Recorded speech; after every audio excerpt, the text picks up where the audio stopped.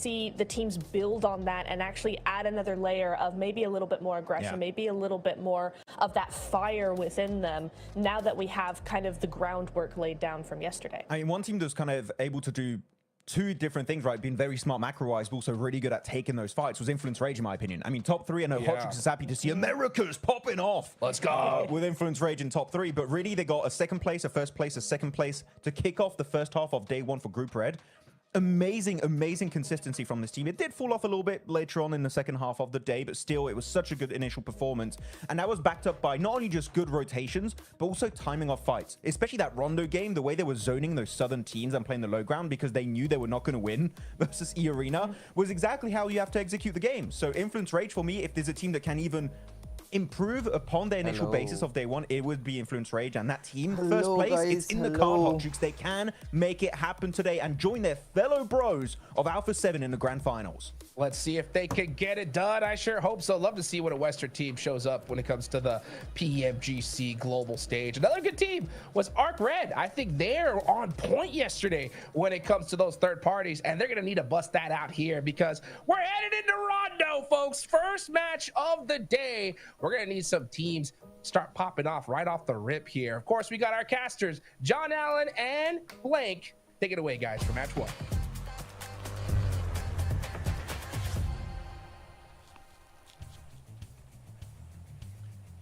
Oh, it doesn't ask for much, does he? He's only wanted everything all at once right at the start. Hotchix is in for the day, and I think we are too. Blank will be cracking on with Rondo. Of course, those recall beacons at the forefront of everybody's minds.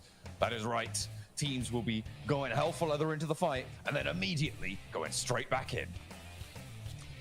Starting off strong here over on Rondo. Again, obviously, it is the most intense part of the day, right? It's where most teams get a lot of their points. Now, I do think that the desk right now a little bit harsh on Regnum Kaya. Personally, that's everything else they said, you know, I'm on board with. It's the only thing I kind of disagree with right now. I think 5th place is not bad. I think considering where Regnum Kaya starts in a lot of these circles and where some of the other teams were basically able to get free wins off the back of, I genuinely think that Regnum Kaya is playing quite well so far, at least day 1.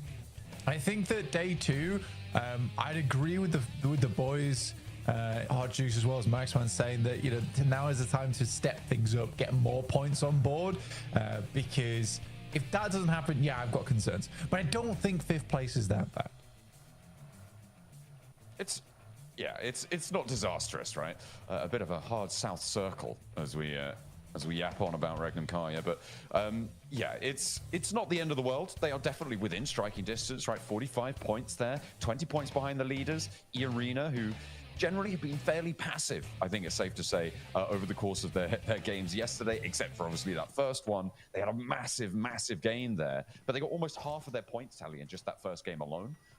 So for the rest of it, we've seen them stick to the edge, play quite passive, and it's definitely a catch-upable situation for teams still behind them. Not to mention all there's 3 places up for grabs as well, so you don't even need to get into first place to qualify directly to the grand finals. We're on board with a classic hot drop between Flash and True Rippers here.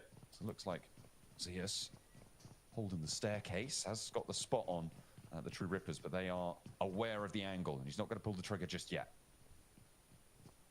You know, the Flash after yesterday played pretty damn well, 61 points, finishing things off, but well, they've got a stair push to deal with, and Zeus is immediately down. Win, not able to quite get to be involved in that fight versus True Rippers.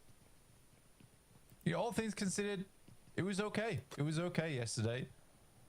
I don't think I had too many complaints. I think there was just a couple times where on their rotates they got cut out. I still think OG had the better macro just from the initial eye test so far, but I think Troopers are playing very decently at the moment. They are cracking on against Flash. Win goes down next. Tops is across the way, and you do need to be careful, Hydro. Oh, okay. Does survive another peek. I thought he was going to get shot down there, but Tops is hiding in the corner for now. Rippers have been spotted. One on the downstairs, one on the upstairs, and Harsh has to hit the deck. Top's nearly with the transfer there, not quite able to get that second, but that is going to slow things down, give him time potentially to bring Win back in, drops back behind the wall, and will initiate that res blank. So looks like they're coming straight back as well with the regroup coming through from Bose. Steps out against Hydra, and Tops is giving them the runaround. True Rippers don't know how to handle this guy. Tops is on a tear. Yeah, I'll give it the Hydra. That guy will fight. That guy will fight. He's taken some pretty good pushes in the past. That one was slightly overzealous there. Does get punished for it.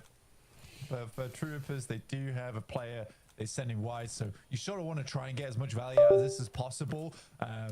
Whilst still, either losing this fight quick or winning it quick, because Jelly really does want to pick those players back up again, but he gets knocked off in the distance, which now makes life very difficult for True Rippers. Oh dear, this is actually very bad now. Oh, really tough situation. I mean, for Harsh, the main goal right now should be to leave this engagement, right? Should be disengage, get away, get to a recall beacon. With your outpost taken down, Geeke and Team Flash have been able to control the closest recall beacon on that northwest side. So a really rough situation. Bringing back KO, though, is going to help a lot, right? Playing as two, you can leave a little bit more effectively. For Flash, though, they're going to be aware now that Geeke have moved in from that north side, and it could be a multi-way engagement. As the Arena lose one, Nuclear Zone able to pick that one up towards Hemetown, and a lot of other teams have actually moved towards the zone, all the way down on that south edge blank, and they have put themselves slap bang in the middle. For Regnum Kai, losing a player is just, it's annoying. It's very annoying. I think this is happening so much at the moment. I think some of the early rotates towards center circle, maybe a little bit aggressive at times and slightly lack of information, and they're just hoping that they get in with 4 players. It is annoying, a little bit annoying at times. Very interesting fight here between the Flash and True Rippers, because the 3-1 split that the Flash went for was the exact same one as True Rippers. So Jelly just gets 1v1'd by one of the players there from the Flash. Kind of an unfortunate deal. Yeah, they only get the 1 point for Rondo. It's not nice. But that is how the cookie crumbles this time around. Over in Hemetown, we saw Arena losing one, but they've got some time to play around with. Joker, actually, the split off, the 3-1 for them, with Alliance very close by. For Arena, it might be a little bit harder to go for that recall, but over towards Muhopan, you still have got that recall beacon available. The question is, do Alliance flex down? Do they spot it? Do they try and change things around there? Or are they going to allow this recall to come on through? Because Arena now on the back foot when it comes to rotating down from the north side. I mean, for Alliance, like, if we're talking logically, there's absolutely no reason for them to pass through Joker. I think they could probably do a drive-by and see if there's any players there. Maybe pick yourself up 1 point and cut out Arena later on. But I think for Alliance, with this kind of circle, it is much more sensible, in my opinion, just to try and send down towards the south now. It's a long journey ahead for both these teams, so they do want to start getting in towards the circle a little bit sooner. A lot of squads are very central right now to do with the playing path. Arcred, though, moving up. Easy shots to start off with, but no dice on that one as Baby is able to come out top. Over the bridge, far away. Arcred losing one as ETSH able to take that fight.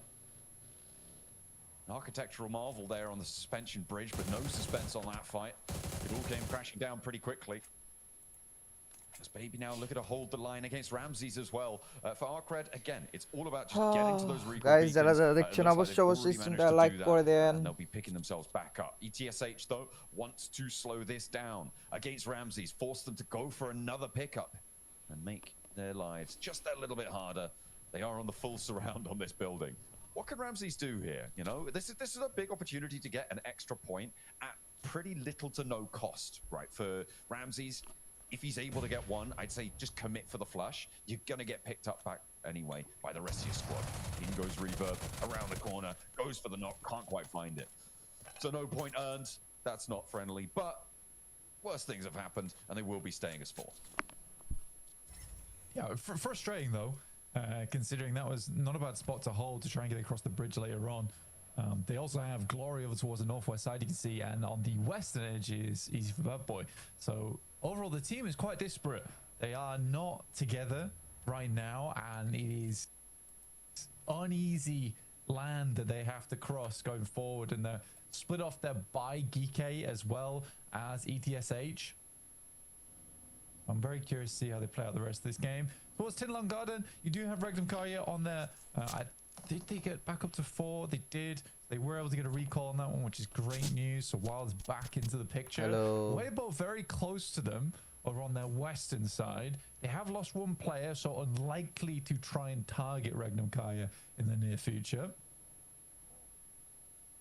Holding on the top of Tinlong Gardens might work out well for them. We'll have to wait and see if that is going to be the dominant position, or if the Circle's going to have other ideas. It has been a little bit mean occasionally to a lot of our teams, except for Influence Rage. Absolutely loves those guys. They're having a great time with the Circle. Over the course of yesterday, they had a couple of shifts go their way. We'll see if that repeats.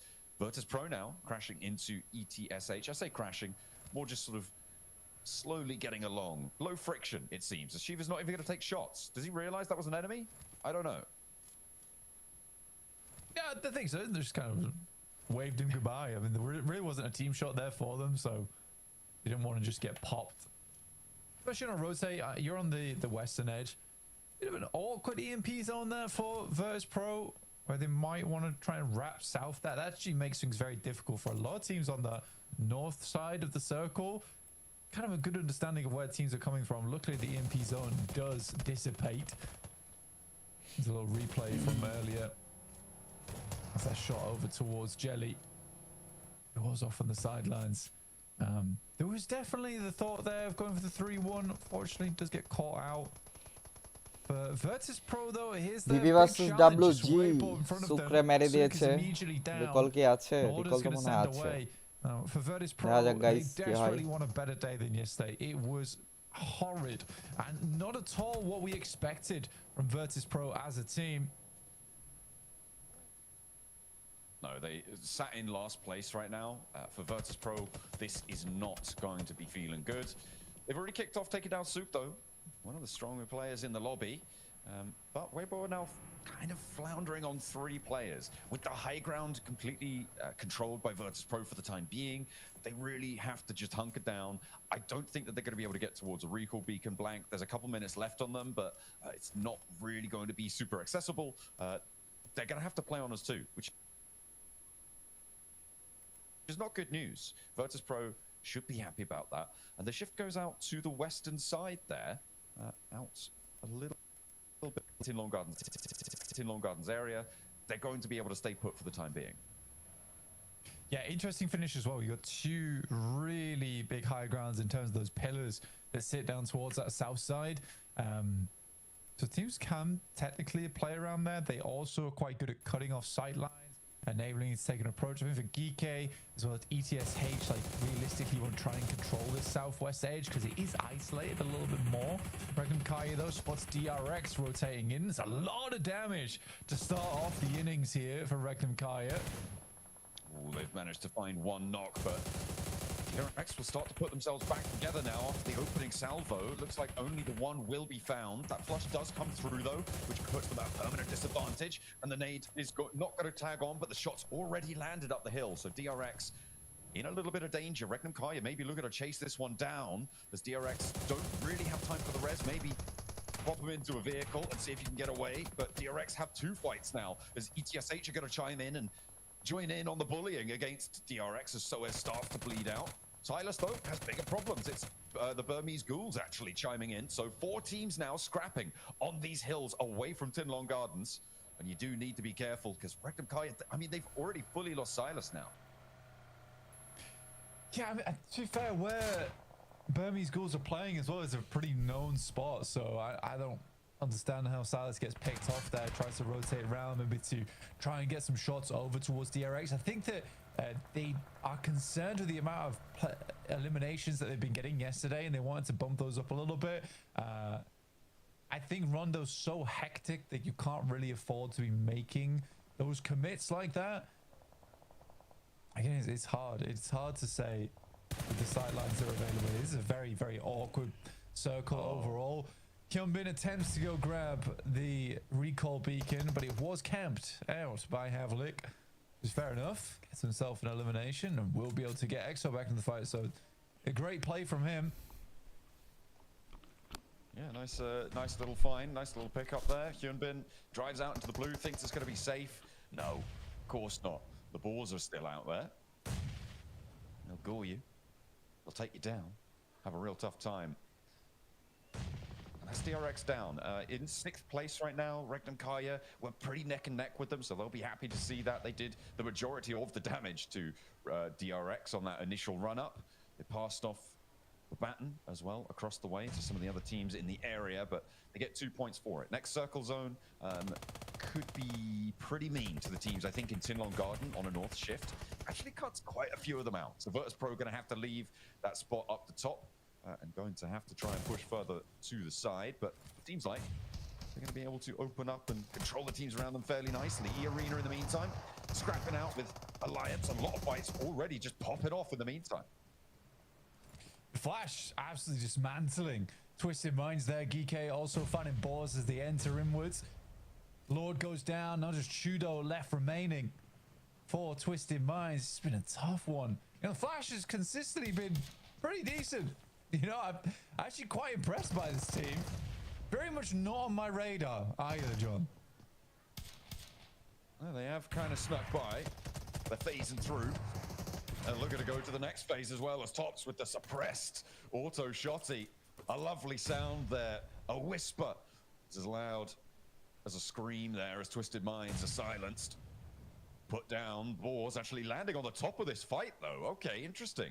They get that recall and they use the parachutes to land up the top, get that high ground against Flash. I mean, fair enough. It might actually work out for them here, but the blue zone's pushing them. So they do need to be careful. That's a nice little abuse of mechanics there. Does seem to work out quite well, but Win with a nasty nade up top again, John. Ooh, Bows as well, finding the shutdown, gets that knock, gets the pump action through as well. Flash are losing 1 or 2, but Boars can't quite find the vector of attack here onto them. And again, they're just going to move onto the outside. The recall beacon's kind of out of reach now as the stage 4 zone going to be pretty difficult to deal with. That'll be really tough to make work. So maybe just try and extract the value while you can. Boars playing on as 3. Looks like they're going to allow Flash to get out of there for a little bit longer. The blue zone still ticking away and only 2 players alive. The Boars have made their mark, I think it's safe to say. Although there is an answer as Win finds Snowex. Okay, hang on a minute. They're taking things back under control. It's really going back and forth here with the Boars and Flash. They are struggling to find a conclusion on this northern edge. It's a bit of a mockery coming through from the Flash right now, all things considered. I'm surprised Boars has gone down to 2 players here, John. Just the 2. I mean, they lose them on the run out. Enough time. Tops looks to line up for more. Havlik will answer though, and Flash fall, but at the cost of 2 players. They managed to get some of those recalls early. You think maybe just go for a regroup elsewhere, right? Go for that recall, send away, try and extricate yourself, but no, they're more content to get those 3 points under the belt and keep things moving. ETSH in the meantime, establishing themselves up towards the high ground on the just southwest of center circle right now. It should be a solid spot for them. The Alliance further out, they're under a lot of pressure. Alliance with VP, with Arc Red as well, right next door to them. As we hop over to the east side, though, it's Arena still trying to play that edge game, and they are not doing terribly over on that eastern side, but their approach still will be contested. I didn't even really notice it, Blank, but Team Flash got 10 elims there. Yeah, they did great. 10 elims is a very respectable result here on Rondo, all things considered. Any game with 10 points anytime is a good result. Doesn't really matter about the placements at this point for them. Yeah, getting a 20-point game would have been nice, but if you can average out those 10 elim games from not amazing positions either, you are winning. You are absolutely winning. Cluck here from Alliance, getting hidden away as the final player here from that team. ETSH taking down players from Nuclear Zone. We're now officially in 16th place after VP were able to leapfrog them. Their 3 elims this match. Regnum Kaya managing to get that res though, keeping themselves up as 3, very important, especially given now that the circle sits with them a little bit in favor. The difficulty is the sightlines that exist against them, and it's not a comfortable spot. Actually crashing further out of the circle for Regnum Kaya, they favor that as a location. Long range shots coming through from DK, putting a lot of pressure out towards the circle, but they do still have to keep moving. They do still have to get on the road as Ragnarok does fall. They are cut out. One of the few teams on the outside now. I do want to go back to Regnum Kai. I know we talked about them a lot, but they just pushed away from the middle on the roadside to a position around this rock. They want to keep this under control, and maybe Virtus.Pro are going to punish them for it. They step into their turf, and it's only Loxy now to survive. Zedwolf, I don't think he's going to be able to get away from this one, and the MG3 is loud. It's ringing in the ears of Regnum Kaya. Loxy heads back to the roadside. I mean, they really committed to this edge situation, but it's gone absolutely terribly for them. I think it's a slow roll-up from Virtus.Pro as well. Like Regnum Kai could have had the shots there. Meantime, Weibo were able to get one more player back up in action. He's got one nade, but to make it count, doesn't quite go long enough. Not That's the Boars losing one player. EXO on the north side, final player for them now. They've been consistently playing. I don't think they've ever been in the circle right now, John. I think they've been always on the outside. Yeah, it's not ideal, as I say. We are hopefully going to see them find a little bit more, but you know, they're in 13th place, which is already exceeding my expectations. So fantastic news, really. And they've managed to get 3 points this game, so credit to them, winning that fight out with Flash earlier over on that northwestern side. But just EXO remaining, pushing in towards the Burmese Ghouls, who now again find themselves in a very defensible spot in towards these late game stages. Irina versus WBG. Weibo kind of trapped Bye. between Irina and Virtus.Pro. Ooh, it's kind of nasty with it. Virtus.Pro looking to add to their points tally. 6 elims found. That one gets stolen away though by Irina, as the rest of Weibo sending a lot further north around the rock. Yeah, I think Max is absolutely right that Virtus.Pro is a team that really thrives when it comes to basically cleaning up. They're a janitorial squad, right? They love to sweep teams out of the way. They love to get the mop and bucket out, clean up house when it comes to these end games. I mean, more good shots from Boston over towards Weibo, but they need to move now, and Irina sort of has their number. Yeah, they've tracked this entire rotation, and they'll be right on the top here. Loxy not happy about this either. And remember, this is the position that Regnum Kai actually left earlier on. There's emergency cover flares. We haven't seen them so much yet, but they will start to bloom, I'm sure. As you can see, they are dropping down, littering those hillsides. Irina, Weibo all establishing cover to use on these open ground positions. A lot more useful than maybe it would be when it first meets the eye, but we'll see how they're able to use that one on fairly open sloping ground here. Sook actually landing an aid towards Irina. And this really does change the landscape, having those little triangle poke-ups coming on through. I'm absolutely loving to see how that's developing. Regnum Kaya, last player, Loxy goes down. So they will not be able to get away from DRX, and Weibo can still continue their chase. Yeah, I mean, any points Weibo can pick up here is fantastic, but not only that is they're clearing out space around them. Do you want to hear my hot take for the game? My hot take is that Burmese Ghouls does not win this match. Despite the position they're in, I think that's a very cold take. Them having 4.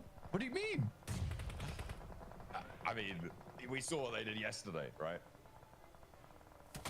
All right. We saw what happened to them. We saw what happened to them on Miramar. They're the best spot. They gave it up. They allowed people in, right? Do you think Burmese Ghouls is very bad then? I don't think I'd go that far. I just don't you think said that my take was very cold. Team. Yeah, I don't think they're going to win. They might do quite but well. They have might farm probably the best position. Yeah, they did in Miramar too. Hmm. Evidence suggests. You're a meanie. You started it. You said they weren't going to win. Yeah, I said it was a hot take, though. Okay, fair enough. You said it was cold, like you expect them not to tepid win. at best. Tepid at best. Yeah. I'm not. Yeah, I'm a doubter right now. I'm a doubter in the Burmese Ghouls. Willing to be proved wrong, but they've got to do it. They've got to be the ones to do it. They call me the Burmese necromancer. I support them all the way now. Because Okay, that's well. You know what? They've gained a very powerful asset in that, and fantastic news for them. Hopefully, they'll be able to utilize that. Hey, they get an Elim. They get 6 now.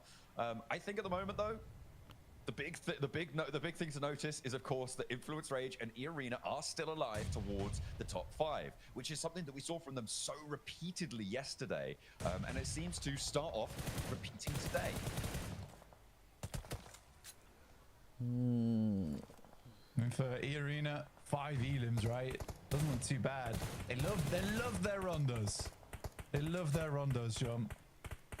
Obviously get some more points here and shoot them further ahead here. Again, I mean, Random Kai was sort of in this spot. Maybe Max was right. Maybe I'm kind of wrong today. Maybe I'm just having an off day. I don't know what's happening.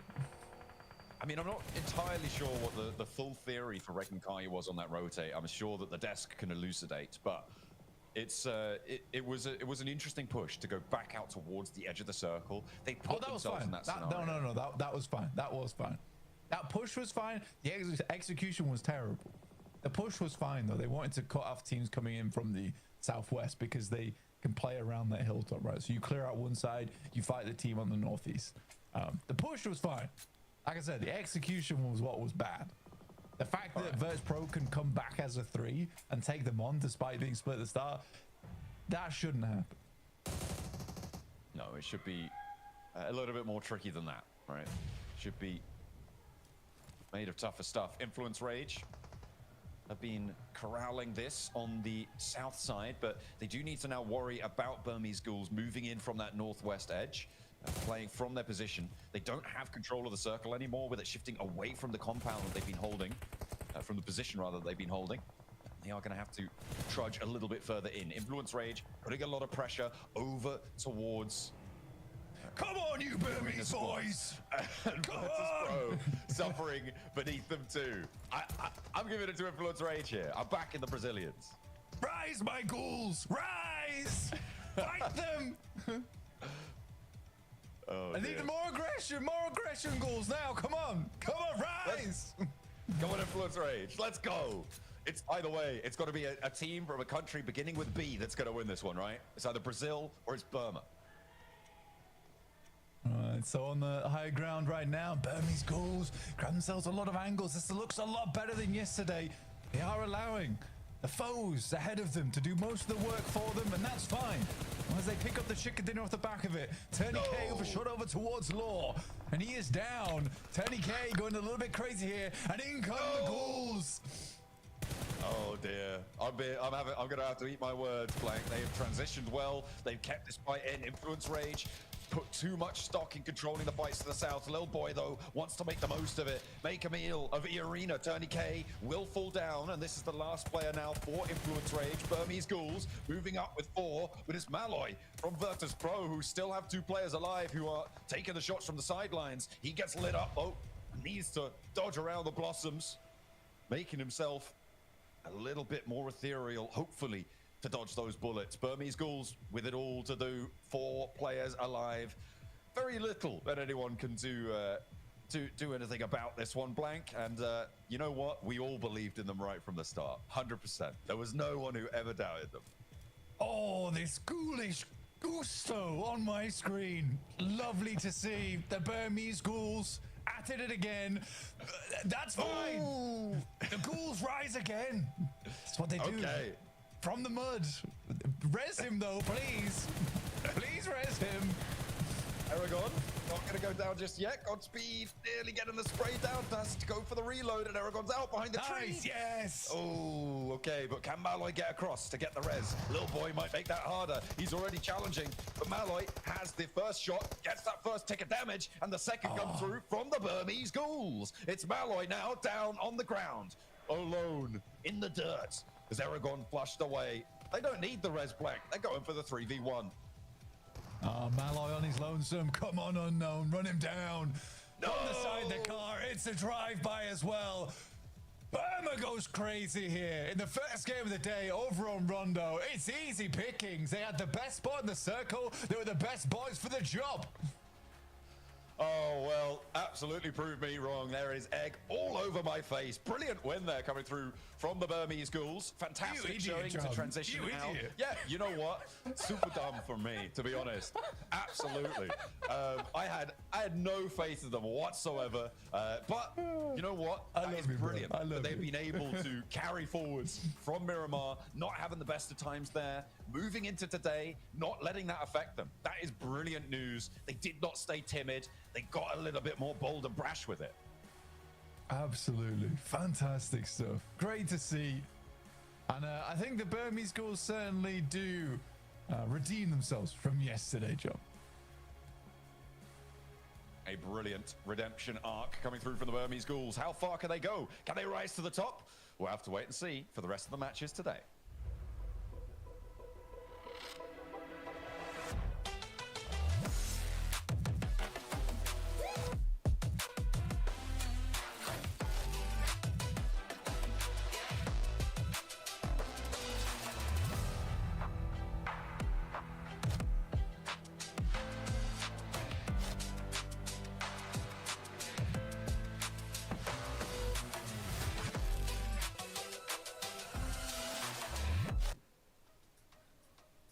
The Ghoulish Gusto is at maximum capacity. And after match number 1, they shut down all the haters, Max, man.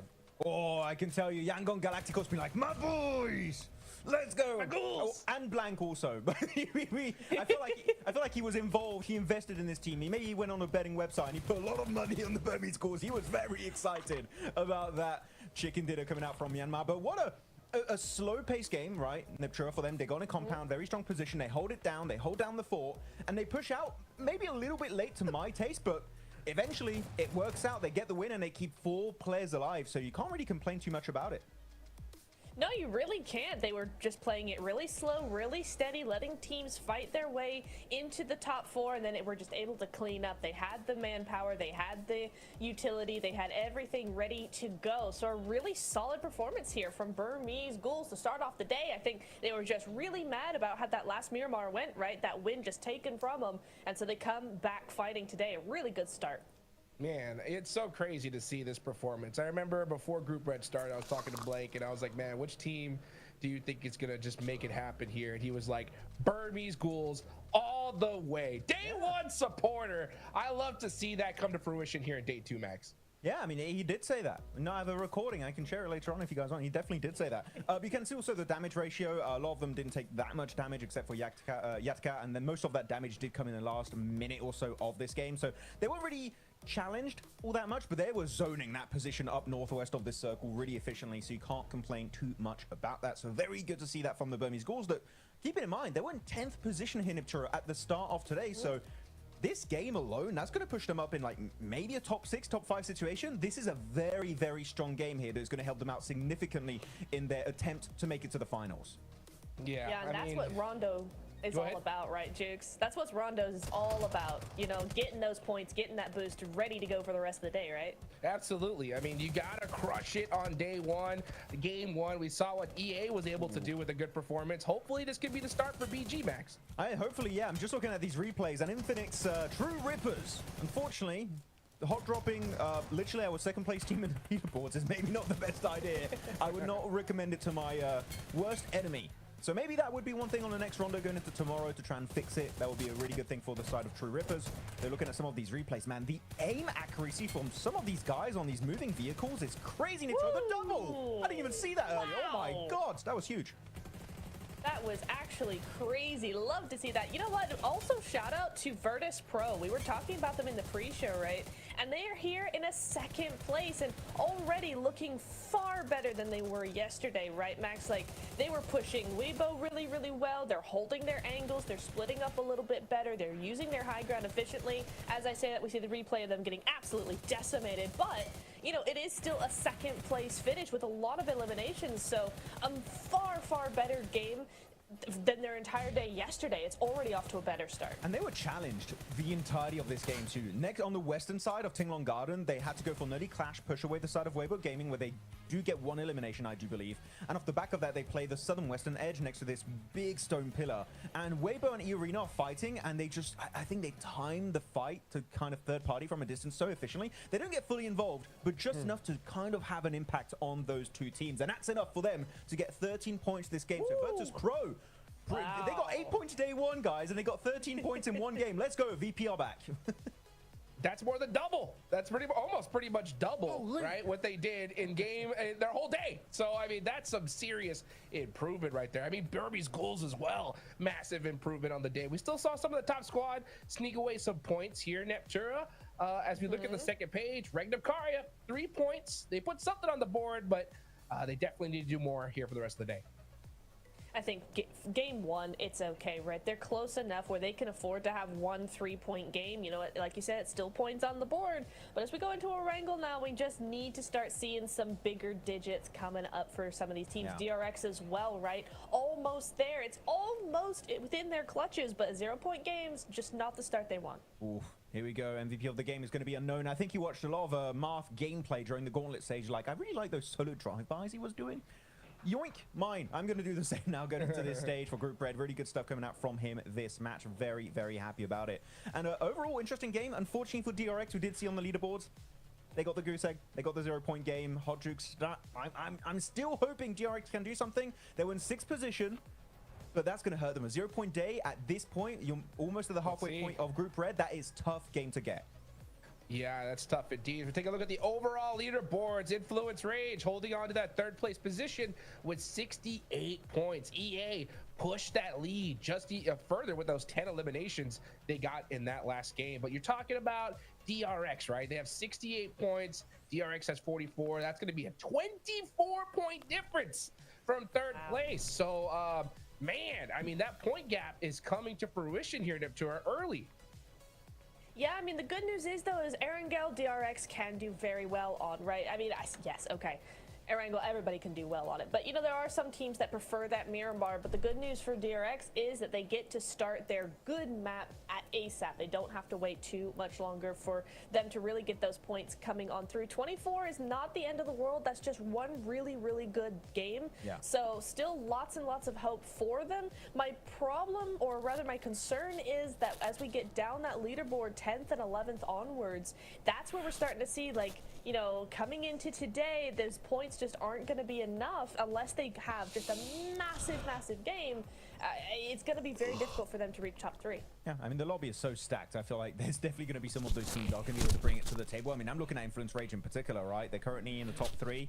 They had a chicken dinner to kick off their angle yesterday. They got a 2nd place also. I think Influence Rage might be 1st place after this stretch of Erangel matches. They're looking at the top 4 players.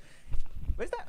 Is Tony K again? Even though, like, E-Arena didn't That's get... right. Oh, okay, I guess it is. Okay, well, congrats. He's always there. I don't know what it is. It's E-Arena and Rondo is great. No, a great love story. I love it. Better than Twilight. They love it. They love it. And they're crushing it right here, Neptura. So, I mean, EA, when you have such a solid map, you know, and especially Rondo, with you can just get ridiculous amount of points. This is a great, great start for this team. And start of the day for them. You know, we are going into Erangel for sure. I'm going to start saying some predictions just from the way the lobby looks, right? We are noticing that teams, like I talked about at the start of the day, are not really taking those crazy risks, right? Like Burmese Ghouls, they got a solid position. Nobody was just doing a crazy push to challenge them on it. So when the zone ended up where it was automatic victory for this team pretty much. The thing is though, right? Since that's kind of how the play style seems to be going here, I have a big feeling that we're going to see these top teams put up points every game pretty much, unless something like a catastrophically goes wrong. So what do these mid-pack teams need to do, right? Like DRX, to shake that up here? Because at 24 points behind 3rd place, if those top teams are going to consistently get points, that's going to be hard to catch up already.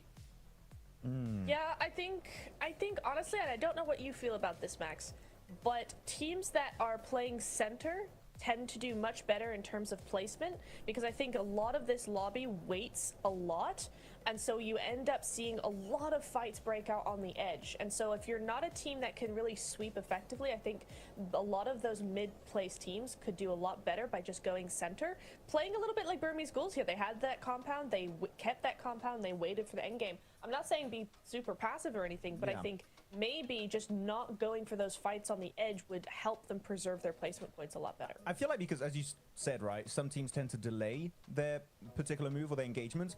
I'm remembering Group Green, we had third parties every single day, and I feel like this lobby in particular kind of has a fear, an inherent fear of third parties. So, oh, but if we crash first, another team is going to crash upon us, and because we're not going to be ready for that fight, we're going to crumble, we're going to die, we're going to get eliminated. I feel like that's an issue they currently have.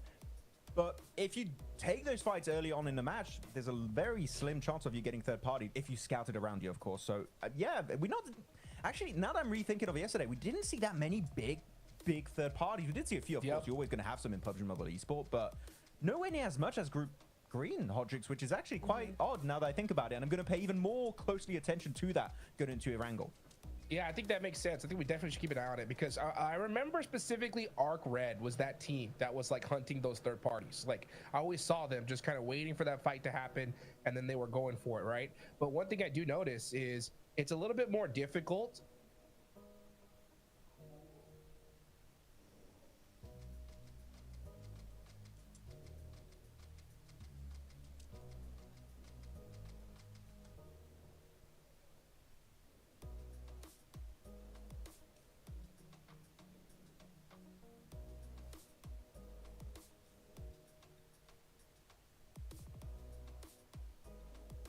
Testing. 1 2 1 2 1 2 1 2 1 2 1 2.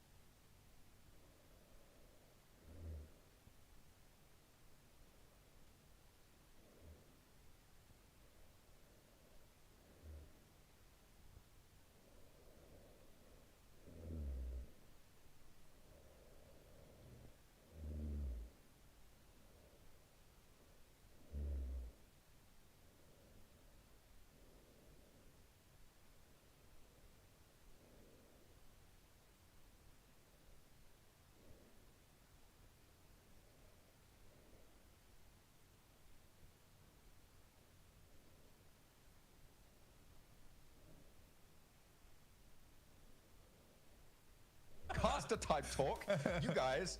So stop it, you know? Stop that. Because we're here. We're cracking on. I couldn't really hear what they were chatting about. I'm pretty sure they were throwing shade at me just a moment ago, but we were talking in the meantime. So fortunately, I didn't hear a word of it. Either way, we are going to be heading into our first Erangel of the day as we are underway very, very soon. Just dropping in. Hopefully, we'll see some more action. Pretty lickety split. What do you think, Blank? You ready for it? Yeah, I love action, me personally. Personally, action is the best. I wouldn't go. That's a subject we should leave alone. You know, okay. That's some past scars that I don't want to talk about. Makes me sad more than anything. That's all right. You'll be okay. You will. I've cried about it many times. Yeah, well, I know I was there. I offered you tissues, but you said no. I want to feel this. I need to feel it. From Novo over towards the west coast, we are looking at I'm feeling this. hard cut on the plane path. You know what? You get in those feels, man. Real men do cry. We are heading on into this one, and it's going to make plenty of our players, I think, a little bit weepy, because that is a pretty nasty plane path, I think. Yeah, it's tough. It's definitely tough. I mean, it's slightly less of an issue where you can get towards a lot of the general landmarks on the map on the western side. But you're right. Getting over towards the east, where you typically want to spread out, it's hard. It's hard to do. There's going to be some early crashes, some early skirmishing over vehicles, I imagine, on our screens. But there's also this consideration to make that the one thing I did quite catch, which Max was saying, which I'll enlighten you all upon, because that man is a cauldron of wisdom. But and we get a Sosnovka circle. Okay. But what are you saying is that this lobby is very hesitant to third party. Get the double. Yes, please. Ooh. That's nice. And tumble. But yeah, never mind. What I was gonna say is this, what Max was saying is the lobby is very hesitant to go for third parties. The lobby is very hesitant to aggress upon certain areas of the map. And I think that's, in my mind, this is me, this is copium. I 100% admit this being copium. This is why I sort of think Regnum Kai is not doing all that great, is because they try and take initiative, and because no one else is, they're the only team towards the center of the circle who's trying to take those third parties, trying to take the initiative. So as soon as it happened, everyone else is like, oh, now we can look that way, because it's the only thing they are looking at. Other than that, it's quite passive. So I think unfortunately for Regnum Kai, they have to play a really slow game. The problem with playing a really slow game is that you rely on luck to get a lot of your points. I mean, I think that's true, yeah, because you're waiting for so long. Everybody's waiting for so long. It's just, who's in the better spot in the end. And that is fully decided by the circle a lot of the time. Sure, you can make those inroads, you can make those rotations better, but you're right, it does start to close it down. He's not done just yet. Those iron sights are good enough for Walsh. He's only got 14 rounds though. Has to swap over to the UMP, and Arc Red, they're being hunted right now. They did lose a player and they did get flushed, but they managed to get Glory back up. They're going to take shots out that way. Twisted Mind's investing a lot of time going for this, but if you could take down the team over towards school, fair enough, especially on a circle like this. But maybe it would be more profitable for Pachinki to just head straight down to that Sosnovka circle immediately, like we saw the Falcons do back in Group Green. Luckily for me, the Burmese necromancer, my ghouls are waiting in military base, ready to cause carnage and havoc amongst the rest of the lobby. I'm ready for it. Hey, here's a quick replay we saw for shush now, shush. The Burmese necromancer is talking. I need to set the record right here. Because I've been gaslit this whole time. All right. You were the one who initially said you didn't have faith in Burmese ghouls winning. All right. I just said that wasn't that bold of a take. I doubled down on it, but you gaslit me into believing that you thought that they were going to be successful the whole time. So I did, as the Burmese necromancer. Oh, no. I believed in them all the way. They're going for a little split off here as well. And personally, I really like what the ghouls are doing right now. Very intelligent. You can tell that the Burmese ghouls have eaten a lot of brains this morning. Eating your brain for sure. Off on one. Oh, my brain is full of wisdom. I'm happily lending it to the Burmese ghouls as the Burmese necromancer. I don't think you're getting that back though. They seemed mighty peckish, certainly in that last game, right? That's good. Quite a few it's a points. Sacrifice I'm willing to make. Wow. Okay, you're really back on this team now. Boys. After your initial doubt that you definitely had. Talking more about the circle overall. Now that I've had my fun, and I am now officially a Burmese Ghoul stan. Regnum Kaya over on that north side, they are definitely playing a little bit safer this time around. Unfortunately, and we did get to see this slightly, we didn't talk about it too much, but True Rippers did get ripped apart a little bit on their approach over on the eastern side, sadly. Down to now just 2 players, which is a bit rough for them. Definitely not all that playable. Suddenly you're thrown into this situation where you have to play a lot of these awkward angles, play around ticket booths. It's not easy. And that's typically something you want to be forced into. Well, you never really want to be forced into it, but if you are, it's something you want to happen around about the 18-20 minute mark, where there's a lot less eyes on you and a lot less 4-man teams breathing down your neck. So I think for True Rippers, it's going to get slightly more difficult going forward. But it does open up a lot more space for teams coming in later. for instance, like the Flash, Arc Red, Nuclear Zone, even Twisted Minds potentially. I mean, for Weibo, though, for E-Arena, they are very far away. They're all the way up in Severny, up in Georgopol, and they're going to be looking to try and keep that one going. I thought my feed had just frozen there, but Tony K was just not moving completely still. Never look at the map. I mean, yeah, fair enough. He's checking his inventory. He's making sure it's fine. I mean, they know they're pretty much alone here, so they don't really need to be worrying there. Just need to be engaging those big brains of theirs. It is funny because a lot of times when you're watching, it's kind of similar to what Max was talking about at the start of the day, where you get comments like, hey, well, I get 8 elims average in my games. It's a very different lobby. But also you see comments like that. Why is that guy crashing that car into the tree? Because they're all looking at the map when they're rotating. That's all they're doing. We do have an interview coming up very shortly with the 7WG, as well as with my Burmese boys, it's Itchy from the Burmese Ghouls. So we'll see what he has to say, and hopefully praises them a lot. No way. There's got to be. This has gone too far now. I like the Burmese Ghouls. They did well in that last game. I'm proud of them.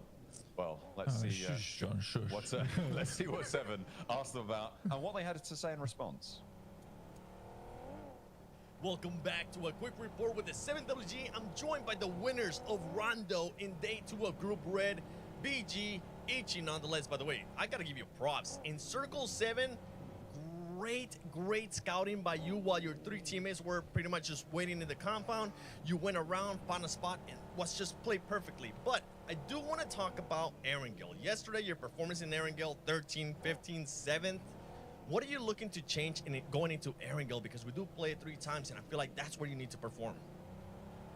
ဒီနေ့ Erangel မှာဘယ်လိုမျိုးပြောင်းလဲထားတယ်ဘယ်လိုမျိုး plan တွေချထားတယ်ဒီနေ့ Erangel မှာကစားမဲ့ပွဲနဲ့ပတ်သက်ပြီးဒီနေ့ ranking မှာတော့မနေ့ကအမားတွေကိုကျွန်တော်တို့အကောင်းဆုံးပြင်ဆင်တယ်ပြီးတော့ဒီ rotation တွေပါတယ်ပြင်ဆင်ထားတယ်ကျွန်တော်တို့ဒီတပ်ပါတီပါတယ်ပေါ့မနေ့ကအဲ့ဒါတွေနဲ့ကျွန်တော်တို့မှောက်တာဆိုအဲ့ဒါတွေကျွန်တော်အကောင်းဆုံးပြင်ဆင်ထားပါတယ် we have prepared for rotations and then other rotation and map going around the maps so because these are the really important factors so.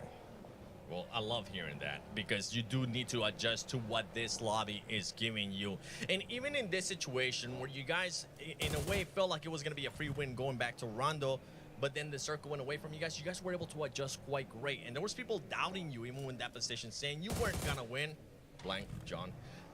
But you guys were able to pull off, especially with that great scouting that I mentioned. Do you have any message for your doubters out there?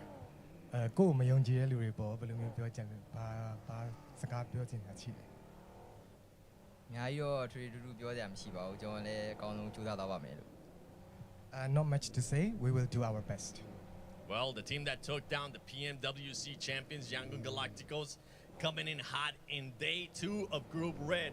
Let's see if we still have some doubters out there. Hey, you know what? It's good that they're not taking your doubting words to heart, Blank. I'm glad that they're just going to try and put it on the battlegrounds, So, they're not going to be too harsh on you, I'm sure. In the meantime, though, big shifts on the circle as we head on over to the west side of Sosnovka Military Island. Teams seem to have condensed fairly amicably, and it's kind of what you were saying before, right? Not too much early scrapping. Obviously, we saw the drop eliminations come through into Arcred, onto True Rippers as well. But generally, teams very happy just to chill out and play next to each other. Except for E-Arena and Twisted Minds. They're still on the northern side, though, so they've probably got a little bit more to fight for. Similar situation over on the East Bridge. Yeah, I mean, E-Arena's pretty aggro. I think that they're very good at it. They slow it down a lot towards the late game, though, and I think the reason they get away with it a lot more than, for instance, Regnum Kaya is because they're an edge team. One of the only edge teams that does get very aggro anyway, so I think they isolate a lot more of their fights, whereas for Regnum Kai it's a little bit more difficult to do, and we saw that very clearly yesterday over towards Tornado Siren, where suddenly you've got 4 teams all in that position. Regnum Kai is like, what's going on? Why are we not trying to eliminate one another here? This is weird. Slight changes apparently coming here on Erangel for Burmese Ghouls on their rotates. Well, Look at this, lads. You don't have to rotate at all. The circle comes to you, which makes your lives much easier, I imagine, going forward. But Regnum Kai do have the central spot, I would say, central-ish for now. Likely to move down towards the southeast eventually around those hilltops. But again, transitional routes are pretty good. They should be able to get some points off of the bridge camp. Circle shifting over towards that side, though, was unexpected, to say the least. Alliance now having a strong spot over towards the beachhead in those smaller compounds. A little bit more of a split required there, so I do think they'll have to be quite vigilant on the approaches from some of our other teams.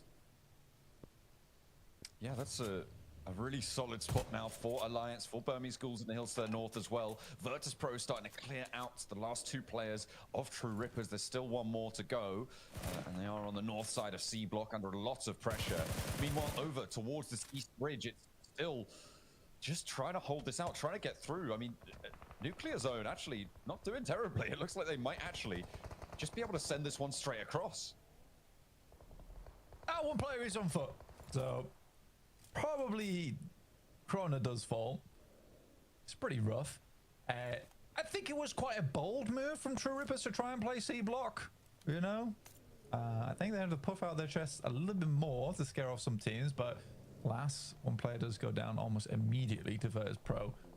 Again, for Virtus.Pro, it's also a slightly wild crash into C block, considering there might have been a four-man team there. Good shots from Regnum Kai, though, as Influence Rage attempts to push up towards the northeast and immediately gets rebuffed.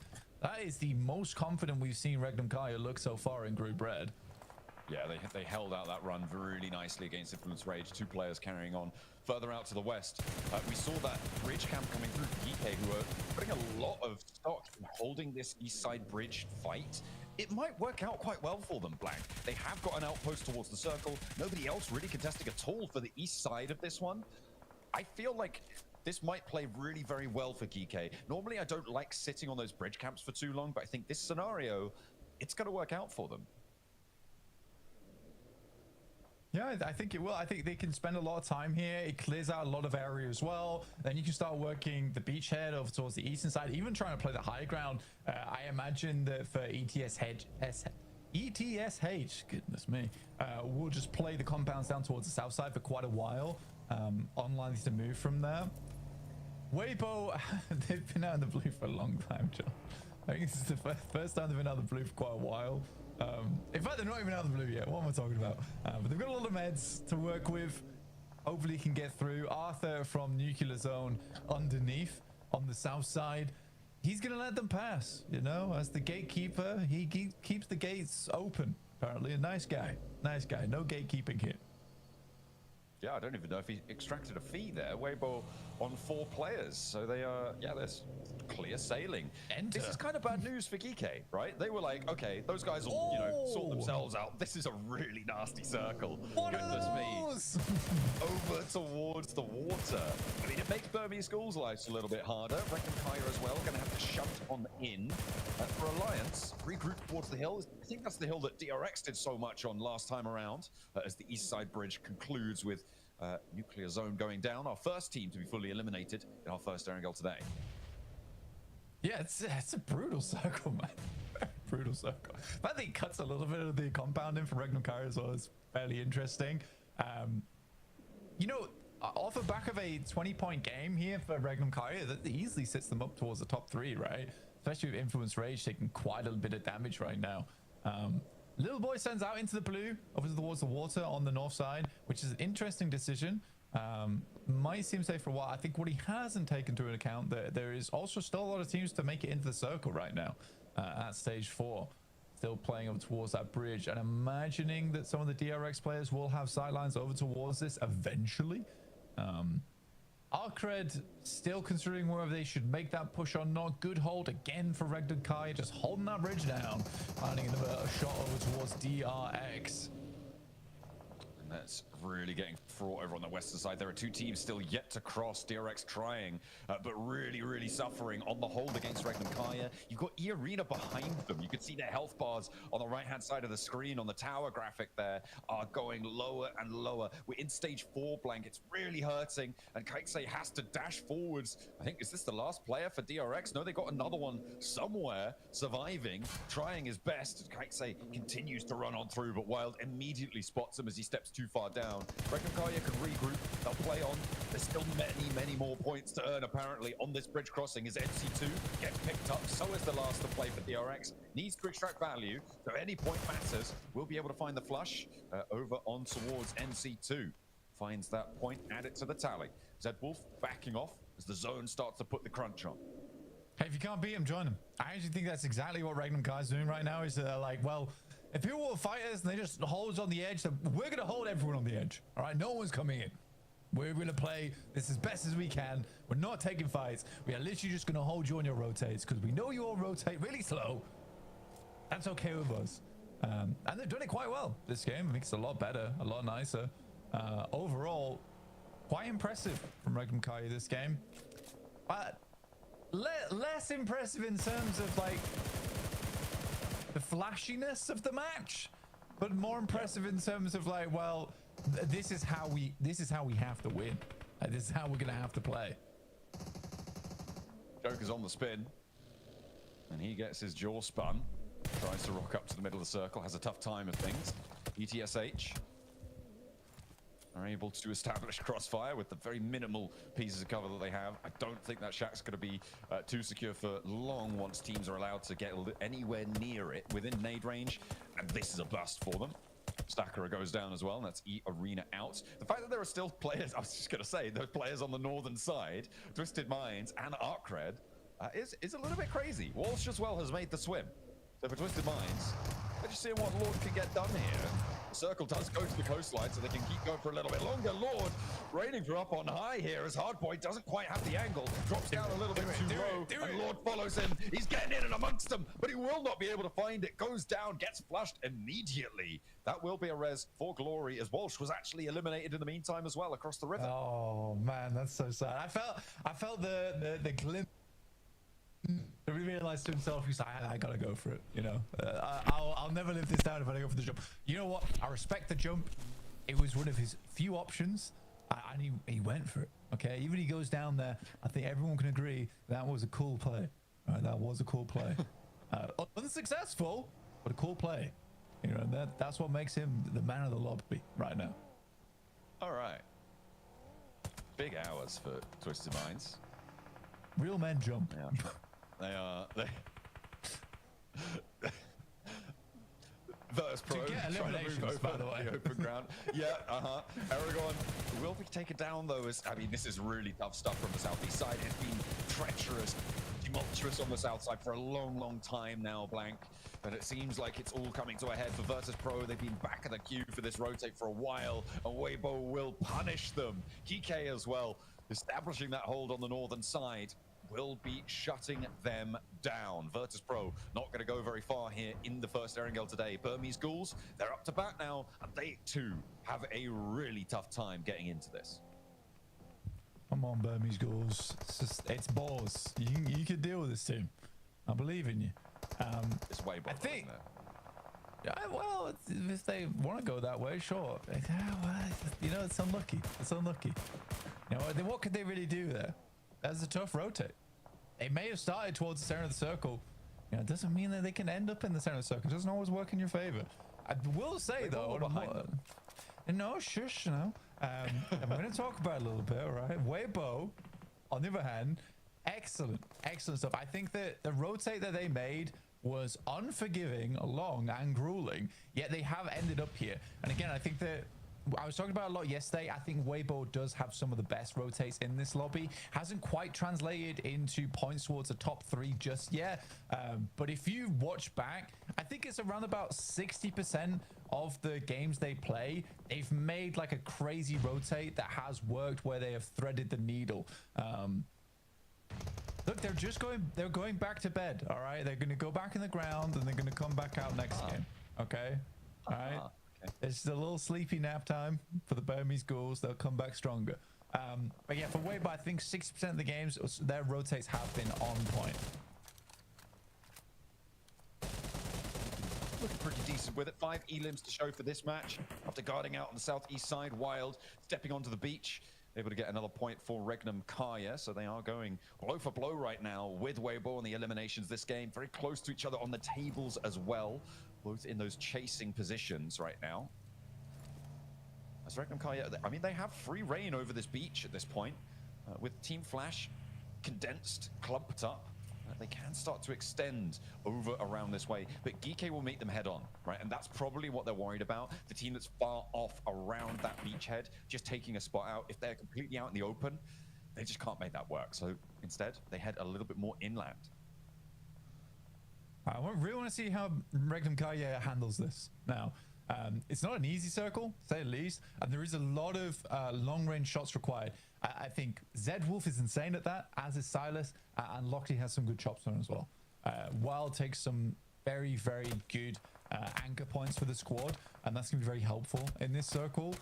But yeah, for Regnum Kaya, everything has led up to this moment right now, and I think that they have the chops to do it. It's a case where you see this circle, and for Regnum Kaya, this is an easily winnable game. I will be disappointed if they don't win it. Equally, I'd be happy if we saw Weibo win as well. I think they'll rotate from the north side. They're in the blue zone for about a good 10 minutes. If they win this game, also a very successful match for them. Yeah, they're crossing over on that east bridge. Really very successful. Remember, they were allowed to do that by the teams fighting around that area. They came in behind the Burmese Ghouls and were able to leapfrog everything as Regnum Kaya continue to add to their tally. ETSH now down with 9 elims for Regnum Kaya. This could be a big one.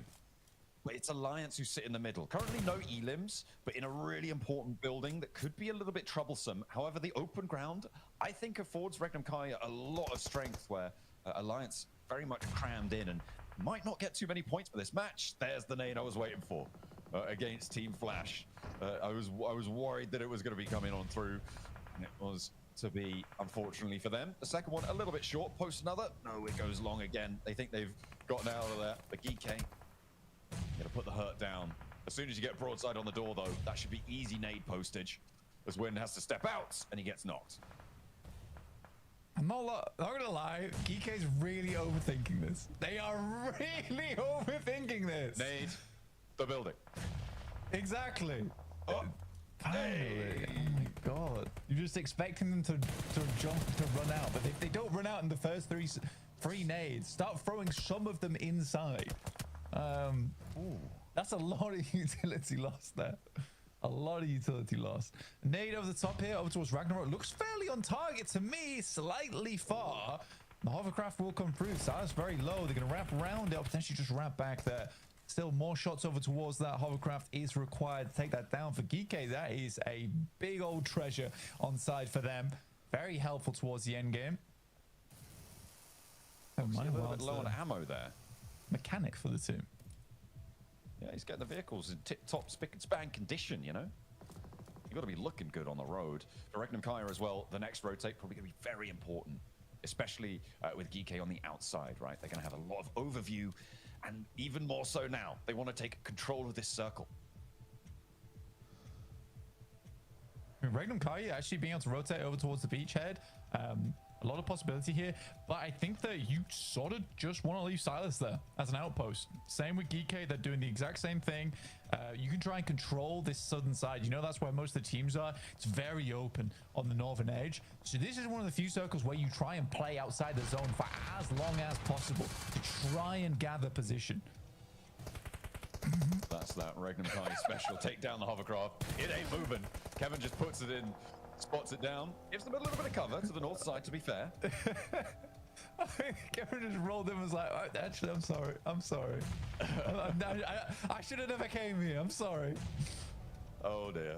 Well, he is going to get backed off. Does manage to find the cover of his team. And now Weibo are pushing up on this eastern side. That's your teammate. That is your teammate. I literally just naded Soup. That is unbelievable. What are you doing?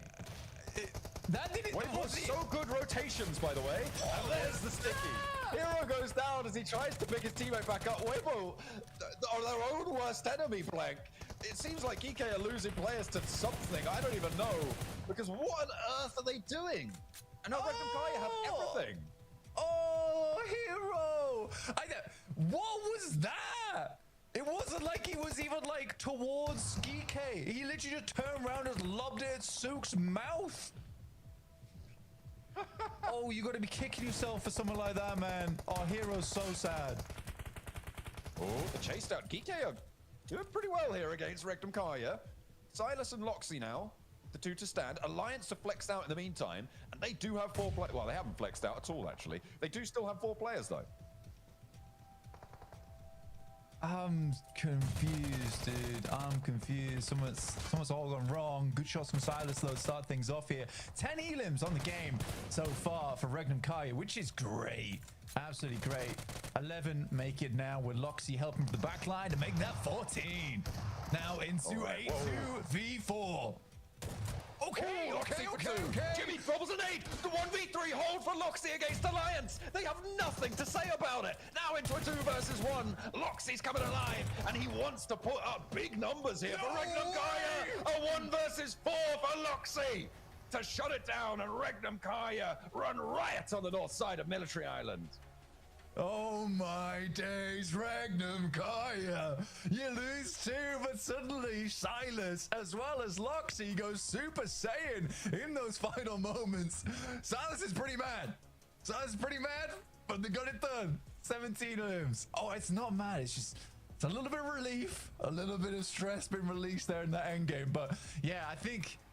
Oh my god, I mean, I know Loxy can clutch up. Did not expect the 1v3 almost immediately. Make that a 1v4. I mean, that was impeccable stuff from Loxy.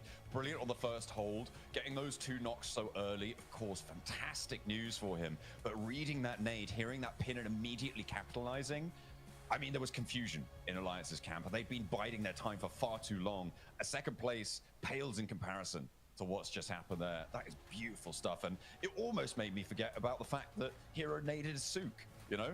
And then there was a drive-by sticky in these final moments. A pretty crazy finish, all things considered. It really was. I mean, Loxy, the clutch maestro, right here on the Group Red stage.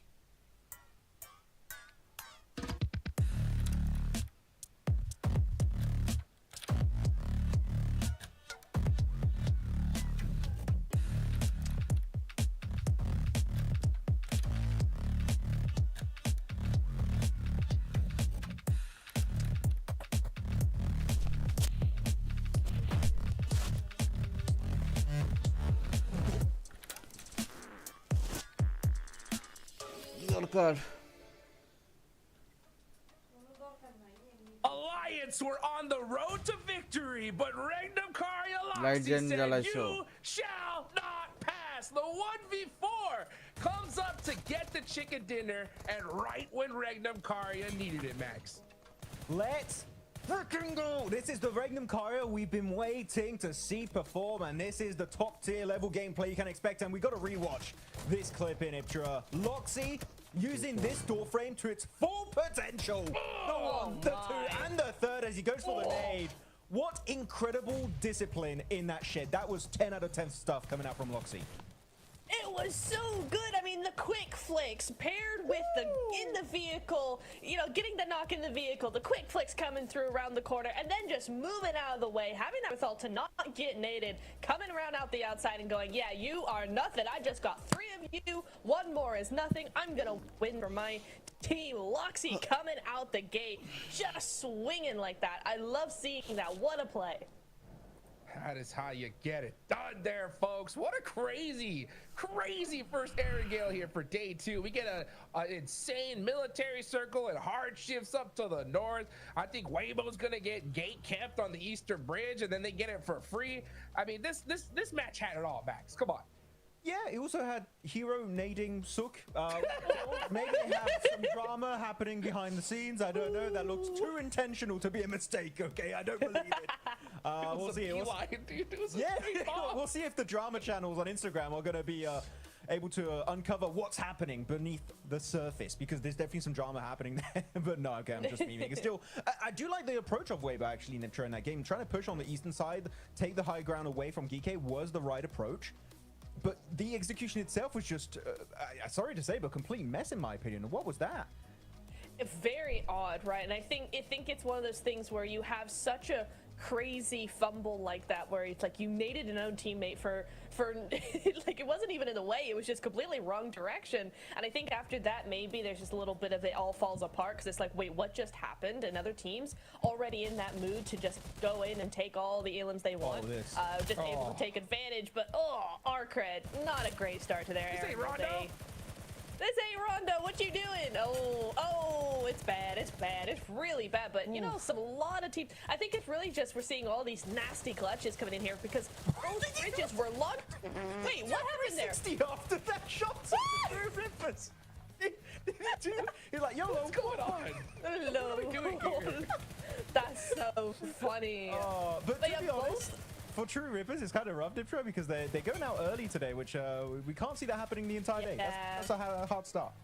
Yeah, but it's these bridges, man. I mean, both of them were locked down pretty tightly for most of the game, right? So even EA having trouble coming on through. So I got to give them a little bit of leeway, a little bit of grace. Maybe next game will be a little bit better for them. But yeah, some crazy stuff coming in here. Arcred and them in the end just able to hold on a little bit longer, able to just get a couple more points on the board. But yeah, what a crazy finish coming in here. I love how Karia played it. I love how all of them played it. Really Geeke as well, really able to move on through and get a lot of work done.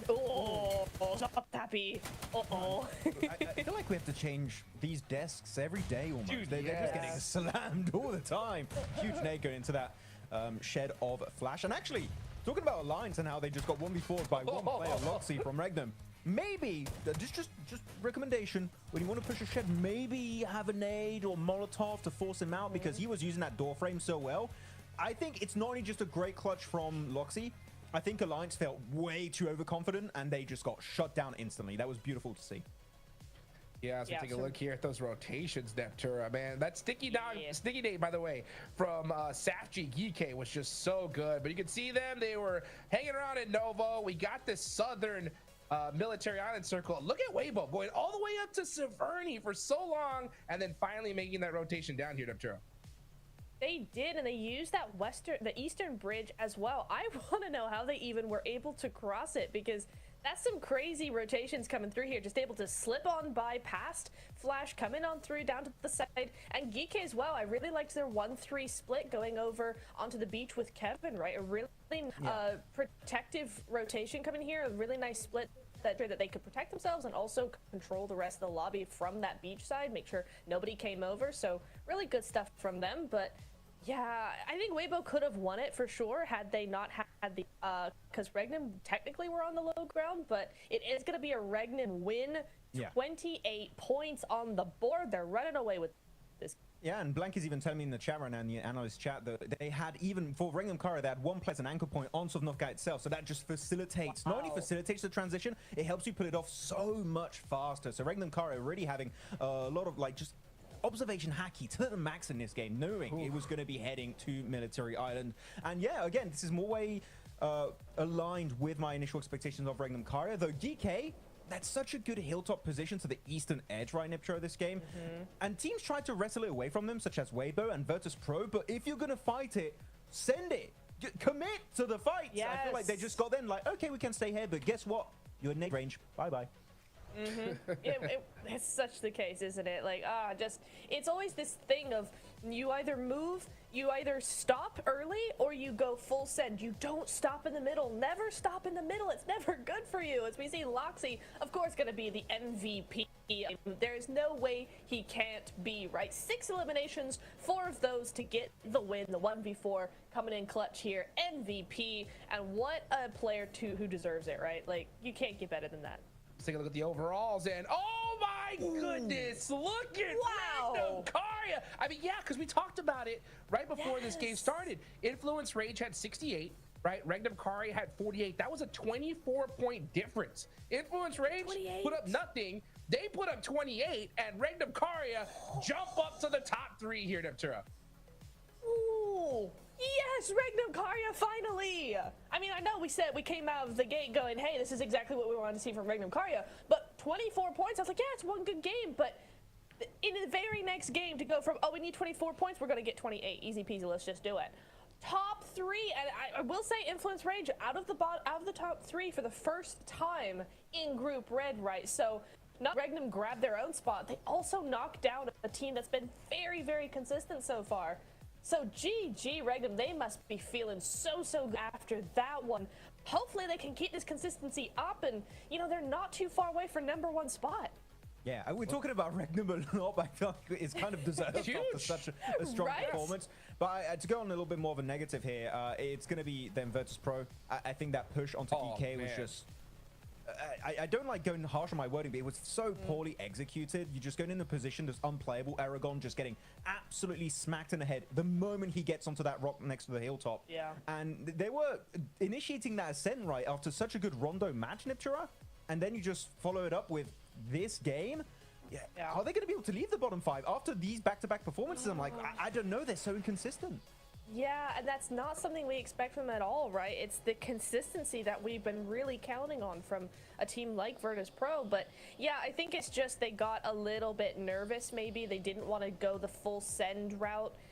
It was the only play they could have made if they wanted to go in that direction. They had to full send it. They just stopped short, and that stopping short is what sends you back to the lobby instantly, as we saw. And also Burmese Ghouls did the exact same thing, which blows my mind, because I'm going off the back of a win that was well executed. You come into here, you see VP do a bad play in a bad spot, and then you do the exact same play in the exact spot. That was pretty cool. That's some big brain stuff right there. I'm confused.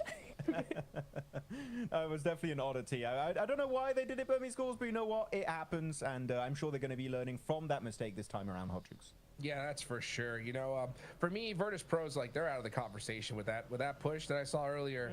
I was so upset. I mean, I think they're just having so much difficulty just adapting to this lobby, and all they got to do is just play it so much slower. Like, you don't get the middle zone and you just drive in to just get obliterated. Just play the edge, right? Let the gun skill do the talking. We know they got it. I don't know if they can make that change, though. I think it's a little bit too late at this point, especially with how we're seeing these top teams perform. By the way, you know, we got to talk about Geek as well. They jump up the leaderboards in a big fashion. They were in 10th place with 38 points. With this performance, they're now in 7th with 57. So a good chicken dinner for many of these teams in the 4th place. I'm pretty much all down to 10th. But, man, that point gap drops off big time right when it gets to 11th, Ventura. Yeah, it does, doesn't it? It's gonna be interesting to see. I think it's based on yesterday's point sponging that was going on from like the top 3 teams just getting everybody. That's why we're seeing such a big gap now. Today is really the day now that Influence Rage in the last 2 games haven't done that much, and also EA Flash as well. Flash and EA have been slightly more consistent, and you know, being at the top of the leaderboard consistently here. But for the bottom teams, I think now today we're starting to see maybe a little bit more of a chance for them to come up, just adjust, move in, move out, and move their teams out of their space as well. I think it's just really that presence that is missing here, because Geek were able to take up a lot of space in their zone. So was Regnum Karya as well in this last game, and I think that's really the difference between them and say maybe a WBG in that game or an Alliance in that game, who kept to themselves a lot more. I think it's really where you spread out in those end games, Max, that presence is what we're needing if they really want to get points. Yeah, I mean, you want to try and make as far in the game as you possibly can. And talking about late game, Niptura, I'm going to talk about a team that unfortunately has not been reaching the late game at all today, and that's been True Rippers. And I know in the chat there's a ton of people supporting True Rippers, you know. And the main issue with True Rippers is the lack of scouting on their early rotations. Yes. They just send, like, Rondo was just a straight up hot drop. Like, there's no scouting can be done at that point. But for this bridge, they just sent it hoping no one was going to be there. But when you have a Sovnivka Island, you're always going to have teams setting up a bridge camp against you. And even if there isn't, you should always scout just in case there is one team doing that. So True Rippers, more emphasis on scouting, gathering information around you to make sure you can avoid those early skirmishes, because they just don't help you in the long run. If you lose it, guess what? That's a 0-point game that we just witnessed. So True Rippers, Yeah. we need to see a step up here in the early stage. Well, you know what? We need to see a little bit more from Geeky as well. We got the 7WG down on the stage there with Ragnarok. Let's see what they got to say.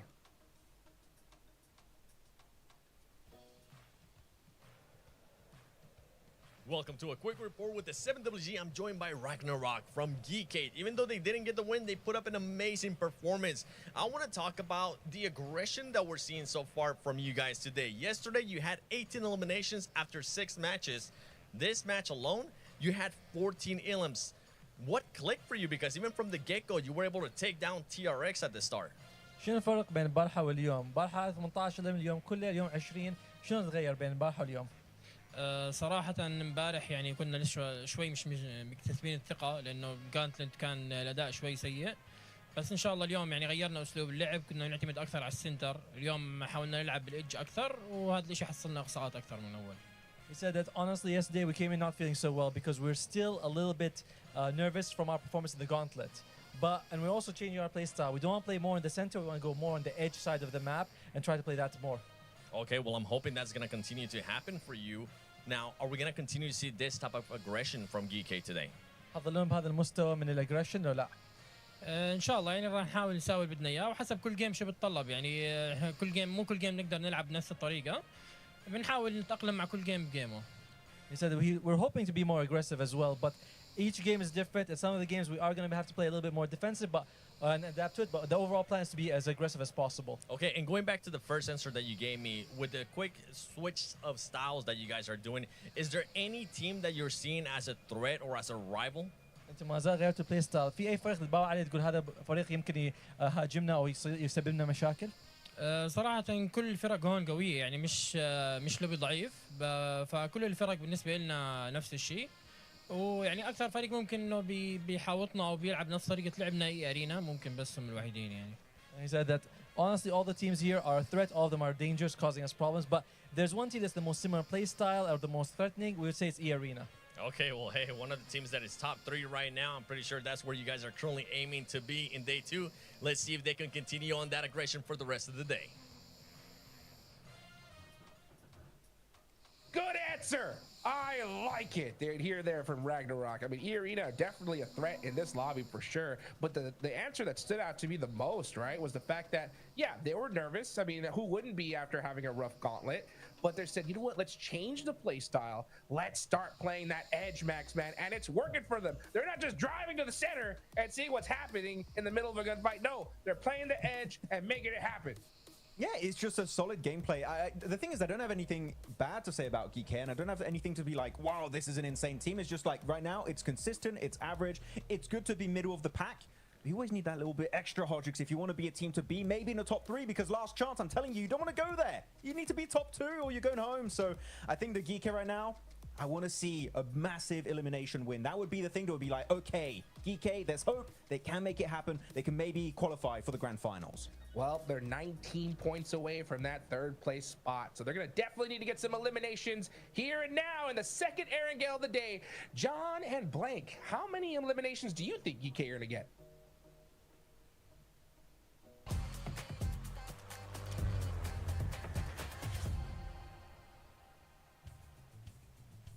I'd say probably 6 or 7, 6, 7, you know, something like that. What do you think, Blank? Yeah, maybe like 8, 9. What do you think, John? No. 6, 7. 9 or 10? Yeah. Absolutely. 11, 12. Oh yeah. We just love counting. From that south side of the Sosovka military base, we are heading up to the north side on the plane path for our second go around Erangel. The analyst desk is fuming right now, but they are just gonna have to grin and bear it because I've got the mic. Yeah, you like officially Ongstars, bro. You know, because that like kind of means on call, right? On call. You're on call. Sorry, I was busy coughing just then. What did you say? Playing back from the south to the north side. Shooting range, a little bit of a different one this time around. Slightly less egregious than our last playing path. For Regnum Kai, actually, this is so good for them after the back of that last game. Just because now they can really play a slow game. Because everyone else is playing really slow. But the difficulty is getting those big points and sort of having to manipulate the games to go in your favor has been really difficult.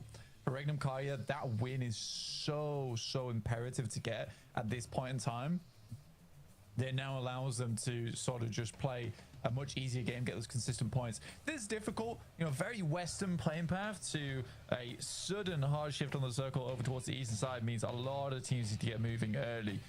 For True Rippers, great start for them, you know, starting in Milter. They drop down towards the south side anyway, towards farm. They have a fairly consistent rotation path here. Boston able to find tops there from the flash over towards the north side. It's a good start for VP. VP is I think that this team bows it out sometimes. I'm not a huge fan of it. Like, they're very good at the game. They've got great gun skill. Some of their rotates are good, and then some points of the game you just see them play and then they'll just go off and make a weird maneuver that was totally unnecessary.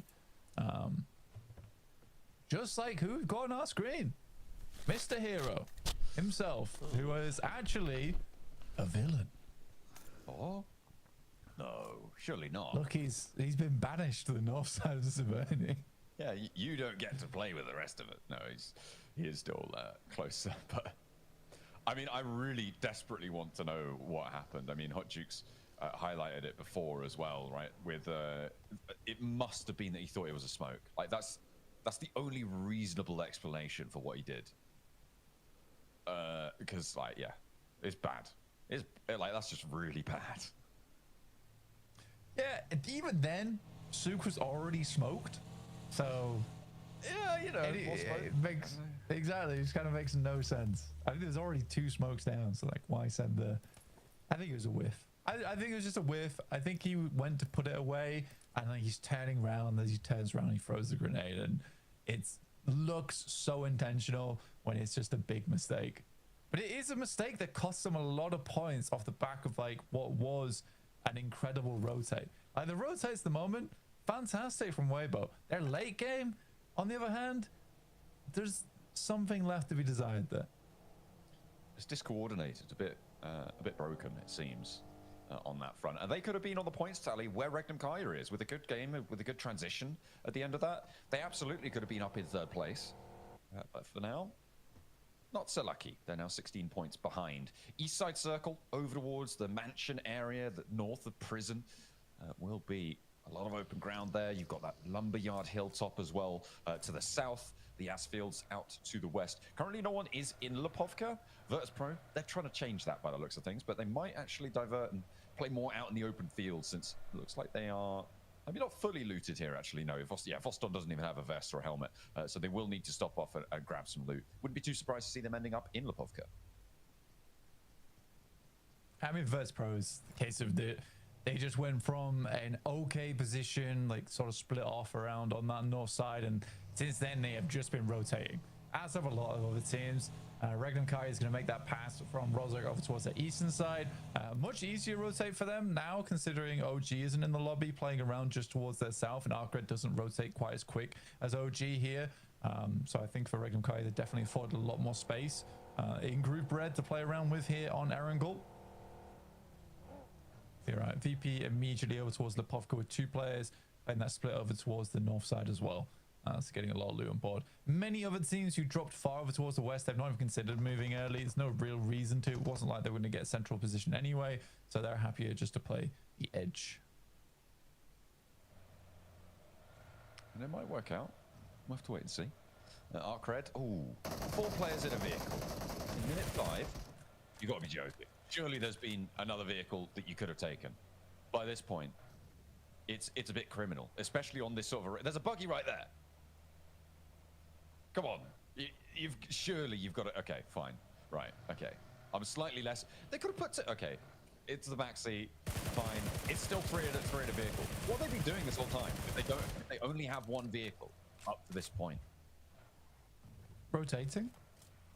I'm mad. So, I'm big mad about it. Yeah, I can see that. Okay, garage is free. They have to pick themselves up a nice shiny car. Which one of these players potentially in this group might be able to pick up for themselves? Sweet little Porsche was the end of things. There we go. All right. My nerves have been calmed. They have split into several different vehicles rather than all sitting in the same one. The fact that Twisted Minds were so close to them as well, all in the same vehicle, must have been absolutely terrifying, right? Like, you spot that and you think, oh nuts, we're going to be absolutely ripped to shreds here. But they do manage to split out. They find that extra buggy. They get to the garage. So it's okay. It's okay. I'm chilling a little bit more. Well, they've been rotating up on that north side. DRX, ooh, it's a little camouflaged hay bale there in the way. Need to regain some speed. Pop that stim so you don't stay below that max HP. And another little bobble on the ground. Catches them unawares. Having a terrible time out in the fields there. Yeah, it's not easy. Not easy sometimes. Weibo gonna make their rotate down from the northern edge. It's just to the west of the coast. So this is on top of where VP is currently playing, just the west of DRX right now, as you can see.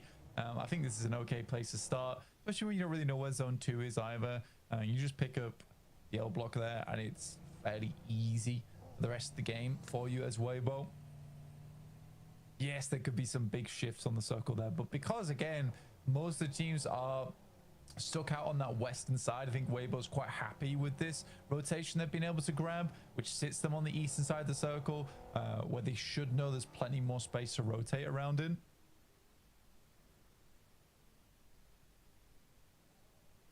I mean, they have got a couple of teams close to the center, but it is difficult to move in a little bit further south at the moment. You do need that scouting on board, although you expect them to be aware of their surroundings. The Regnum Karya split right now between Heaven and further down towards south on the compound that oversees the dips to the west. Got one of the compounds, rather. We'll see if that's going to be favorable. If they can hold that split. I mean, holding Heaven as a split, I feel like is very, very bold. And we'll see if they're able to do so, because it goes kind of dead center onto that Regnum Karya split. Keeps Twisted Minds in it as well. A difficult compound to hold, to get out of. A little bit easier to hold. I'm just waiting for this regroup for Regnum Karya, because I feel like the teams in the north are just going to blitz that northern side. Yeah, I think that you'd be right to say that. I mean, for Regnum Karya to regroup potentially at some point, you might be safe enough to hold it for another zone or two if you're really lucky, just because so many teams are going to be crunched on that outside edge. I think also Regnum Karya's slightly safe, where they're assuming a lot of teams aren't going to crash these locations. As long as they take shots and they send players off, I don't think there's a lot of teams that want to crash in stage 3 or 4 at the moment in this lobby, which leaves them very safe. And I'd love to be proved wrong on that aspect. I'd love to be proved wrong. Well, and I'm already getting slightly proven wrong, but even then I think that's like last ditch attempt there for the flash. They've still got 2 more players up towards the As fields. They did just try and send it, and I mean, it goes back maybe to what you were saying earlier, Blank, towards the start of the day, how this lobby feels a little bit timorous sometimes, a little bit timid, and that's what maybe Regnum Karya are banking on, because right now nobody is crashing them, but there are crashes, and they're happening onto Weibo, and they are holding off very, very effectively against Nuclear Zone. 33Z hears that pin pulled and immediately repositions. What a clean hold coming through from Weibo. Getting bogged down in this compound is often a death sentence, so the fact that they're able to clean that one out nice and quickly, nice and efficiently, is brilliant. Hey, Hero threw a good grenade there. That was nice. I know. I personally think that a lot of the crashes that we're seeing come through are born not out of a decision, but out of desperation. I think a lot of the crashes are like, we have to go for this spot, we don't have much choice. Instead of, we'll take this spot because it's good and we're confident we win that fight. I don't think there's a lot of that going on. And I think that's the main thing that is sad for me, especially for a group stage PMGC. Yeah, like you say, it's a bit of a timid lobby. There's definitely a few exceptions to that rule, but because it is so timid, like again, Regnum Karya is just forced to play a slower game. It's taken them a day or so to kind of figure that out, but again, taking this 2-2 split, it's the smartest thing they can do here, where they know that teams, if they crash them, they're likely a 2 or 3 man squad, and they're happy to hold that off from those positions, and just like that, they own such a large amount of the zone. I mean, Silas even rotating out here, that's a bit much. But I think they're so confident people aren't going to make the move. I mean, yeah, it's definitely not the sort of play you could be making over towards finals. Probably not even back in the gauntlet either, to hold this much ground. But Silas rotating out was pretty bold, but with this circle, hard southwest shift, it might just pay off. He's a little bit ahead of the game when it comes to scouting out that west side, and they might need to crunch further in. Yeah, Regnum, Kaya, over on the northern edge. We are heading down towards farm area. Dip's still involved, which is currently held by Arcred, GK, and then Borzov to the north of it. VP were able to move around prison, which is very much a big old point of interest here on this circle, just because over towards Lumberyard as well, you have this high ground that sort of cuts teams in half in terms of their rotation of where they want to go. It's not easy, definitely not easy to play. Alliance is either forced to head on towards the north side into open ground, or they swing down towards the south. But True Rippers has got that angle covered right now. I'm calling it now. It's going to be a heal-off final zone with someone up top and someone underneath in the shelter. I think that's what's going to happen. Yeah, I'm calling it right now, right here in stage 3. It's 100% guaranteed. The only time you gotta stop saying it's guaranteed when you call it. We've only ever seen 1-0 elimination chicken dinner, and that happened on, well, it was on Sandhawk, back in the day when we still had that as a map in the rotation, with one player down in cave. I loved it. Yeah, he's playing in this lobby right now. I know. Who is it? Huh? Who is it? It's the Virtus.Pro boys, isn't it? But which one? Sure. Ooh, I can't remember which one. Definitely one of them. Oh, you've been found wanting. Ooh. It was no, hang on a minute. Was it? Okay. Yeah. Fair enough. Well, there we go. Let's see if we can do it again. Let's see. Over towards the north side is DRX coming down from Mansion. Again, pretty open zone, so they'll have to kind of transition round. They could play west side of the road, which is a little bit of a lip to play off the back of. It's not ideal though, because the circle's likely to move off that position, but it will give them some safety into the future. I'll tell you what, right now, it's not looking enjoyable playing down towards the south. No, it's pretty crammed, pretty difficult sight lines to stay away from. But the center's not looking too favorable either. I mean, it is a lot of open ground around this shelter area. Those entrances really providing a lot of cover for those teams. But look at the crashes starting to come through. I mean, 2 players crashing in for the Burmese schools, and we're coming back up to the northeast. Oh dear. Make up your mind, Mr. Circle. Oh, they just can't figure it out. Twisted Mind's very happy about this. In their compound, they should feel pretty good with themselves. A nade around the side, but it's shot from Godspeed to be able to land over towards Bose. And that's a flush immediately. The nades over towards Win, not going to find their way through. Who's hocking those ones over then? Is that GK? Is that the back lines of GK putting more nades in? It feels like an overinvestment. I feel like they could just clear the angle potentially as a 2-man, but I mean, you're walking so close to this. Yeah, finally. Yeah, they did, by the way. You're right. Finally, it's got done. I think it was like 8 or 9 grenades sent that way. Just a lot to be sending in. DRX rocking up over towards Influence Rage. For them, this is a big pickup. It's a very big pickup. Sadly, there is a lot of other players all taking shots down towards this position. Goodness me, that's a terrifying noise to be hearing. For Twisted Minds, this is a big chance for them. A big chance for their region as well to do them proud. I think there was a lot of hopes riding on Twisted Minds in terms of them as a team. Freak and Lord rejoining at PMGC is a really cool sight to see for me. But I want to see them go a little bit further than that. Honestly, right now down at 24 points is not where I expected them to finish. No, it's below par. It is below par. It's not a happy time. But this is PMGC. You know, these are the best in the world at what they do. It's not always easy to find your way through, even if you are the best in your region.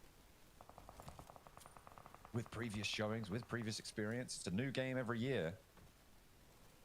And you need to be adaptable to it.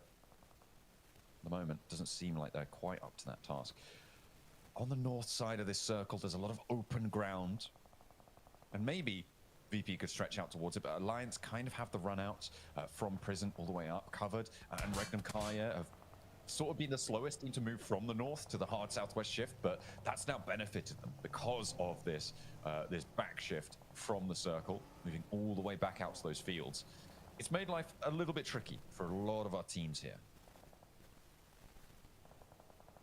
Especially down towards the south side. Like I said, around Prison, like it's that slope that comes down. You can see right here on screen, which, you know, so beautifully displays it for us. But True Rippers sort of wanted them to push down a little bit sooner off the back of this. E-Arena's got very good sightlines on this one. See ETSH just like flying around in circles, attempting to not get shot at. It's like, I'm sorry, I've got some bad news for you. This is so open. Oh no, oh no. Oh, it doesn't help driving back and forth. You're still open sidelines.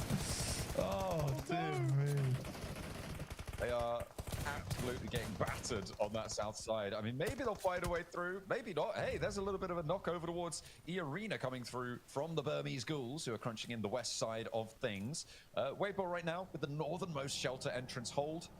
They are feeling pretty good about themselves. They're watching all of this happen. They know they're potentially going to be able to pick up all the pieces from this as well and fight on from that position on the south edge, which is not a terrible spot to be in at all if you can get rid of all these teams to your south. And that is the big challenge here. Arc Red, they want to start. This is a flex out, a solo position, and the nades do find their way down.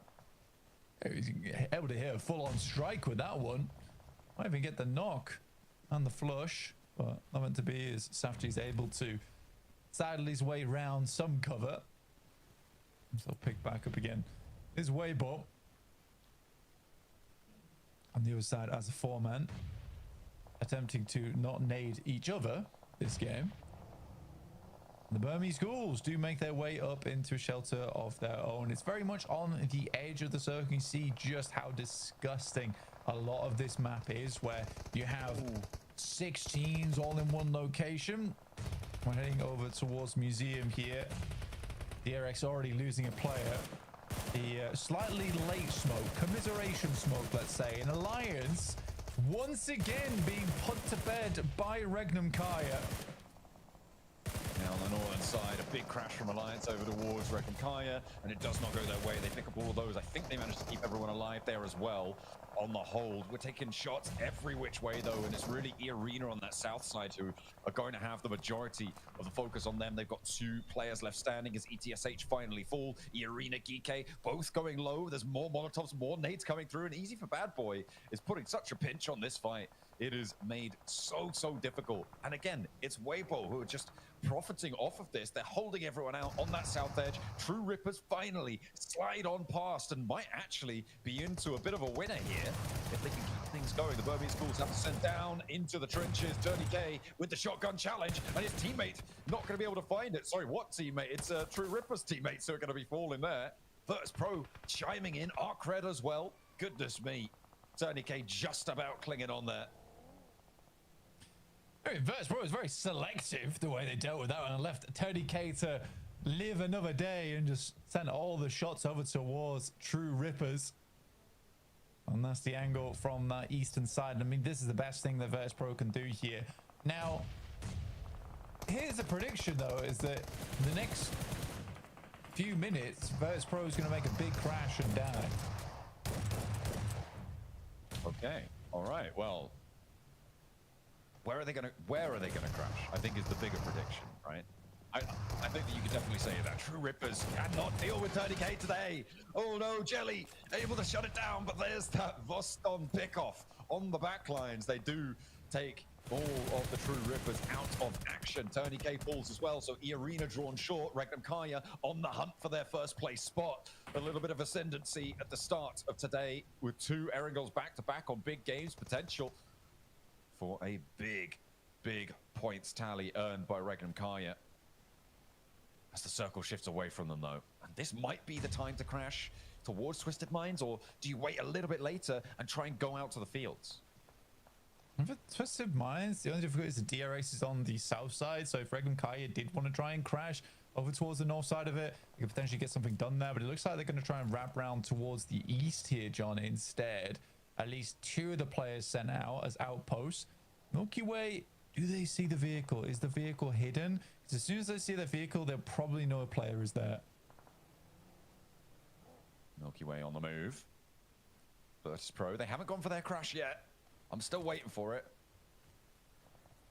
They're sort of slowly pushing into that fight on the south side to have an impact, but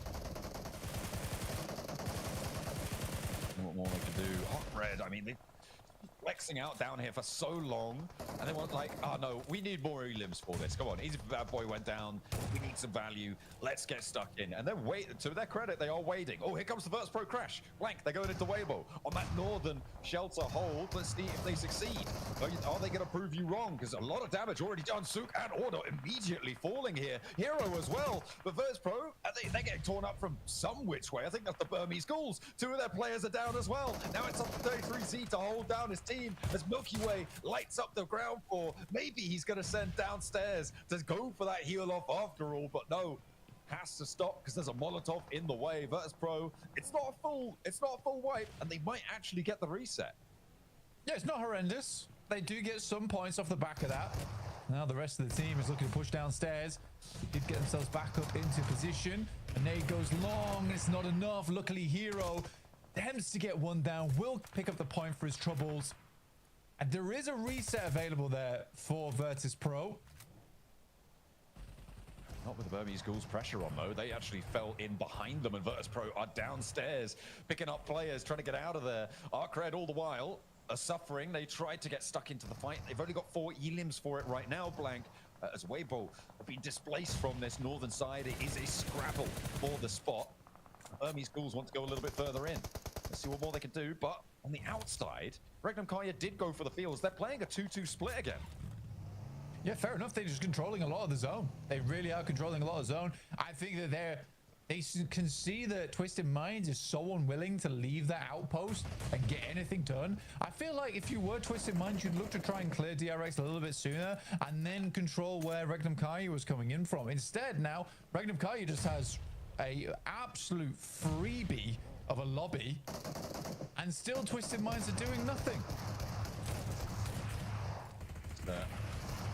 A little bit passive from them. DRX are on the wall, but Virtus.Pro, anything but passive. Burmese Ghouls cannot get through them. And they're still down in the tunnels here, Blank. Regnum Kaya actually have now transitioned all the way down south. They are sat atop the pack. And it's going to go well for them. They're just going to keep everybody in. I mean, maybe they don't really have too much of a choice against the last player from Arcred. But that is what you're looking for. Across the way, DRX going down does mean Twisted Minds might find the confidence to get out of there, but Zedwolf just has the angle. He's going to keep spraying as well. There's no reason not to keep spraying this angle. He'd love to get that pick off there. If he can weaken the museum team, their end game becomes so much more simple, and they can continue to sweep. This might be the back-to-back here for Regnum Kaya. I think they may have cracked the code, John. Good preemptive nade over towards Safji, actually. Pretty huge. Hardboy did take some shots over towards them before, so they're aware of his position. And to get out of there, yeah, it's not going to happen. You're just not going to be able to find it. On the downstairs, the man himself does emerge into the light of day. The Regnum Kaya are ready to greet them. However, maybe they regret that. They didn't need to step too far forward. Zedwolf goes very, very low, but Wild is holding his nerve. Moves in, and there's a refrag coming on through, though, for Voston, who stays alive and gets 2 elims. Pouring on into the Virtus.Pro bank right now. He's the last player alive, and Regnum Kaya are getting ruined on the run out from Virtus.Pro. They had it all under control, but it's gone to pot now. And Wild cannot find Voston out in the open. It's Twisted Minds who are going to be able to pick this one up. Voston was so hungry for the elims there, dude. He was so hungry for the elims. We'll pick up a couple. I think Wild was slightly far away trying to set up the nade. The nade comes through slightly late for Regnum Kaya. Now, Twisted Minds technically should win this game, but they've got really no utility to speak of. Ooh, you're right. And I mean, they've lost their forward position as well. Everybody else is so split though, right? With Silas completely split from Wild, they're essentially two solos. But Silas does have a much more central position. If the circle shifts south, I mean, sure, they got the numbers, but they're only really 3 in effect, right? Because Walsh, very inaccessible. Voston and Wild, their duel is still going.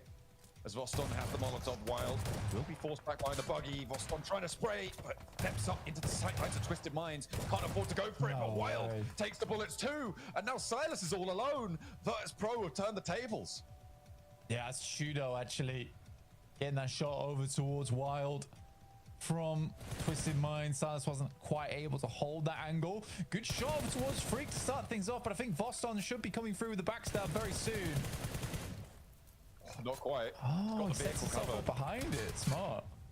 A move out for Walsh is interesting there. Silas dips down, maybe looking for the push out further. Voston on high, doesn't stop the res onto Walsh, but he doesn't need to because Lord decided, you know what? I'm actually just going to go and fight this instead. I'm not going to go for the res. Twisted Minds, I mean, no utility is really, really rough, and he goes for the shots underneath. Voston, the Jewel Meister, looks for more, but Lord is able to do what Wild could not there. Virtus.Pro 12 elims though. It's as good as we've seen them, and they'll be happy with that. Up into top 3 though for Arc Red, who he's been chilling behind this rock for a long time. Yeah, can Arc Red do something? Anything would be great at this point. He's gonna have to move. I think he has had an angle onto Chudo at some point during this game. Oh, Silas isn't investing in the first aid kit. Awesome bandages. Finally looking for something. Come on, hard boy. This is your chance. It's a free. That's a free shot. It's a free shot. He doesn't want it. He's waiting for a better deal. I mean, Silas is closest to the center of everyone here by a hair, but other players are going to have to move slightly before him. It's all down to gun skill because there is no nades. And now we're in zone 9. It's a big task ahead here for Silas. Our boy will have to move out into open ground. Maybe a little bit of a distraction here for Silas potentially. I think Tudor might be very preoccupied with Silas and might not spot him. Oh, he doesn't know. He's complete broadside. Step up, go for the spray. Hard boy doesn't connect though, and now the Tudor answer. Not quite. Silas could go for it though and find Hard boy. It's a 1v1v1 out in the open, and Silas puts them up to 12. He's slightly more central, and Lord has to push towards him. Oh, this is a nightmare for Twisted Minds. Silas might be able to do it, but no. Lord is closer to the center here. Silas will have to move first. He has to step up. This is going to be an impossible challenge. Surely Silas can't do this. Oh, he just has to hit the shots. It's the thing. I won't be able to do it, and Twisted Minds will able to be finishing out this game. But what a messy ending that was. A lack of control there from Twisted Minds, in my opinion. Second place, though, with 12 elims at the end there, Blank. That is a brilliant back-to-back performance from Regnum Kaya. But you're right. Twisted Minds, no presence, really no aura in that game, and they needed it. Unfortunately, for everyone else, it was just a little bit too good of a position. Yeah, very nice there from Regnum Kai overall. Like I said, Silas in a extremely fun little end game. For Hardboy, gives me with guy shaking at the end there with the amount of adrenaline going through him. That spray was awkward. Had to even go for the full spray reset to get it done. But yeah, for Twisted Minds, I wanted to see a little bit more out of them there. They do get the win after all. For some teams, that's all that's needed to get that confidence back on board. It's like you gotta get your shoelaces done. That is important. But yeah, I do think that that game in particular, VP do a very good job as well to get some more points. It was much more convincing from VP that game overall, which I was happy with. Well, they do close it down from the museum. They're able to put everyone else down in the dirt, but only just for Twisted Minds.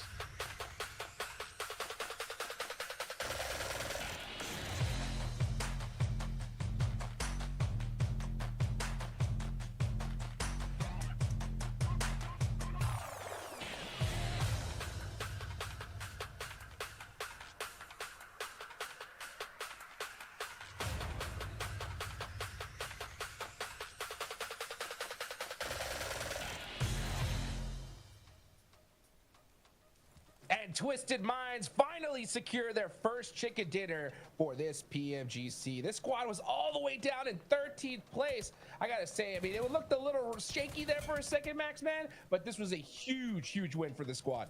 I mean, they had so much control and they gave it up, and because of that, they lost a lot of their forces, a lot of their players in the process. And luckily enough, there was Lord. He was able to redeem it in this game versus Silas. That 1v1, I'm telling you, the high ground is not there, or Silas has a single smoke Niptura.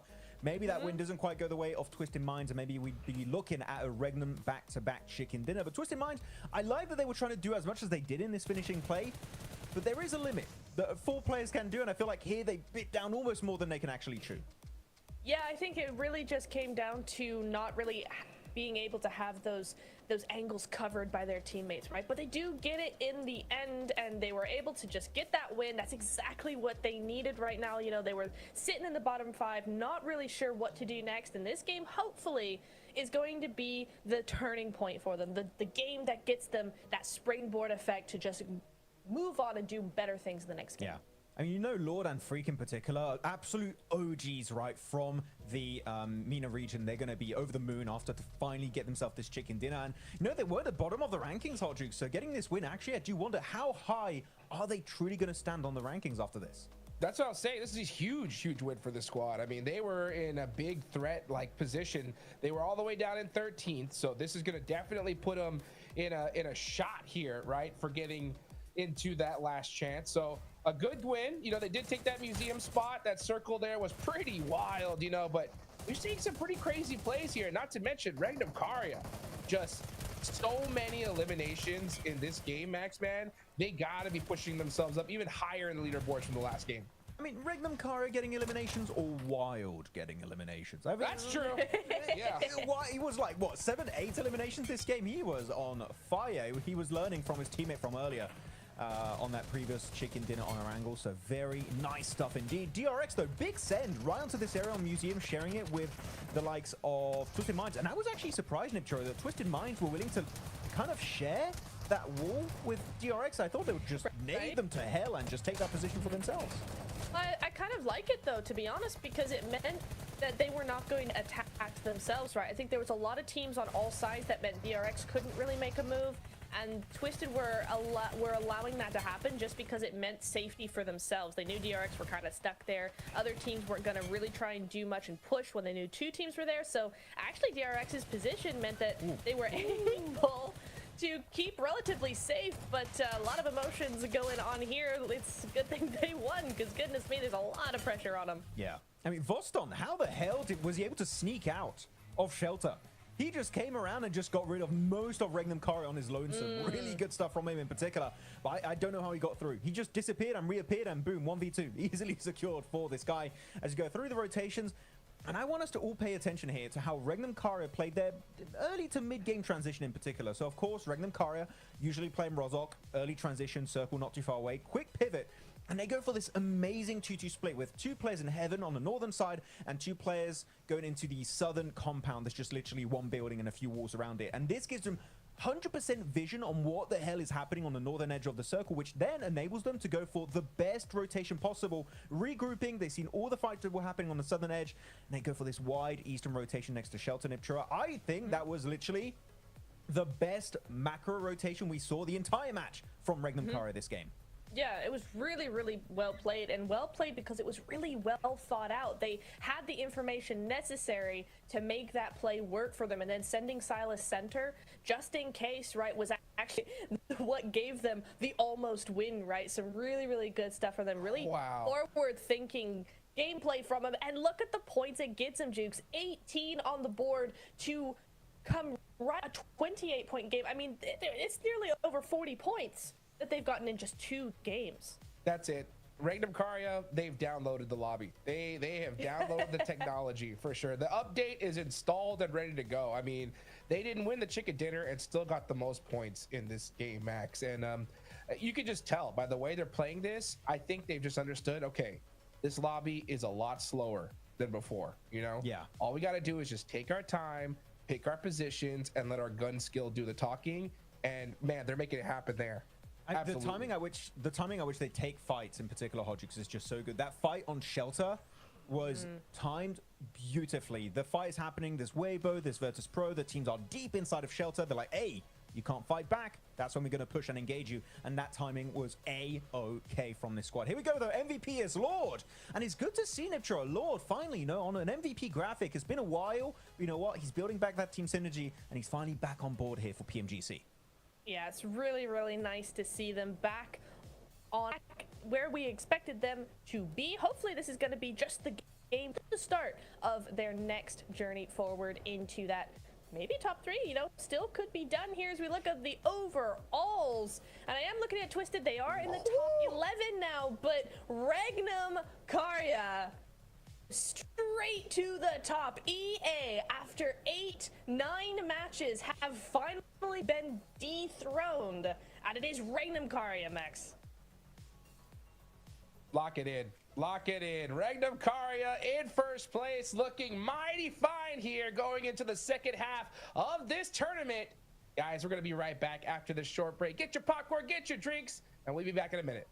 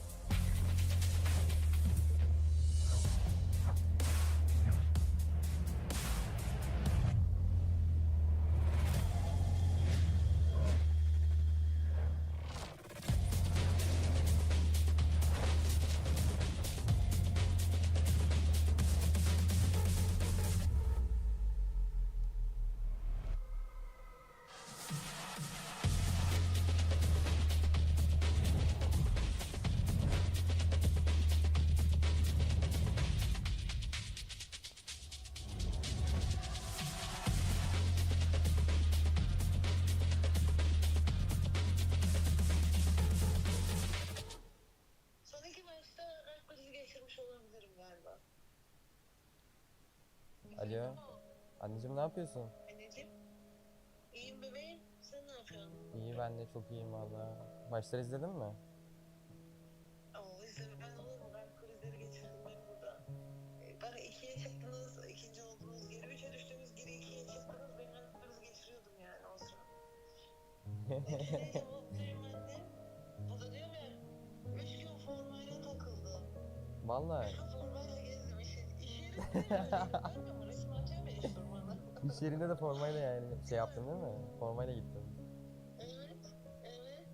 İyi sen ne yapıyorsun? İyiyim anneciğim. Özledim seni, sadece seni özledim. Ben de seni özledim valla. Aradım, akşam bakmadın hayırlı olsun demek için. Uyumuşum bir de uyuyakalmışım.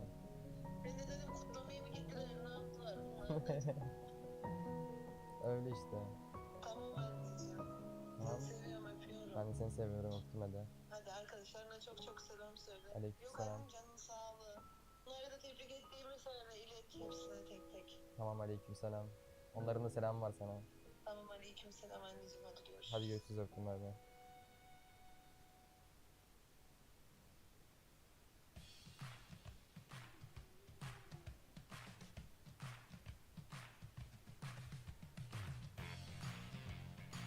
Welcome back to the halfway mark of day 2 of Group Red. I got none other than Boston from Virtus.Pro with me. This is a team that you guys came in as champions of CSA, what made it considered to be one of the hardest regions in the world, honestly, for PUBG Mobile Esports.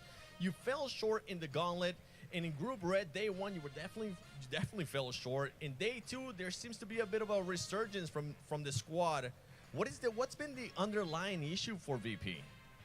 Так, Востон, вы пришли в этот турнир как чемпионы ПМСЛ Центральная и Южная Азия, что является одним из сильнейших регионов, и не справились с Gauntlet Stage, а сейчас испытываете немного трудностей в групповой стадии. Как ты думаешь, какие причины вашей команды? Ну, в целом, Gauntlet Stage для нас задался сначала... Ну, первый день был неплохой, остальные дни нам просто не везло. Мы делали мувы, играли не командно. Мы разобрали, зашли в Group Stage, но также испытывали трудности. Вот. Сейчас команда чувствует себя отлично, мы провели разбор. Вот. Ну, мы просто в целом устали. Перед ПМСЛ у нас была очень плотная подготовка. Перед ПМГЦ также очень плотная подготовка была. Сейчас мы выдохнули и с новыми силами на второй день зашли, показываем, я считаю, ну, нашу игру и то, что если мы не камбэкнем в топ-3, то на лast шансе мы будем бороться за 2 слота. So we just a little bit burned out after the gauntlet because we got a hard schedule before the PMGC and also before the PMSL, and now we talked with our teams after the gauntlet what we're gonna do in group stage, and if we will fail to be on top 3, we'll try our best in the last chance. So it's because we're just a little bit tired and we just burned out, so now everything is okay. We're gonna do our best. That's fair. There's a lot of factors that go when you go to such a big event like PMGC, the biggest one we have of the year as well. And you were talking about wanting to be in top 3, or if you fell from top 3. Well, I got some stats for you. You are currently 39 points away from third place and 11 points, or just actually 1 point away from 11th place. What is the team looking to do with 9 matches remaining of Group Red to make sure that you get to third place? До третьего места, до топ-3 у вас 39 всего лишь поинтов осталось, а чтобы спуститься, 11 поинтов. Какие планы на последние 9 матчей у вас? Может, вы поменяете общий подход или игровой стиль? Мы будем также продолжать, как первые мы будем также продолжать играть хорошо, как вот эти первые 3 игры. Мы делаем все отлично по карте, все понимаем, все друг друга хорошо себя чувствуют. Все у нас хорошо. Мы будем также продолжать хорошо просто играть, и все. Такие вот планы. We will try as first 3 matches today, continue to dominate, and we'll do our best and try to continue as first 3 matches. Yeah. Okay, you're gonna try to continue what you were able to do in the first 3 matches. Well, we already had a resurgence from a PMSL champion like Regnum Karya. We're trying to see if Virtus.Pro can actually continue to bounce back and make it to the top 3. We have 9 matches left, 3 matches left today for Group Red. Let's see what Virtus.Pro can do. Spasiba, Boston.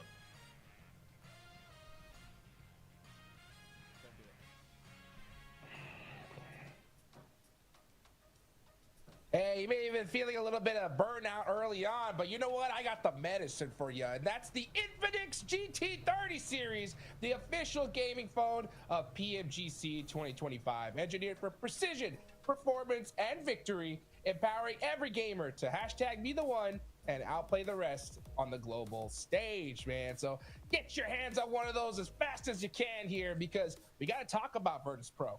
You know, day one, what's going on? Right? Day 2, I saw some pretty crazy rotations, right? But I'll tell you what, so far they had 8 points on day 1. Now they're at 30. What was it? They had quite a bit. Yeah. So as a matter of, 39.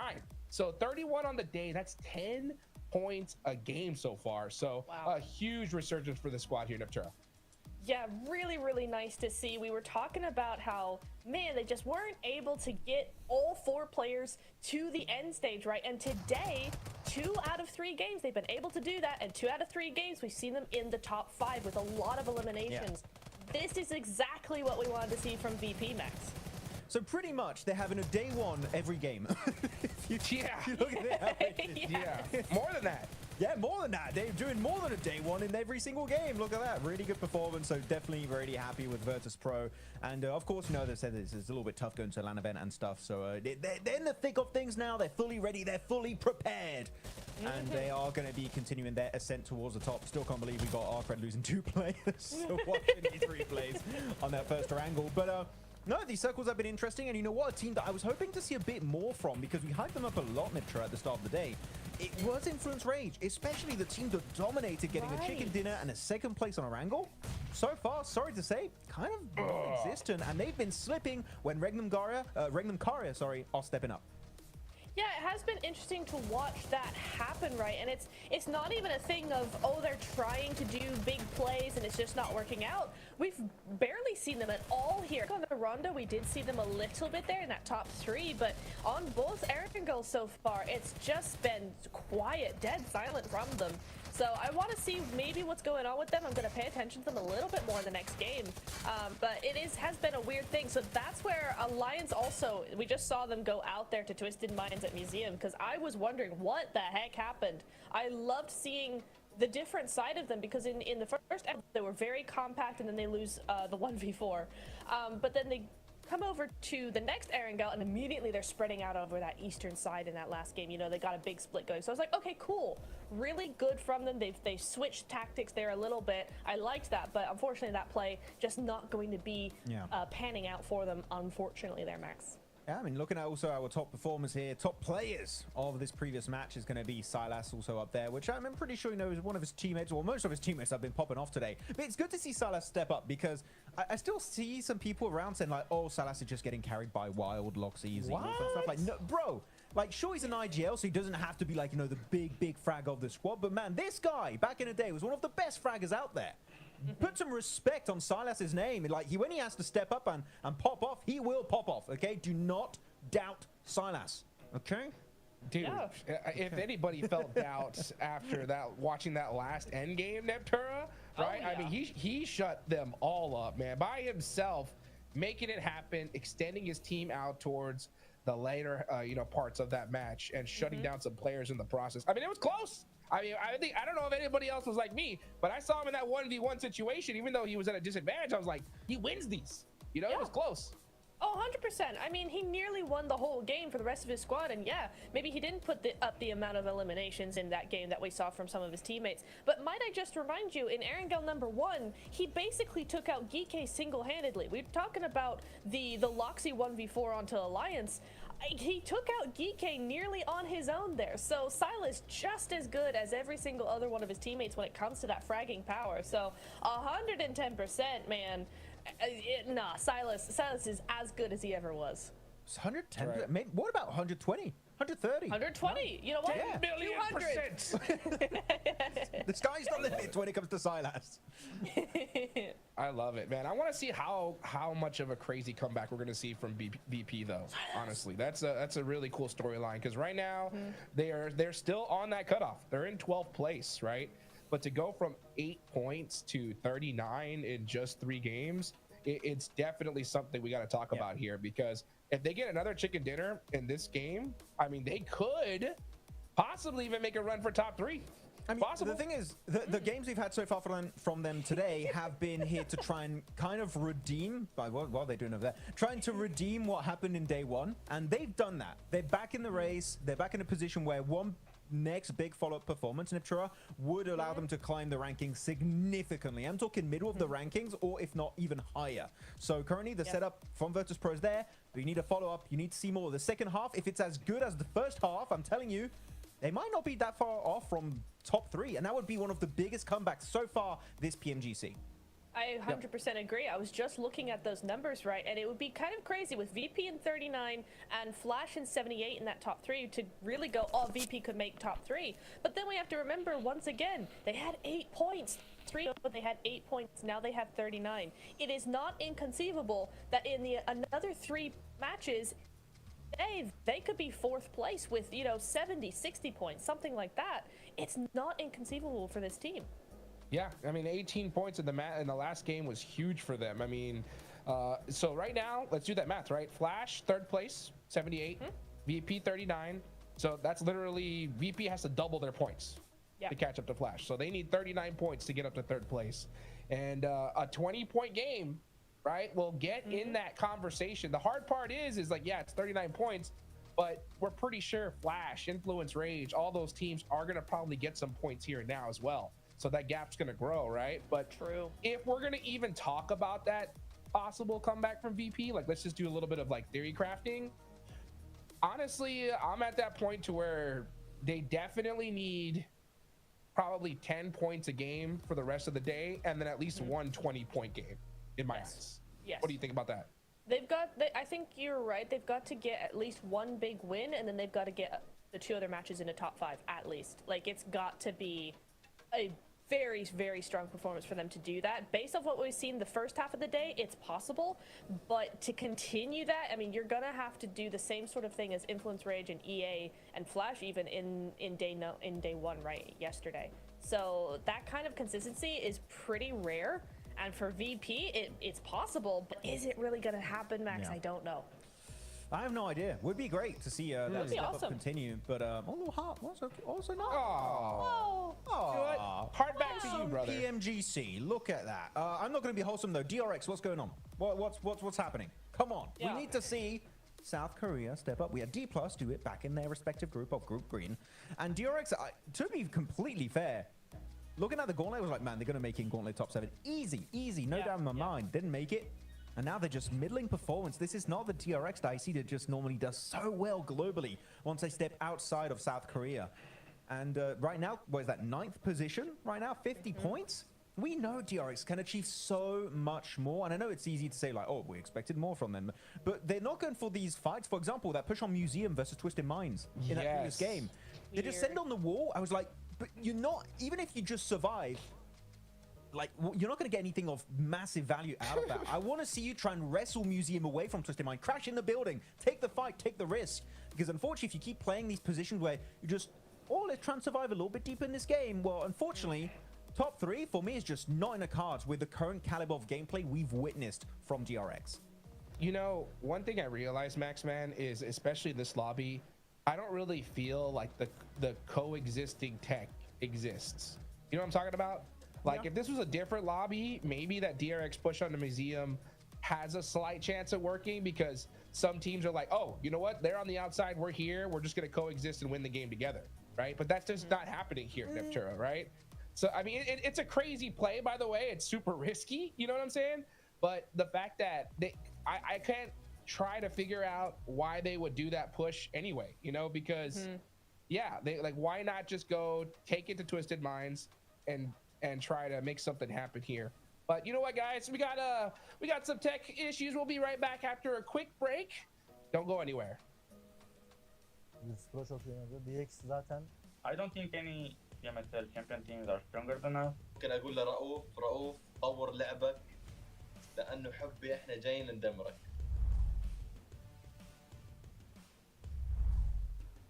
بالتاكيد يعني احنا ابطال بي ام اس ال عربي مينا ريجن من افضل الريجنات بالعالم.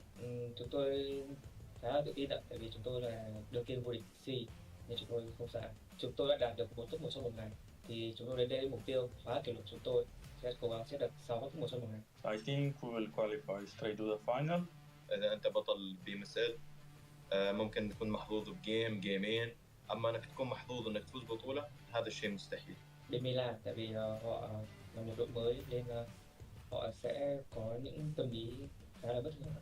Büyük ihtimal Wolves derdim. I think probably Virtus.Pro just looked like that. Нельзя, блядь, сказать, что они удачи, что они нормально сыграли. Там нет неудачи, те, кто на удачу выиграл. Я посмотрел, типа, фавориты своих регионов выиграли. Wolves Esports, they have Coops, best player in the world in my opinion. Đội VP tại vì bên khu vực đấy khá là căng thẳng và họ chứng minh bản thân mình từ những ngày đầu tiên. İyiler, kötü değiller ama heyecanlı oynuyorlar. Я считаю, что из всех победителей PMSL мы являемся самой сильной командой. Virtus.Pro çok iyi oynadı. DX zaten bu PUBG Mobile oynadığımdan beri hiç sevmiyorum oyun tarzlarını. Kendilerini seviyorum ama oyun tarzlarını hiç sevmiyorum. Yani bölgeleri güçsüz olduğu için ben MENA bölgesi demek istiyorum. Oradaki takımları biraz daha vurmak kolay diyebilirim. Main fight hariç. I don't think any PMSL champion teams are stronger than us. Я думаю, для нашей команды будет легче всего зарабатывать только на плюсах из Америки. ممكن اقول لرؤوف طور لعبك لانه حبي احنا جايين ندمرك. Em muốn gửi một lời nhắc đến đội đương kim vô địch BMSL Milan là cách chơi của họ có thể là khá là ổn ở bên khu vực đấy nhưng ra đây chúng tôi chưa chắc các bạn đã làm được. Yes, I think we have a lower experience than the other teams, but I think this is benefits us. It's in our advantage because the teams don't know how we're really going to play.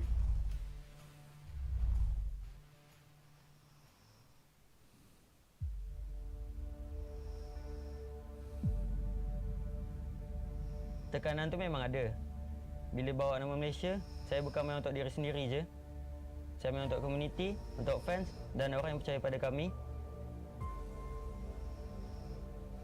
Bom, o ano passado foi muito especial para a gente. Senti que estávamos ali a um passo do título. Mas às vezes, por mais que você se esforce, o resultado não vem. Essa derrota ficou com a gente e nos mudou.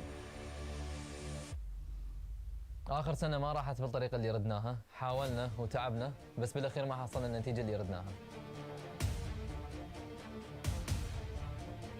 My first PMGC taught me a lot about myself, the pressure, the nerve, the mistake you can make only on war stage.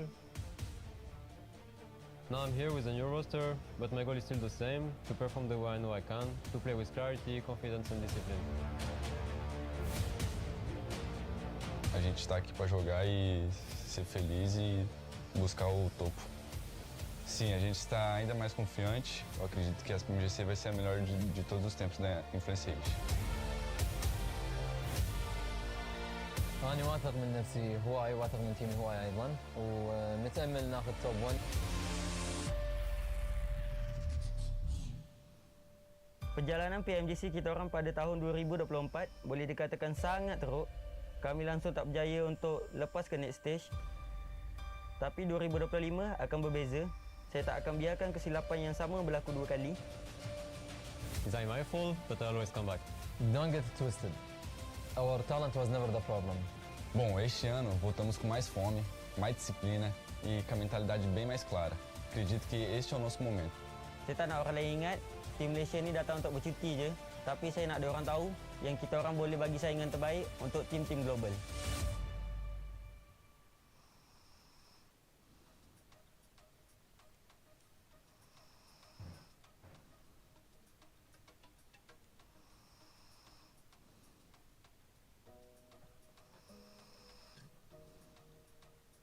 Yeah, that could have been a good topic to talk about.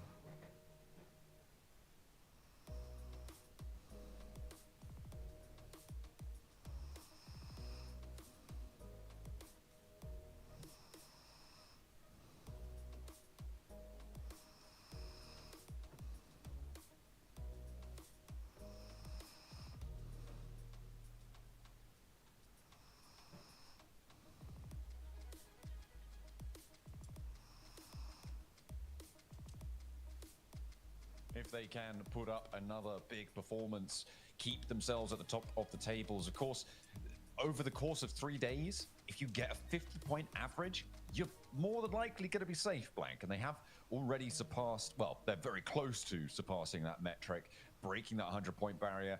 Teams over that 100-point barrier today are going to be having a good time of it. 20 seconds to go. We get into things. It does get a little bit worrying now towards the end of the day. Some teams have very much got themselves secured up towards that top side. But there's still teams that are chasing. For Twisted Minds, very much needed win. It felt like it wasn't super convincing though. I think that's my only issue with it. And I think even the coach looked a little bit frustrated with the way that went down. But for Twisted Minds, there is still a chance now. They've put themselves in a position to do it now with those additional points on board. The middle of the pack, though, is getting quite close, I'd like to say. Yeah, it's a little bit dicey around the middle, and they're dancing with death around that 11th place as well.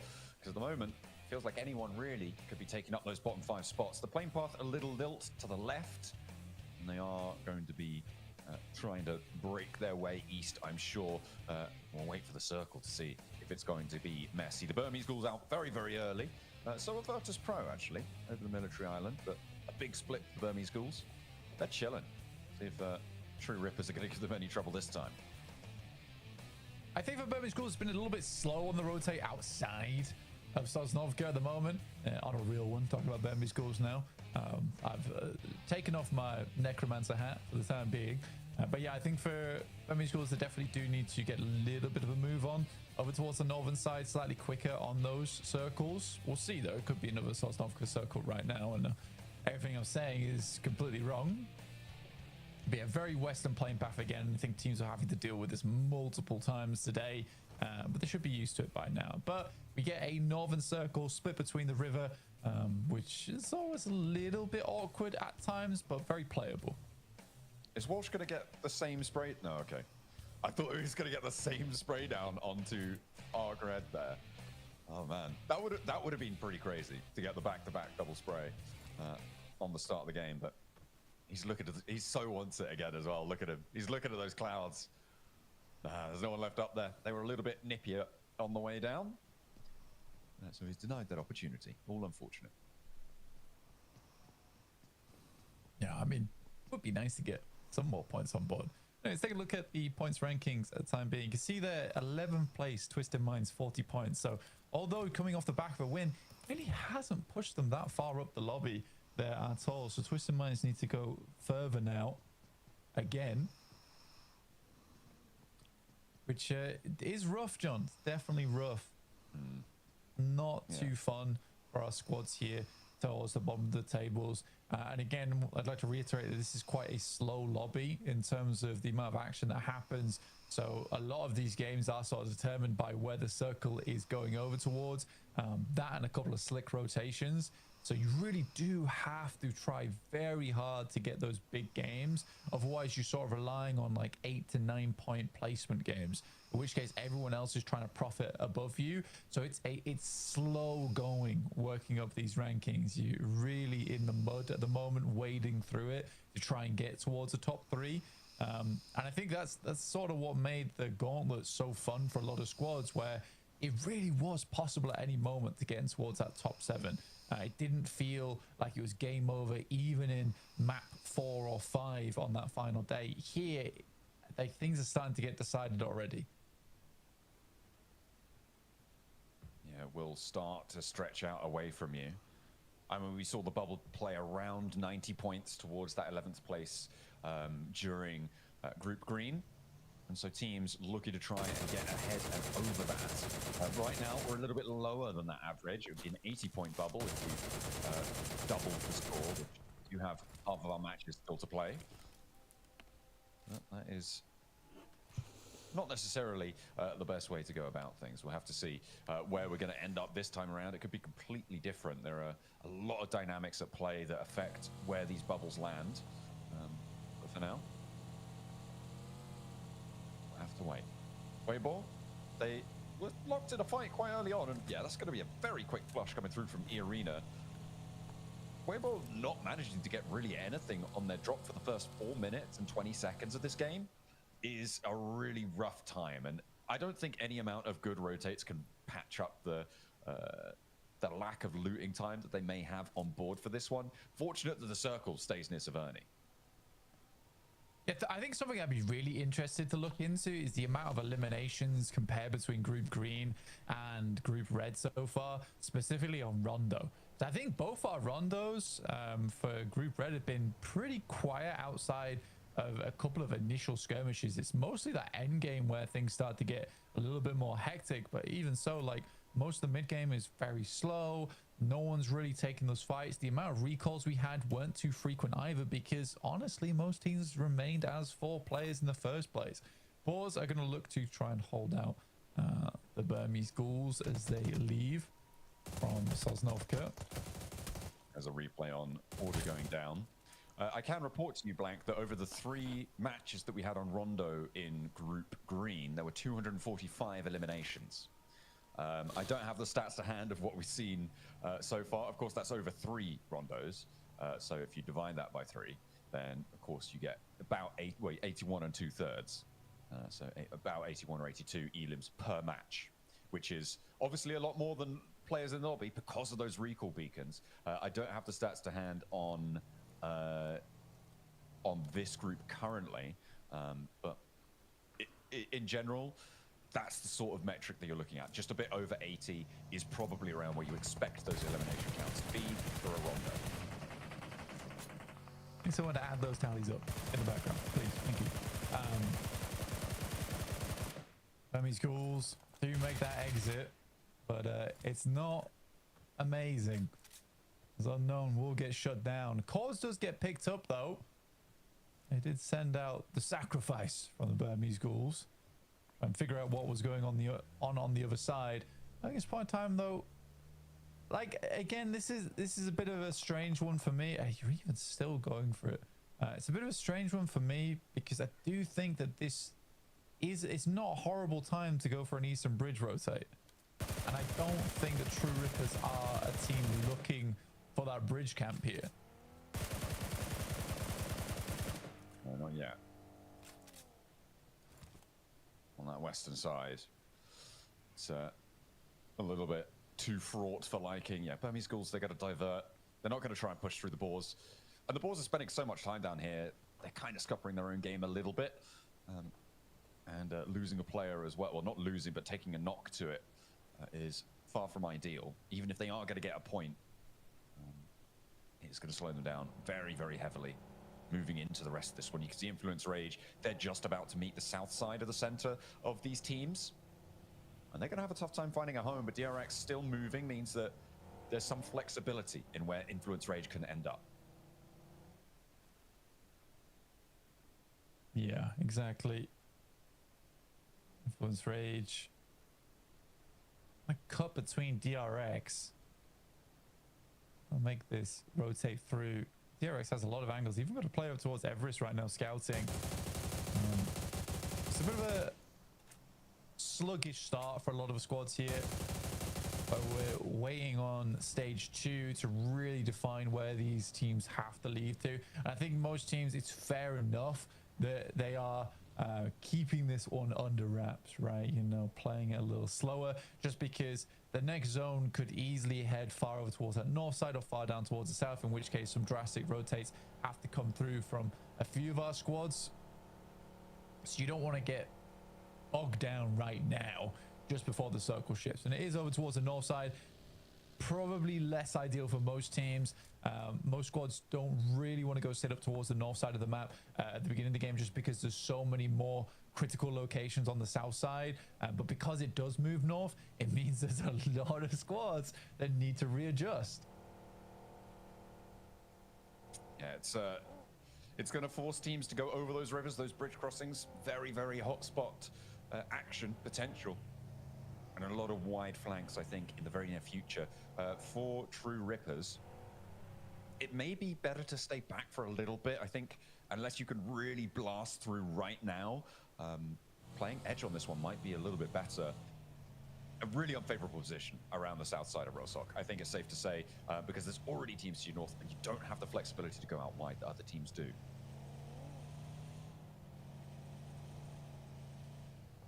Just seeing what E-Arena does here, just because they're on the western side, but they are the closest on the west side. So what position do they want to play? Do they want to kind of wrap down towards the bank, just the north of Rosok, play that spot, or do they want to continue holding around box compound, cut out teams that might want to be trying to get through from North George, like Geeke as well as DRX? It's True Rippers, though, managed to squeeze their way through, John, surprisingly, towards the south side of Rosok. Absolutely. I do have an update on the stats that you requested earlier. It's a 70. It's 69.5 average elims per rondo for this group, which is a distinct drop-off. 10 fewer elims per match. Yeah, so it's sort of what I thought then. So, yeah, well done. Thank you. I mean, I didn't have the stats to back it up, and now I do. But yeah, it definitely does. It massively feels like this lobby really does not fight as much as Group Green did. I think Group Green really, a lot of times, a lot of teams were fighting for position, which is what made it so exciting towards that top side, because there was that aggression to grab strong spots in the circle, which is why we had some teams pulling so far ahead of one another. Troopers taking shots towards Twisted Minds, I believe.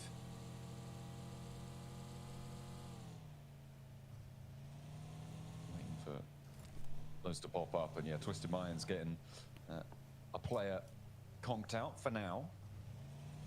Hopefully they can pick that one back up. I mean, they're close enough, but it's going to be tricky. Ooh, Regnum Kaya taking a knock. To be fair, Rosok's getting very, very full. And these are shots across the way, so unlikely to be fully flushed here. But against Regnum Kaya, any blow's a blow. And you'll be all too willing to strike. I mean, the team flash position right now, right, on the northern side of this river, pretty powerful. It is going to be ending up north here, so Weibo, they are on 3, but they do have a solid spot. I'm looking at DRX, I'm looking at Virtus.Pro pushing in too. Yeah, I think for DRX, quite like their position, but like you say, Virtus.Pro strong on that north side, can hold that out for quite a while as well. But again, it's just that thing where you look towards Rosok, so many teams didn't take shots at one another. Arcred didn't take shots towards it. True Rippers, as they made their way in. Regnum Kaya can't really peek because of the sidelines from the flash on the north side. It's so weird. It's very, very weird. And again, this is going to be so difficult to leave now. And we're sort of in the situation from yesterday on Miramar between the Burmese Ghouls as well as E-Arena, where both teams do struggle to evacuate. Arcred make a quick rotate across. They lose one player for it. Hardboy is that outpost for them, though, at the Wizard Tower. The question is whether the rest of the team can even regroup with him. That is a big question. Getting that regroup, I mean, it's so important when teams are so packed in like this. Having your players together, you do not want to sever in that scenario. We'll see if they can navigate that one. That is a bit of a hum, isn't it? And fortunately, there are other teams around to pick up the pieces here, but Regnum Kaya, uncharacteristically, not hitting those shots, but they still do get both of the points. Or just one of them for now. The shots were technically good because the vehicle exploded. It's very surprising that none of the shots were on target towards the players. So I think it's just a little bit unlucky there for Regnum Kaya, but they get the job done in terms of exploding the vehicle outside of the Wizard Tower in the first place. So now the cross is a little bit more difficult. So they're able to clear a little bit of position there. Boars moving up over towards Nuclear Zone. Havlik jumps out of the hovercraft, providing a lot of space here. Nuclear Zone is just sort of letting it happen.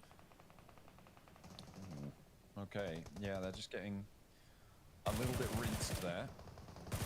On the high ground, 2 players now stand. Boars moving in with the hovercraft, an ominous presence. Big threat being dealt, the hops in and out through the monster truck, through the windows, and Arthur's giving them the runaround. A little bit too hard of a score to pull out of that stone, and he's not going to be able to extract the point there for Boars. Exo wants vengeance, but taking down Havlik, I mean, this is really nasty for the Boars. They had a massive advantage in this fight. Losing a player on a single player roll-up is not good news. Now, SnowX with the pressure will be able to enter through the back, and will be able to find that revenge. But they lose a player, and that's nasty. Yeah, it's over-aggressive, right? I think it's the best way to describe that. Is it's over-aggressive. It was unnecessary as well from Havlik. It looks cool if he's able to make it happen, but you risk going down because he was completely isolated from the rest of the team's sidelines, so they couldn't even provide him any help there. Circle moves up again, so the Flash still in a strong spot on this circle. It's quite a big flat zone towards the center of this one, a little bit of higher ground off towards the western side, but I think most teams sort of want to get towards the center of this one and start posting up around the tree line, which is what Influence Rage are doing. Yeah, something you need to be a little bit more mindful of. DRX taking shots at Influence Rage though, and even if they're able to get into this position, you can see it smart from tape. The smokes are starting to bloom. They need to start to hunker down. Everybody's looking their way for now. Weather out the next 30 seconds. For Influence Rage, they might just have a stronghold atop this hill. And they're expending smokes though to do it, which is the worrying thing for the team, is that you don't have infinite supplies of smoke though. So you need to survive through to stage 5 and wait for other teams to get forced in. Twisted Minds, they will lose Lord there. Oh, but big shots indeed with their PP Bison. Oh, finally down. Oh my god. That was devastation in the flying vehicle. The passenger side window peek out as in the air. Beautiful stuff, but pretty does not points make, unfortunately. This time around will be denied. So we have had 2 teams now fully eliminated. Another 1 pointer there for Nuclear Zone. Not a great run for them. True Rippers, they've made their way up towards the north. They are playing as 3 and they're running straight at Regnum Karya. Turns around, Jelly not going to go in fully for that fight. And will get away for now, scot-free, if that remains. And yeah, that's not going to work out for you. The run up on towards Influence Rage. Seemingly a very bad idea. ETSH is currently taking a fight with the whole lobby at the moment. And we'll get shut down there by DRX. I do feel bad for Twisted Minds. Sorry for Virtus.Pro there, because essentially Nuclear Zone leads the Boars directly to that fight that was concluding. so many of those shots came down that way. So not only did they basically scatter their own chance of this game, they almost scattered Virtus.Pro's as well. I'd be pretty fuming about that. Yeah, that is kind of nasty, right? I mean, losing a player for Virtus.Pro, having to play on as 3, it's already not the greatest. I mean, they'll take the 2 points, but they'll definitely want more to keep their momentum going into today. Obviously, a massive dearth of points seen from them yesterday. They have just come off a big game, so wanting to do a little bit more here to convert into good times. Stay up in that 11th place, or at least, well, preferably higher, but 11th at the end of their first day seemed a little bit out of reach. So yeah, it's good that they are now in and amongst it. Circle down towards the south, but doesn't keep Reckon Karya in. It's Virtus.Pro on the north. It's Team Flash as well, who regroup. I mean, Team Flash, I actually quite like their spot on this south side. It's a lot of control they have. For Regnum Karya, I'm not expecting a massive game out of them this time around. This is a tough push over towards the north side. It's not easy to do. I think as the northbound team inside of Rozhok, their hope was to get points and eliminations from teams that are exiting. I think they have to sweep east, but there's so many teams still out there. It's crazy. Knocks starting to come in thick and fast. Teams on the south having to move with the pressure. Yunbin is down for DRX, but Soez holds the tree line. Burmese Ghouls having a tough time against it. Not really able to find the confirms as Spraydown's actually coming from Alliance across the way. A third party on this engagement. The nade behind, and that will pick up the Flush. Alliance on the hillside being pushed back a little bit. I don't think that's by the Burmese schools. I think Alliance decide we don't want to overinvest because we've got Regnum Karya bearing down upon us, and they are sweeping east flank. They are moving through, and for now, they haven't taken a knock. They find another of the Alliance players, and it feels like we're always going to see this fight. Regnum Karya versus Alliance, and more often than not, it's going the same way. Yeah, they seem to hate this team. And if I was Alliance, I would also hate Regnum Karya for doing this to them. Silas moves into the building. Good shots to start off with. You can just delay time now. But it does not even necessary. Silas is up to 4 elims once again, proving the haters wrong. Get the quick heal off. But yeah, good sweep. Good sweep. Yeah, you're right. Broke Sentry on this game. Already 7 points. And what did we say? They needed 8 to 9 points now on their games. And they're basically set if they're able to do that over the next 6 matches. Yeah, I mean, you're looking at getting, if you get 50-point days, that's 150 points towards the end of it. That would have been into the top 3 back in Group Green. It's more than likely enough to see you into the top 3 here in Group Red. It's got to feel good for Regnum Karya, especially coming off of yesterday, coming off of the Gauntlet stage, to finally be atop the pile once more. It's kind of what we expect from them, to be honest, at this stage. So it's good to see them back in the limelight. Nades over the top for Influence Rage, keeping the day going worse and worse for Weibo as time goes on, though. There's some absolute hero nades coming here through from Influence Rage right now, directly on top of Sook. Okay, there you go. I thought you meant nading your own team, but you were still flaming him. Excellent. I love it. Oh dear. That's a lot of smoke. I can't see what's going on, Blank. Nothing. There may or may not be happening anything inside this building, but it is going to be the shutdown. It looks like, yeah, Virtus.Pro having a really bad time around that one. Not ideal. Not ideal. Weibo eliminated as well as Influence Rage pilfer through the boxes. It was kind of nice there, honestly. Arcred, Hardboy, once again in another game where he is the final one alive on Erangel. See if Influence Rage don't get Weibo box fever, where you just pick through all the loot the entire time, forget you actually have to play the game. Yeah, I think for Regnum Karya, making this switch out towards the east was pretty damn good. And they didn't really take any damage at all from the Alliance, so they can continue on. I don't think they had to use too much utility. This is the difficult push, though, right? Over towards the Flash. I don't know how they make this push work. Hello, bro. So many vehicles on low HP as well. Welcome to the stream. Do you go for the Flash, or do you sweep around and try and go for DRX? I mean, it's a difficult choice here for Regnum Karya. It might just be send over the top and hope for the best. They've already got a good game. They're already over 100 points. You know, they may be able to afford to make some quirky plays here and then. I'll have to wait a little bit longer. It seems like they just want to hold on the hilltop for now. And to be fair, they don't have to move just yet. No one really wants to move around this location either. I mean, to the north of, to the northwest at least of the Flash, it is just a flat plateau. It's really disgusting. Not even that weapon. No, because they're versus B2B Geek. plays. Hello. 4 eliminations by only 2 players, and Influence Rage, they're on the way. Off towards that west side. Diego does go down though. That's the hard boy. Yeah, big off-angle player. The man just likes to survive into these later game circles. Influence Rage losing 1 on the north side is actually kind of big news for the teams towards the south, because before this, they were this threat that could extend over this hillside when things start to quiet down, but now they're a little bit less fearsome.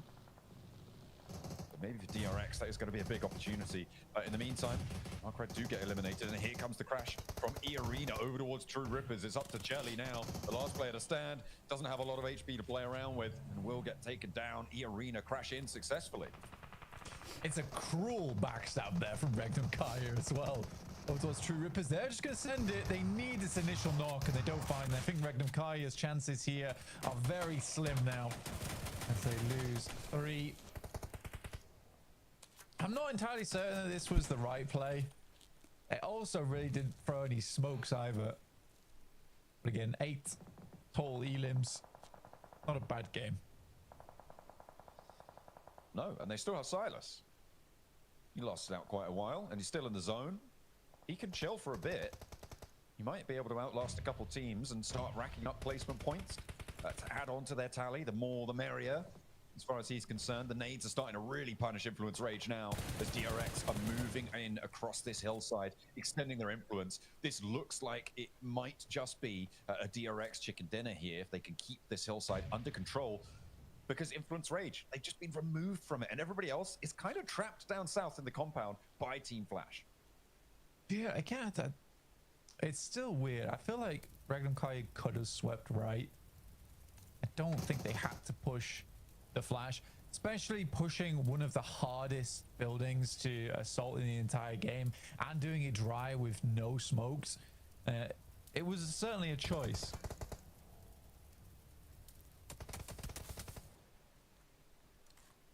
A decision was made, and Influence Rage's decisions have been taken away from them as well. DRX, Geek teaming up to take him down, and up to 7 elims. DRX, they started the day, I think, very close to where Regnum Kaya were. But they've had very different matches so far. They want to try and change that, however. Up to 7 elims.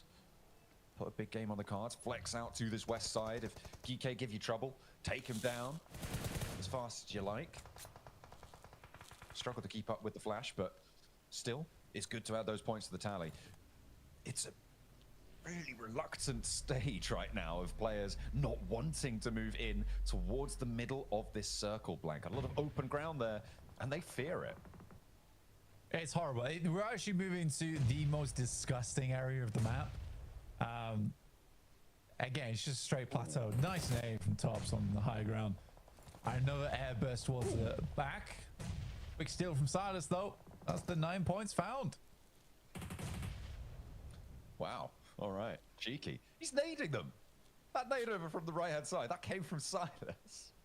He's getting naughty. I mean, you took shots so they know he's there now. He's going to help him out somewhat. Take a player, give it a little back. Silas, I mean, a nade is going to go out his way. Okay.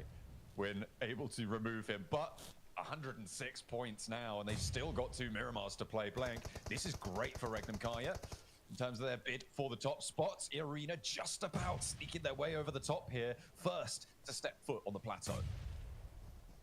I mean, for Regnum Kaya, they really hope that E-Arena wins this fight. The further E-Arena gets towards the top side, the easier it is to lock in those 2 top spots. Because Flash is chasing at the moment.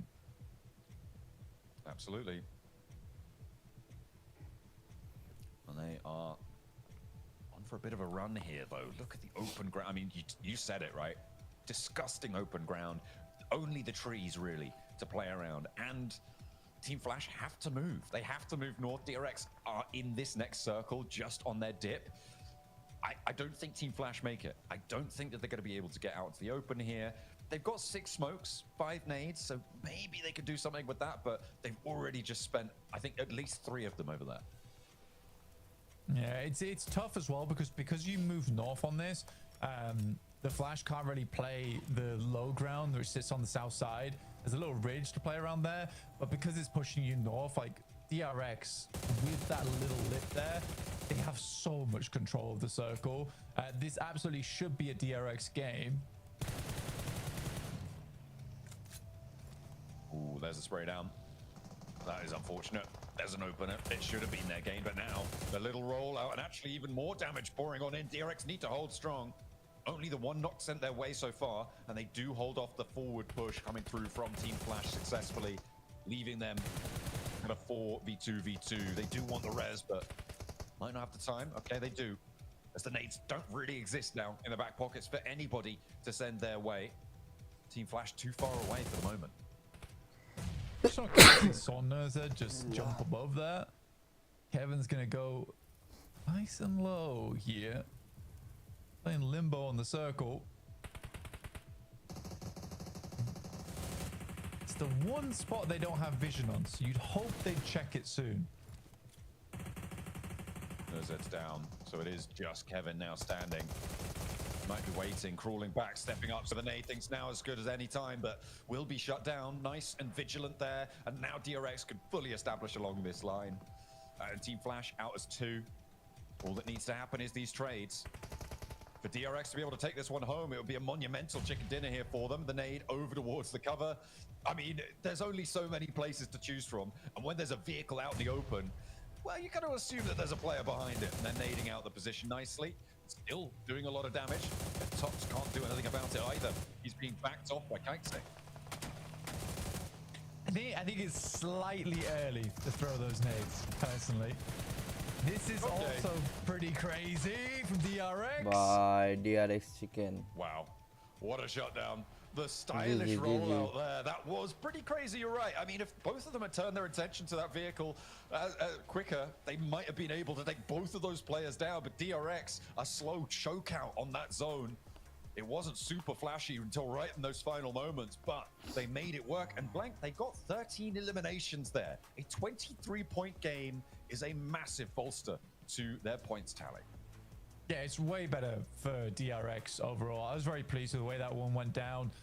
I think for DRX in particular, there's been a fair few matches in the past where it's been a slow win for them. That was much more controlled, much better played. I think the only moment where I was a little bit concerned with their gameplay was when they didn't clear out Kevin. Again, you just kind of play the logical game of what haven't we checked, and then let's look there instead. Yeah, absolutely. Ever vigilant, nicely held, very disciplined play from DRX. They made it work. As well as that, Kaya breaking the century, almost breaking the 110 with 2 more Miramars left to play. Seems like they may be uncatchable, but our teams will give it a good go. We'll see what they've got in our Miramars up next.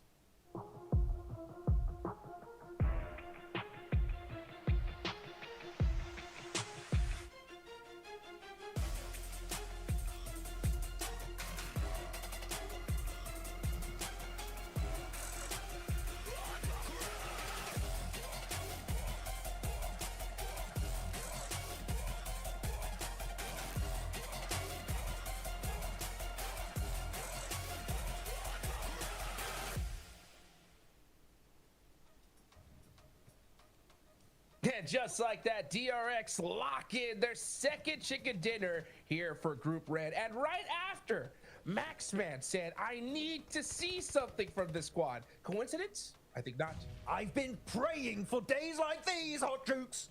It's coming to reality. Again, I'm going to overhype a little bit. A really solid game coming out from DRX. They were very much in control of this ridge line, making sure that teams like Flash could just not even get remotely close to their position. And Iptura, finally, not a solo crappy drive-by. They put 2 players in the car. Yes! Wow!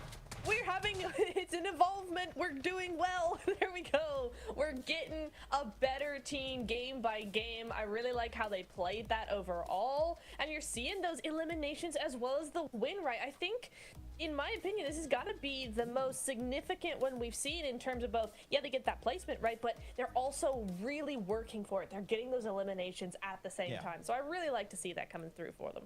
Everyone put up so much damage, 600 plus, some almost at 700 damage for like So Easy in particular. That's a crazy damage ratio across the board for the entirety of DRX. I'm very happy they were all involved in these fights straight up. So very happy with DRX here putting South Korea back on the map for Group Red.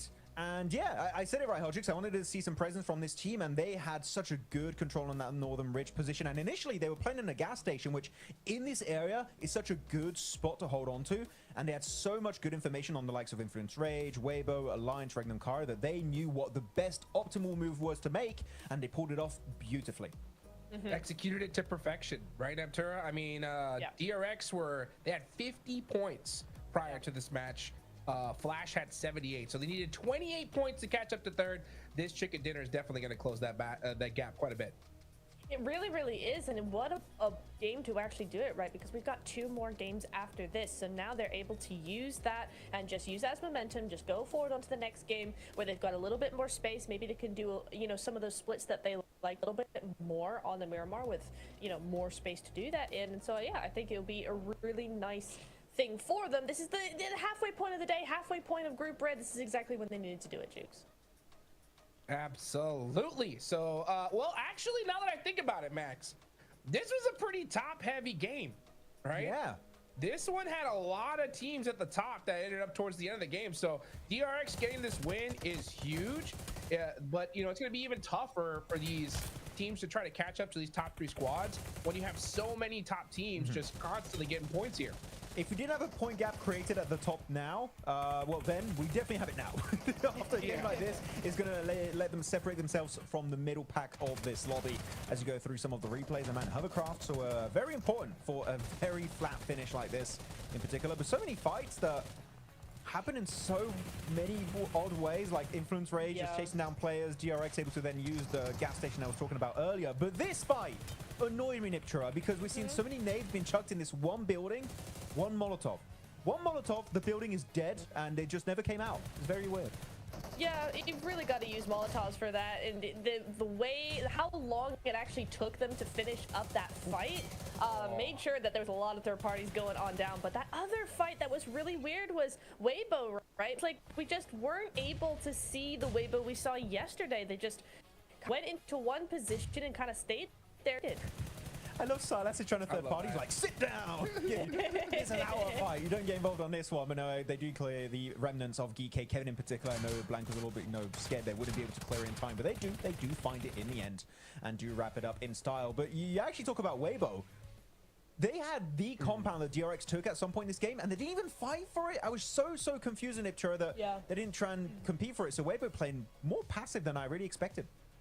Yeah, they really did, didn't they? No, but I do want to say, as we look over on these rotations, that both Geek and DRX really impressed me in this game. We're going to see in phase 2, I think DRX is going to have a huge northern shift over here. Yeah, there you go. That rotation going all the way around amongst Geek, actually. But Geek go way up to Severny, and DRX decided to go a little bit further south. But you can see that there. They go straight for that center. They hold that compound for a good long while.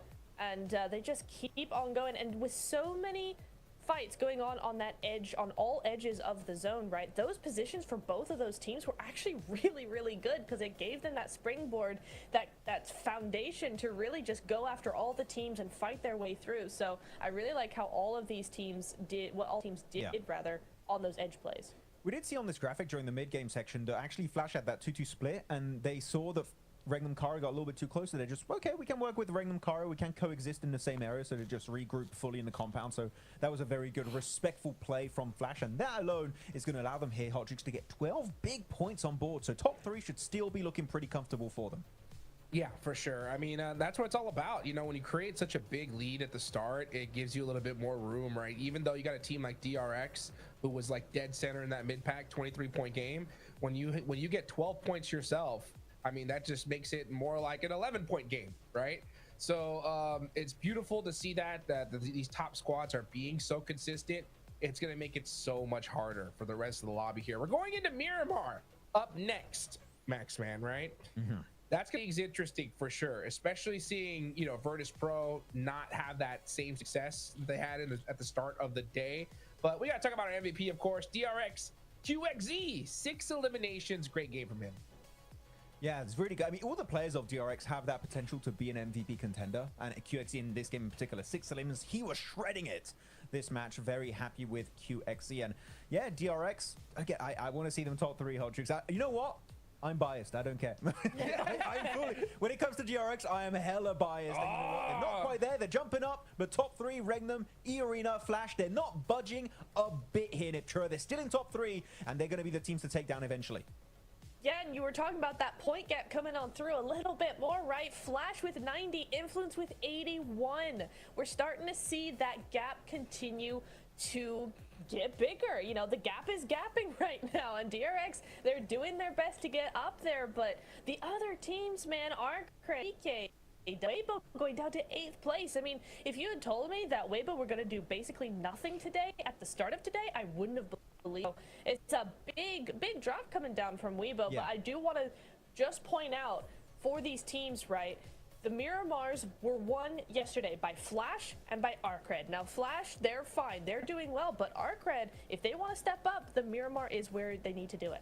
I mean, I'm looking at Team Flash, really. I'm really happy to bring them up because they were the kings, undisputed kings of Miramar. The Dusty Tunes were theirs. They had a chicken dinner with 12 eliminations on the first game, and then the second one with that Cruz del Valle finish, they got a 4th place with 4 eliminations. So maybe not a big game, but still enough to get their Miramar average extremely high compared to the majority of this lobby. So, man, if Team Flash can replicate this, Hodrix, now after already having a pretty decent day, first place, definitely possible for them to execute. It really is, and it's such a funny storyline if you really think about it, right? Because at the start of the day, we did the comparison between Flash and Regnum Karya, right? The new team, the first squad, you know, their first PMGC, stepping on the stage and outperforming the veterans, right, of Regnum Karya. And then now we get into day 2, Regnum Karya Dats is like, see ya, you know, let me show you guys how it's done, okay? But it's a great, you know, a great storyline to talk about because it just shows that, hey, you know what? Experience is going to pay off in the long run for sure, right? But Flash are holding on. I mean, they were right there towards the end. They're putting up some consistent points. If they get a good circle, absolutely they can make a run for the top. The thing is, though, with the way Regnum Karya, Silas, the whole squad has been playing today, that's going to be a tough order to fill for sure, Max. Experience speaks volume in these kind of lobbies, and you know what? It's definitely been working greatly in favor of Regnum Karya. 106 points. First team to break that 3-digit point system here in the leaderboards. And now, who's going to join them next? Are we going to have Irina? Are we going to have Flash? Will SEA step up here? Or will Influence Rage? No, that's still... I do have to say, I was looking at the stats, Nipchira. Maybe Influence Rage aren't showing a lot of presence in these late game scenarios, but they still got decent points. I think the last game, they were almost getting close to 10 points. So they're still getting enough to stay close to top 3, top 4. But the moment they get that big win, I'm thinking that jump into top 3 is bound to happen eventually.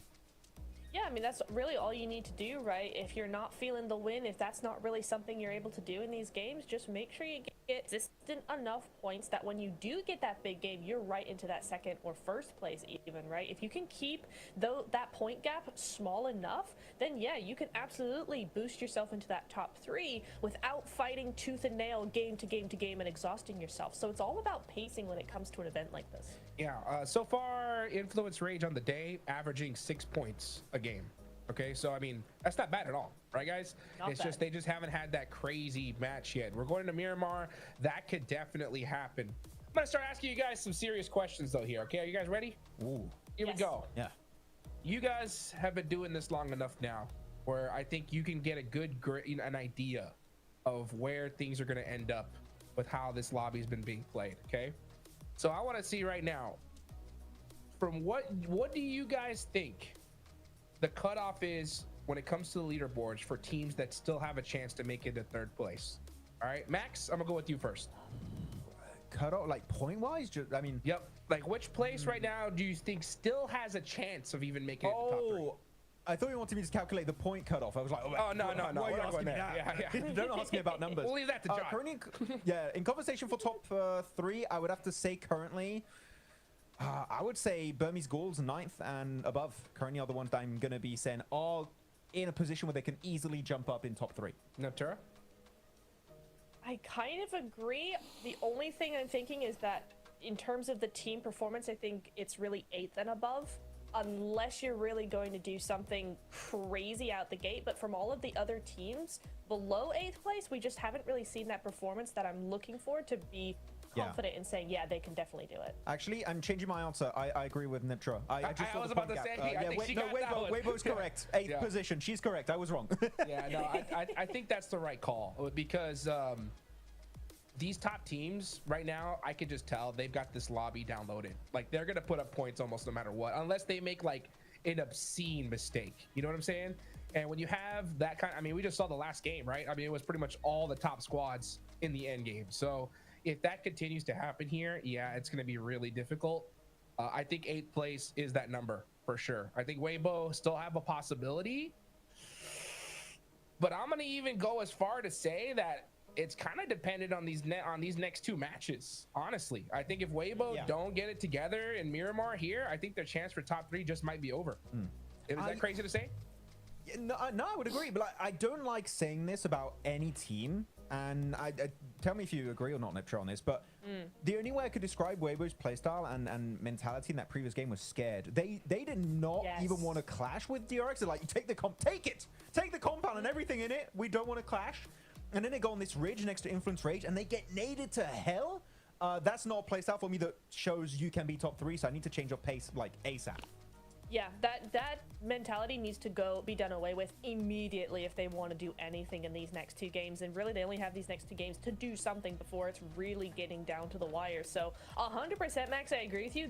They're looking scared for some reason, and they don't need that from yesterday. I mean, what is this? It's not the same team. We need Sook with the explosive bow, and they'll come back, then Hot Jukes. Yes. Woo! Let's see it. They've taken the control of the lobby before, but they better do it here for this next 2 matches. Let's take it on over to Blake and John for some Miramar action.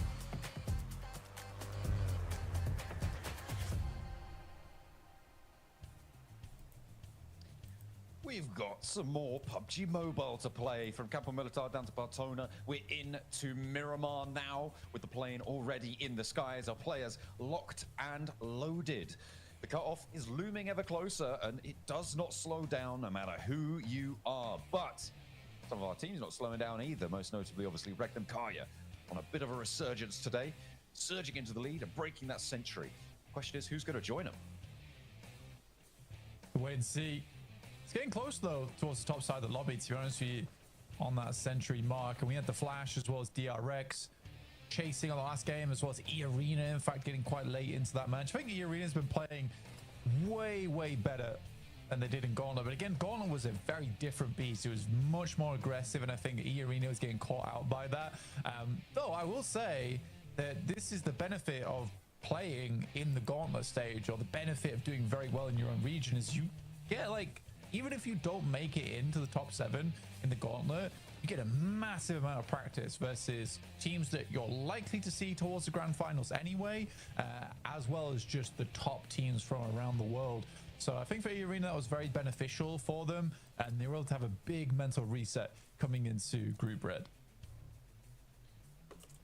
Hopefully they can keep that mental reset channeled in for the rest of today. The circle pops out towards northwest, but not super dramatic. Does keep the creative fields in Montenuevo or Pozzo, that sort of area. So potential the teams to break out that way nice and quickly. No hot drops seemingly so far on the cards for now, and we're not going to see any crazy teams sitting in San Martin for 20 minutes. That's seemingly just not happening now, which is great. We don't like that. We don't want to see that. We want the hot drops to be kept to a minimum, especially on such a large map like this as well, John. There's no real reason for going for those hot drops in the first place. Alliance right now suffering, mainly because of one team in particular, Regnum Kaya. They have a bit of a death wish for this squad. We are heading over towards the west. No real teams there at the start of the game here, John, with the playing path on the east. Yeah, it's been well, teams are going to need to break out quickly. Weibo actually rotating out. They should hit Montenuevo fairly soon. Generally, probably going to do all right from that area. You hope, right? Because they had a little bit of a disaster over the course of the day. And I feel like that's ruffled a few feathers, right? It's a little bit disconcerting when you make a mistake like that. And then you have to go for the mental reset because these guys are going to be dropping back in with you either way. Sort of no matter what, right? So can't really let that get to you, but that is far easier said than done. Weibo, that reset needs to come through because they have been slipping down these tables. And it's not out of the question that at 68 points, if you continue to have a bad day, it's going to just keep on getting away from you, and you might end up down towards the positions below 11th, which is exactly where nobody in this lobby wants to be right now. Twisted Minds getting pushed out by Virtus.Pro, who have managed to find themselves up into 11th. Yeah, it's rough. It's definitely rough. And I think that as we are coming to the close of day 2, we do need to start talking about the bottom 5 a little bit more of teams that will be going outside Nuclear Zone, ETSH, True Rippers, Boars, as well as Twisted Minds. Let's get 40 points. You're right, Virtus.Pro are up in 11th. But again, even if Virtus.Pro do go towards last chance, oh my god, what a run from them that will be. It'd be so exhausting, John. So exhausting. But at this rate, I think that's realistically their only option right now, personally, is to get in towards last chance and pull a fight through there. I just think that by that point, Virtus.Pro is going to be so burnt out. Yeah, it's going to be tricky, and then you add on like a travel day on top of that, and getting situated in a new place for the finals if you're going to get there, even if you make it through last chance, which is on top of that burnout. Yes, that's a real rough time. That's a really, really rough time. I do not envy them, but that's what you got to do if you want to be the best. You've got to be up to it. You've got to be able to keep pace in these dire circumstances where you've had a really miserable day. It's about picking yourself back up again. So can they do it? Can they get picked back up and ride strong towards the last chance, towards those finals, potentially at the end of it all, the light at the end of the tunnel? All remains to be seen. Geeke, they did not have a great time back in the gauntlet stages. They really dropped the ball, but they're up in 7th right now and may be on for another last chance approach. Yeah, I mean, 7th place isn't bad, 73 points. I mean, to be honest with you, I think that with a 3-way tie between DRX, ArcRed, and Geeke, I still think there's chance in these last couple of games to place them in a position to challenge out for top 3. I think top 3 is not really all that secure just yet for any of those squads. I mean, being almost 40 points ahead of 4th place there for Regnum Kaya, barring like big mistakes at the end of the day here, I think Regnum Kaya's position might be secure. But again, there is still that chance that these next 2 games, Regnum Kaya get 1 or 2 points, or maybe even 0 of those 2 matches, in which case there is a lot of teams that can catch up all the way down to 8th place with Weibo. But yeah, I think that this is really the make or break moment for a lot of our squads. Certainly would seem so. Regnum Kaya have spotted Team Flash, and I mean, if there's a team that they want to take down, is it Team Flash? I'm not entirely sure. I don't know if want has anything to do with it, really. All they want is points. They see one of them drifting across the open sand dunes in a buggy, but Wars have spotted them too. It's actually Loxy's like, who's that stealing my limb? Who's stealing my points over there? Oh, he's having a rotter. Goodness me. Well, yeah, the Bulls are going to get that flush. So that point is added to their tally, and they continue to joust around at the bottom of the tables. I was just looking at some of the numbers, and after day 2 in Group Green, 18 points was Team Secret's scoreline in last place. So Nuclear Zone currently looking to try and get 3 more points to at least draw level. Yeah, otherwise Nuclear Zone becomes the new Team Secret joke. Yeah, that's should right. be pretty sad. But yeah, I think honestly Regnum Kaya is not too bothered about Team Flash doing well. Like, Regnum Kaya is okay with E-Arena doing well and the Flash doing well. That's fine, honestly. Yeah, for sure. I think they just don't want too many other teams chasing. I mean, if 3 teams can start to strike out ahead of everyone else, then you're sort of safe in terms of that solidarity.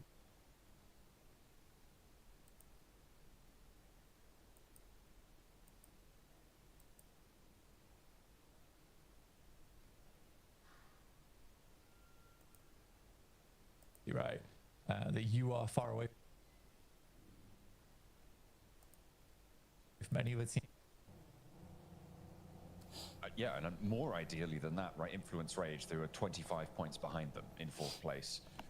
It's a little bit close for comfort, but the Circle doesn't seem to think so. It's going to send on over their way. Twisted Minds as well, with a hill out to the east side of El Pozo, that high ground that sits over the crater field south portion. We've seen this high ground be so effective before. For Twisted Minds, sat high up on this perch, this is where they can try and confirm themselves in towards that middle of the pack. Because right now, in 12th place, this is the time you need to extract value. You get a massive shift like this with the oversight over so many teams. It's a question of how many points can you earn because of it. And for Twisted Minds, they had a strong position over on Museum. Didn't do too much with it, though. So hoping that can change here for them with that massive high ground and a very central spot as well, like you say, John. Silas finding Hydro from True Rippers. Getting good amount of damage in there. Troopers again losing a player. Harsh now spotted by Silas on the drive-by two. Seems to be the new trend. Yeah, the slow roll up. Well, the roll up and then the passenger side switch, lean out, take the shots. It is the new drop shot, you know? It is the new drop shot. It seems like players are utilizing it. In some cases effectively, in others, it does make you look very silly when it doesn't work though, because you just stop dead in the vehicle and you're just like, oh, I'm out of bullets now. Please don't shoot at me. And you don't have any speed and you're basically...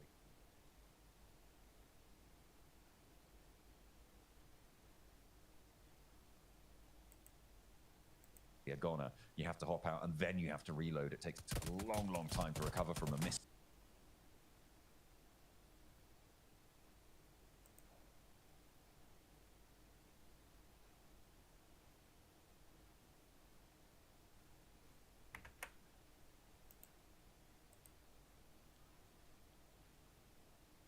Play on that front.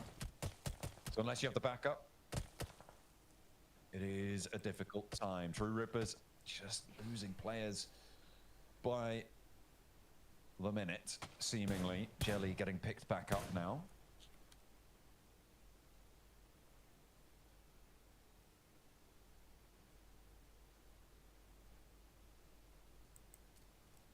They are fairly central for the time being, though, Blanks.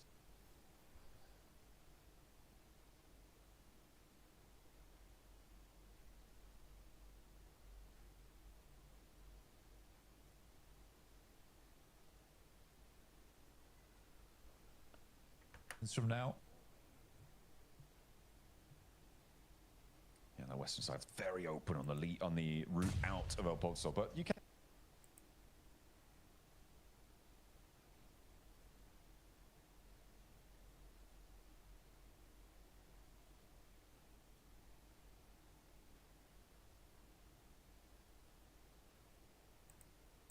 swing north and try and push in.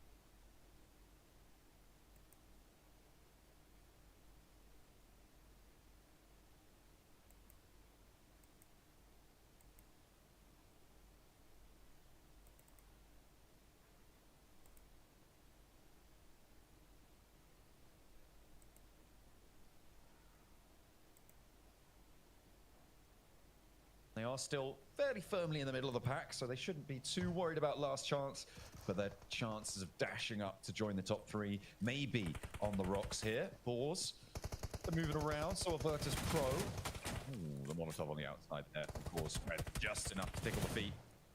And will take down Malloy as he tries to cross the open door frame. Exo with the side swipe. Spots Boss on, but he's not quite in a position to go for the spray. He was transitioning behind the rock.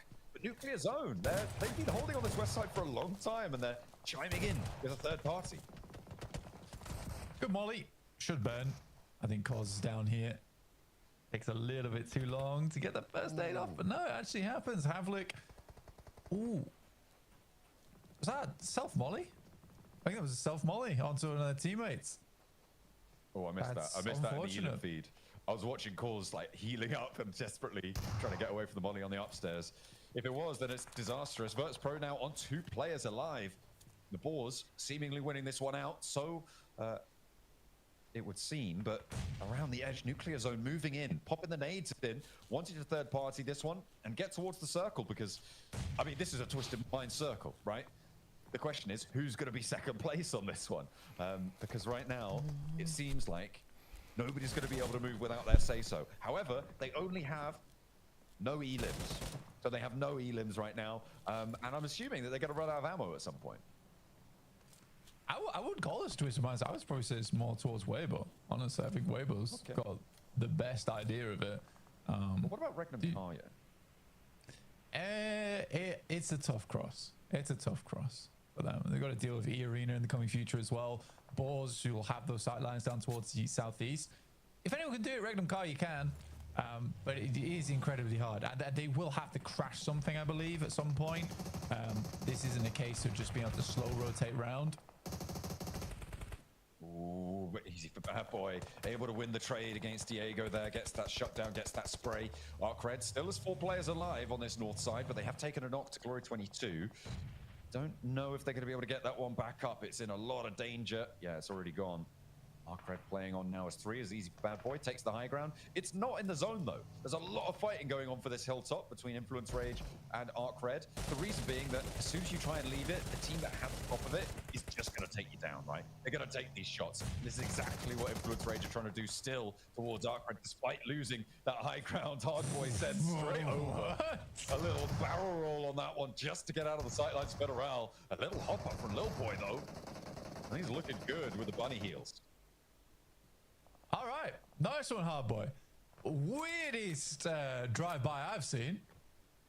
And I think we're getting a little bit too freaky with it now, okay?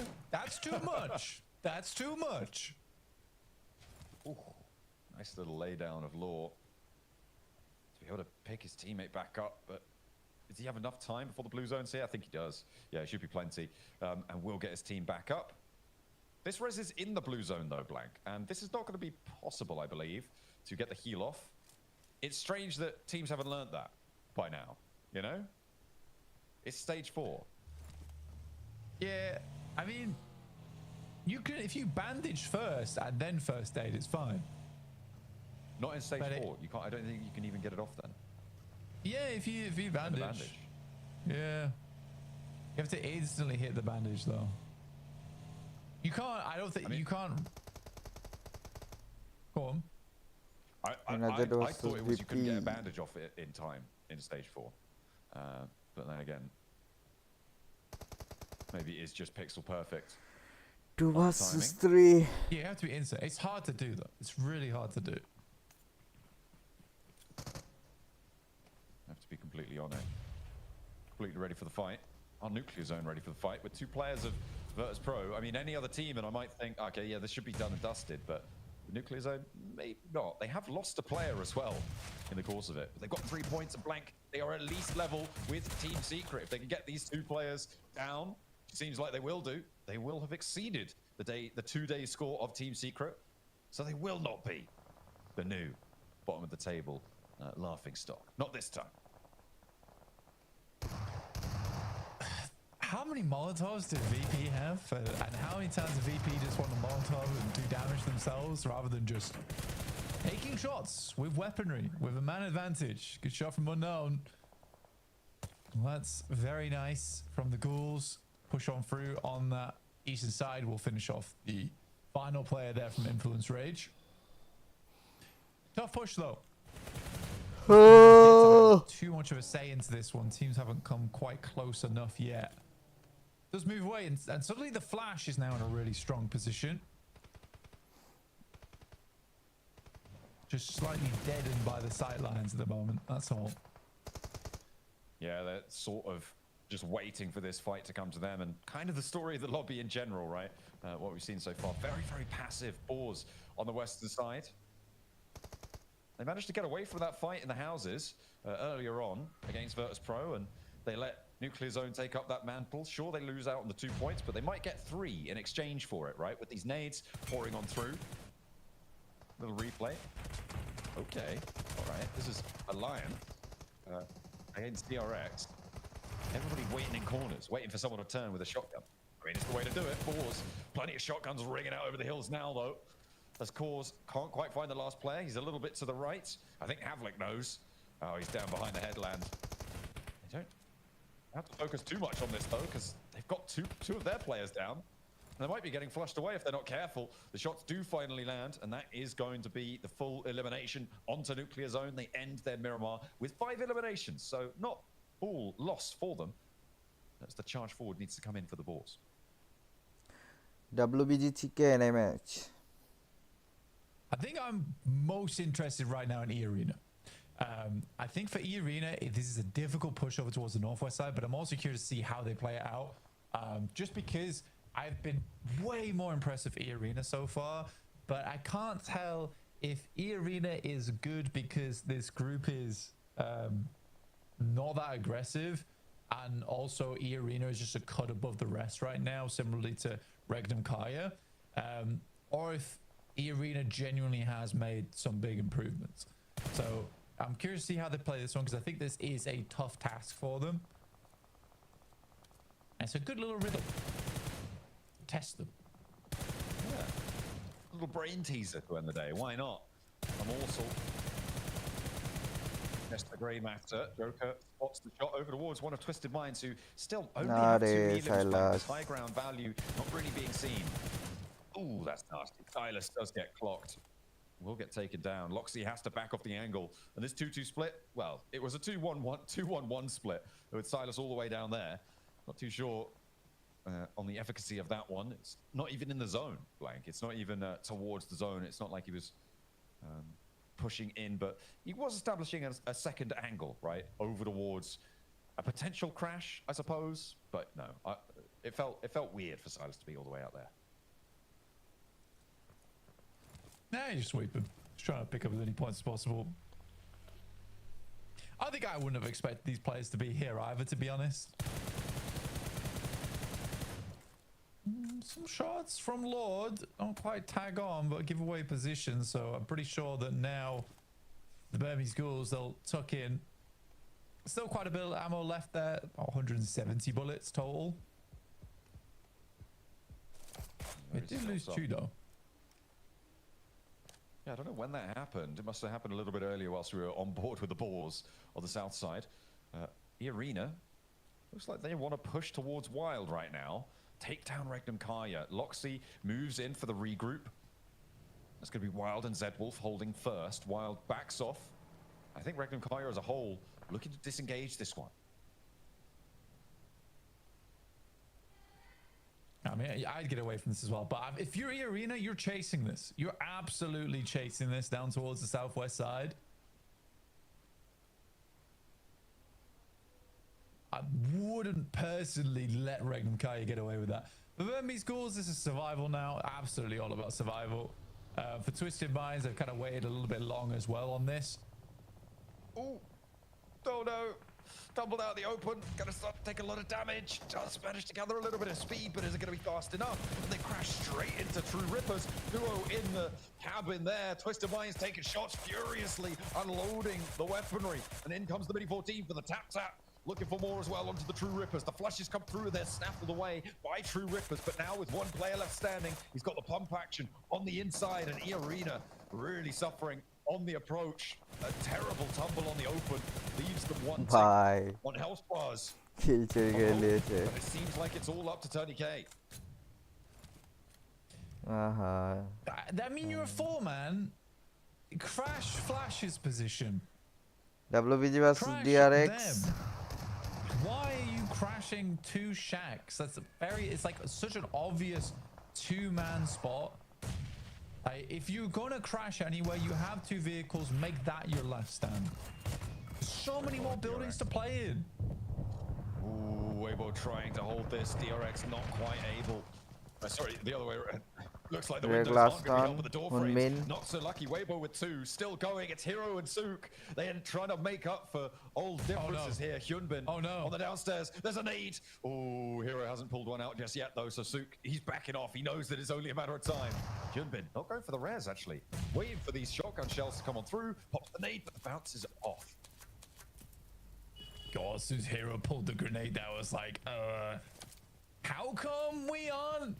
And honestly, when he pulled the nade, I thought we were getting flashbacks to when he naded Suko. It gave me China a versus little bit of Korea. trauma. Yeonbin, up and coming here from South Korea, very Ada good je, be. player. But again, versus three So of ki chalat se. China's best. बहुत chalat. A little bit more of a difficult scenario. There he goes. It's Legolas. Jare push de re. Revive de dilo. Or maybe it's retribution time. Maybe Hero's going to go down to it. I would love that. I would love that so much. But order falls first.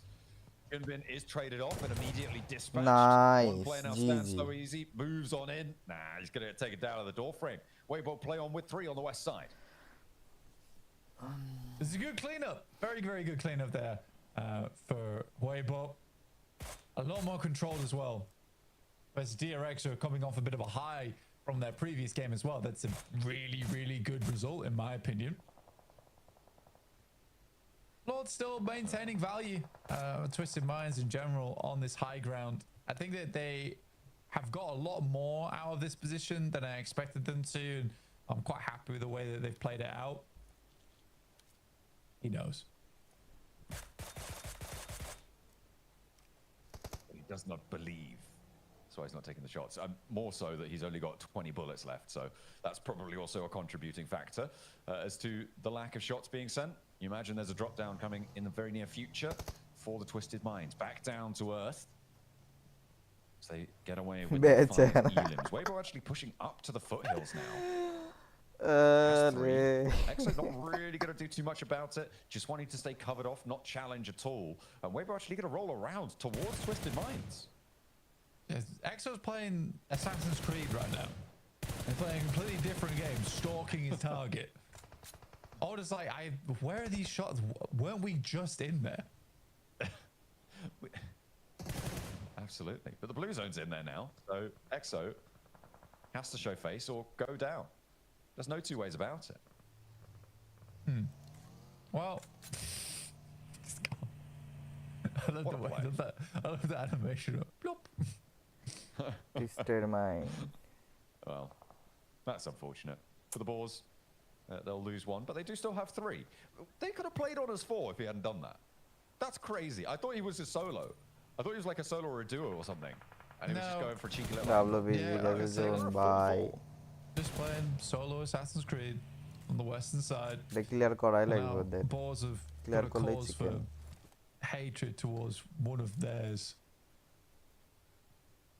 Bit of an annoying scenario. Like you say, playing on S4 would have been way more ideal. And the circle goes dead center, so it just pulls everyone out into really unenjoyable position. Again, still sort of annoyed that Irin didn't crash the flash. Put low. They have been allowed a lot of peace. Gallo. In the last few minutes, Blank. I mean, they only have 1 elim. They haven't really needed to defend too much. A nade over towards the Boars. Takes down Havlik. Snoix is next, and they hop out immediately, taking him down. Really nice little flex out there. They control the sight lines, and Tops moves through. Suknok connecting. Twisted Minds on the descent. True Rippers with the pump action shotgun in the shack. He steps out. He's going for the fight. He's actively taking this one. And 2 of the players have fallen. Looking for more. Keo wants to stay up with the pump action, but he's finally put to bed. Freak able to keep things under control. Weibo had the off angle coming on in, but the blue zone's crunching too. Nearly miraculous coming on in for True Rippers. A really initiative-taking play as well, but it was not to be. It's always going to be a risk, and Freak, he's abandoning him. Oh no, hang on a minute. He's just moving the vehicle forwards, wants to use it as cover. Give me my Weibo win. All right, where my Weiboos at? Okay. There they are. Good. WBG chicken, guys. WBG chicken. No, just a flash off in the distance. I think that Weibo currently have slightly more ground to play with and a lot more vehicles at that too. Bull. Of course, who's chiming in for the Boars. Team Flash moving up to the ridgeline as well. Take down Hero. It's all up to Suk, and he's falling apart in the midst of it. And Boars just go down. Team Flash, they get given a chicken dinner. Oh my god. What is Group Red, man? What is Oh, no. Genuinely, what is Group Red? There is some... I don't want to say it, but like some of the most confused... I think that's the best way I can put it. Some of the most confusing plays out of any PMGC I've ever watched. And the Flash is like... The Flash as like a new team... They are so good. I am so happy with the way Flash is playing, and I bet they're just as confused of what just happened. They're like, what is this? We're playing against players that have been around for 5 years, and this is what we're watching? I mean, they're happy to watch. I think they'll watch on and be like, yeah, all right, keep doing that, guys. We'll see you at the top of the tables. Really nice stuff coming on through for Team Flash to be able to earn a chicken dinner and challenge for the top spot on the tables.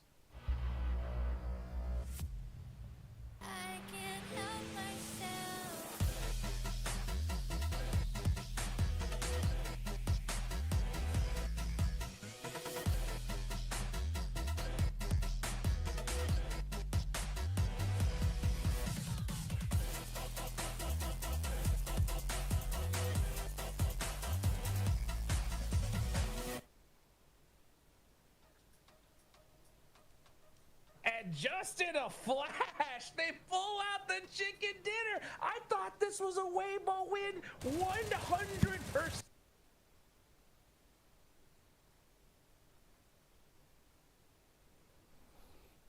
Chutia. But Flash shut them down.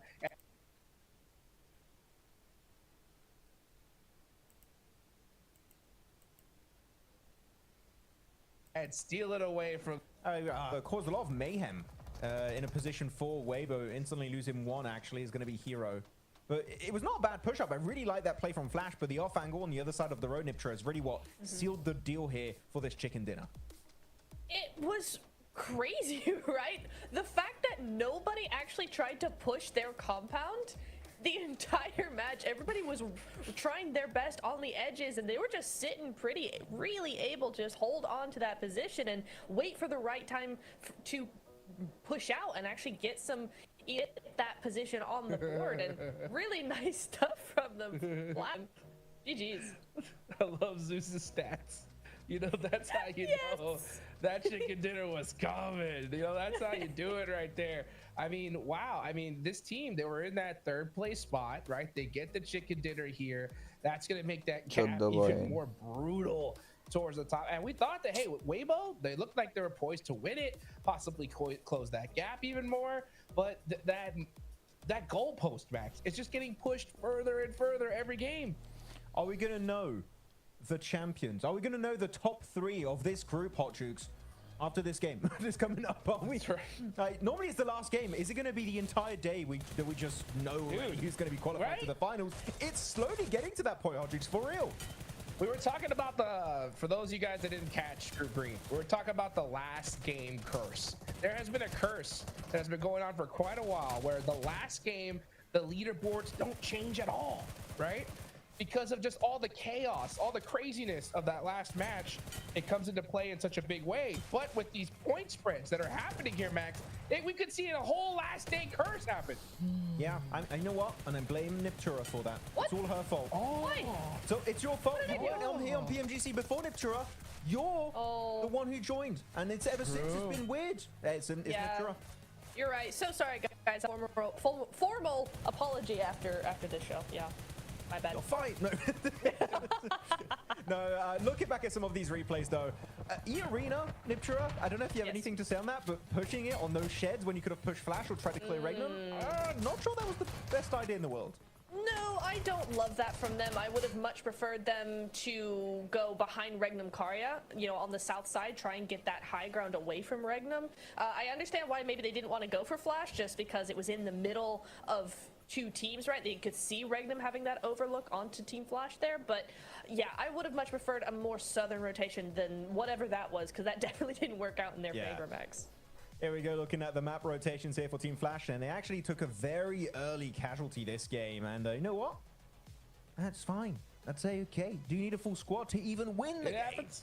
Yeah. It doesn't happen. No. You just need a great compound. And this compound, by the way, in this circle, is God tier. it is so strong because even though it's surrounded by high ground on the southern edge, when you go downhill, you have a little bit of a flat terrain, which means it takes quite a while to go from those ridges up to Flash, and they can easily pre-fire a nade, pre-fire maybe a Molotov, or pre-fire you with guns. There's a lot of those in PUBG Mobile Esport, and Flash actually were not even contested that position, right? No one even tried to crash them, Niptura. And the fact that happened had me going crazy. Like, why did no one even attempt it? And Flash are like, free win, I guess. Yeah. It's kind of crazy, right? I also want to very quickly, Boars, who we've seen nothing from so far, get 15 points.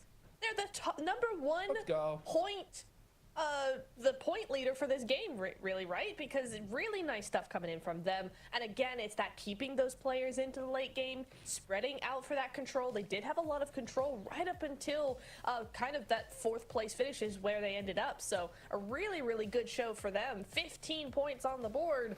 That's going to help them so much in the coming games. Definitely. I mean, it's keeping them alive. Let's be real, right? Because prior to this one, they were in 13th place with 30 points. Their cutoff was Virtus.Pro with 41. So with that game there, that's going to definitely push them up for sure. Will it get them into that last stage area? Well, that's what we're going to have to wait and see. As the MVP of this game is Bose from the Flash. So he is able to clutch out that chicken dinner. Great for him. But man, it's so crazy how consistent we're seeing these teams at the top here, Max. You know, Weibo, we're looking good, but I don't even know how we're going to even try to predict this going forward, because we just noticed that in these games, teams are not pushing for those like dominant positions and challenging it. They just see a team that has it and they're like, all right, they win, right? Let's just go ahead and see what happens. Let's just try to get some points on the board. And look, hey, 4 move up to 12. So they're only 3 points away from Alliance. Hey, nice jump up there coming out from ball. VP, man, I had so much hope. Like, oh yes, the start of the day is looking so good for the CSA champions of Virtus.Pro, and there's just really not been a follow-through since then. So Virtus.Pro losing a lot of steam here, alongside also the likes of True Rippers, ETSH, Nuclear Zone Dot. Are they going to remain in the bottom 5 for the rest of this group right now? That would be, I would say that would be the biggest surprise of this entire tournament so far, Niptra, if Virtus.Pro remain in bottom 5. I genuinely did not see that coming. No, I didn't either. I mean, they were one of the top contenders in the Gauntlet. They continue to be one of the top contenders here, except their performance is just so lackluster, unfortunately. We heard in the interview that they're ready to go. They're ready to do what they need to do, and that's nice. But so far, it's been up and down. So to me now, being unable to do much more, and with only 1 game left today, Max, I'm really feeling like VP now are only fighting for that last chance spot. Just trying to survive in this. Oh, yeah. It seems like the point threshold we were talking about earlier remains true, which is 8th place, right? That Niptura, you were correct, and I was very wrong. It's still standing true in this rankings, because that's what, an 18-point difference created in the middle of the rankings between GK in 8th and Burmese Ghouls in 9th position. That's a big gap to have in a very weird spot, Hodgix. In like 8th and 9th is just kind of out of nowhere. Yeah, I mean, it's crazy, because I mean, that's what's so different versus the previous ones that we've seen is, you know, and I do completely agree that it's 8th place on up, hunting down top 3. Everybody else is just trying to survive at this point. With how many matches we have left and how these matches have been playing, it just seems that it's going to ring true. And with Virtus.Pro particularly, something's off with this squad. You know, you heard that they had a little bit of they were a little tired, you know, coming into this whole entire tournament. But you know what? One thing that's so difficult is if you have a rough start, how can you bounce back from it, guys? You know, that's one of the hardest things to do.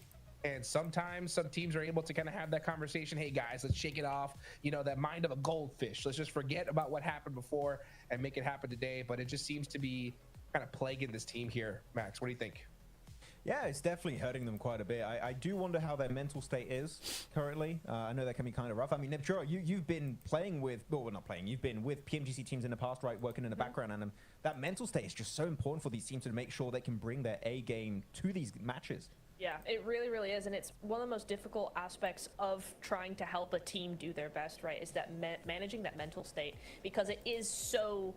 It's so fragile in a lot of ways, right? Because you have 1 bad game or 2, 3 bad games, and it's so hard to bring it back.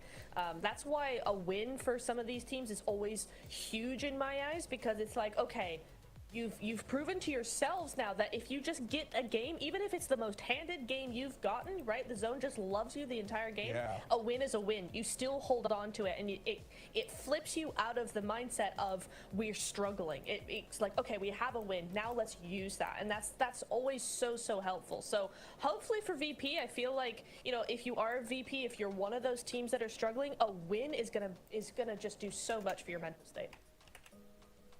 Gotta get it. You gotta get it. The problem is that, you know, it definitely hurts to know that, like, hey, pretty much down your gut, all right, top 3 is over. Now it's just about surviving at this point. And I think a lot of these teams, I mean, 9th on down, are gonna have to start shifting to that mentality here, Max, man, and pulling something out, especially for this last Miramar here, because we're seeing teams just consistently get points at the top, and it doesn't look like anybody's gonna be able to stop them.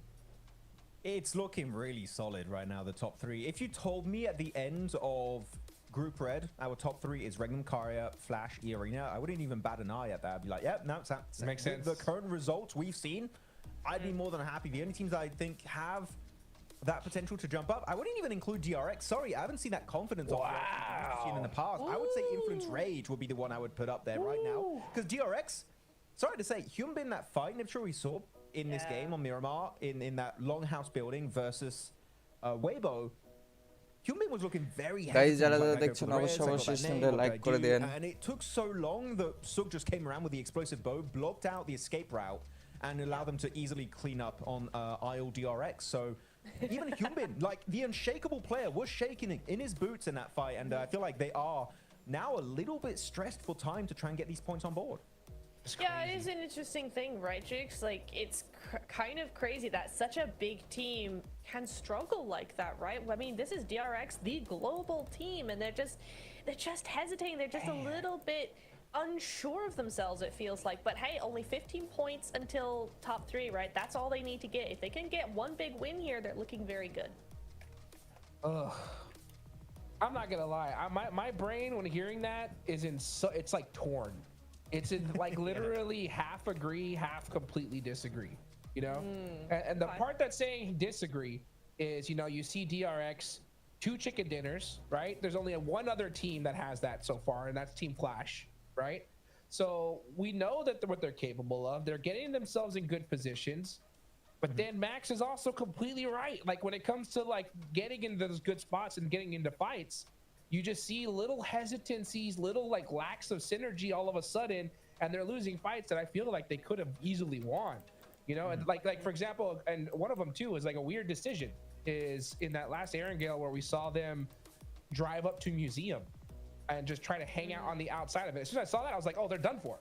You know, so I was like, why would they do that? You know, it just like there's something that's a little bit interesting when it comes to like, I don't know whether it's back and forth between like if they're doing like an in-game fight IGL versus a rotation IGL. There's so many different things that could possibly causing this, but there's something amiss, Max. What do you think? Something fishy. Something fishy. Yeah, there's something that's like, oh, like it's really weird to put. Yeah, because especially considering how these top guys are doing.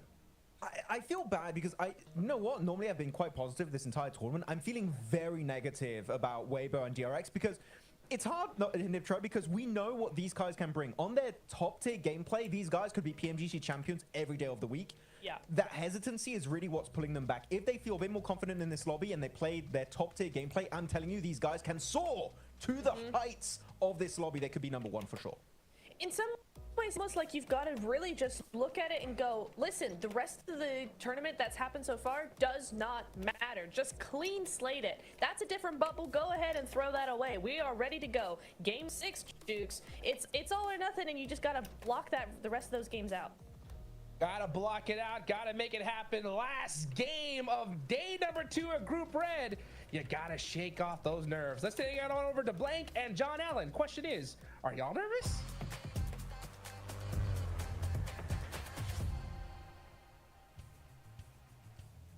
Nervous? You think I'm nervous? No, of course not. We're just happy to be here. Match number 12 at the end of Miramar. We'll be seeing what it's like going into that final day. Our teams, you're right, certainly will feel a little bit nervous. You've got to imagine our plane path from La Cobreria down towards Los Leones, essentially straight over the top of the city. But yeah, a lot of missteps, a lot of timid plays coming through so far in Group Red. It is only a few teams who have really managed to stand a cut above the rest, and even then, some of them are still not really, they're sort of lacking the luster that we would hope.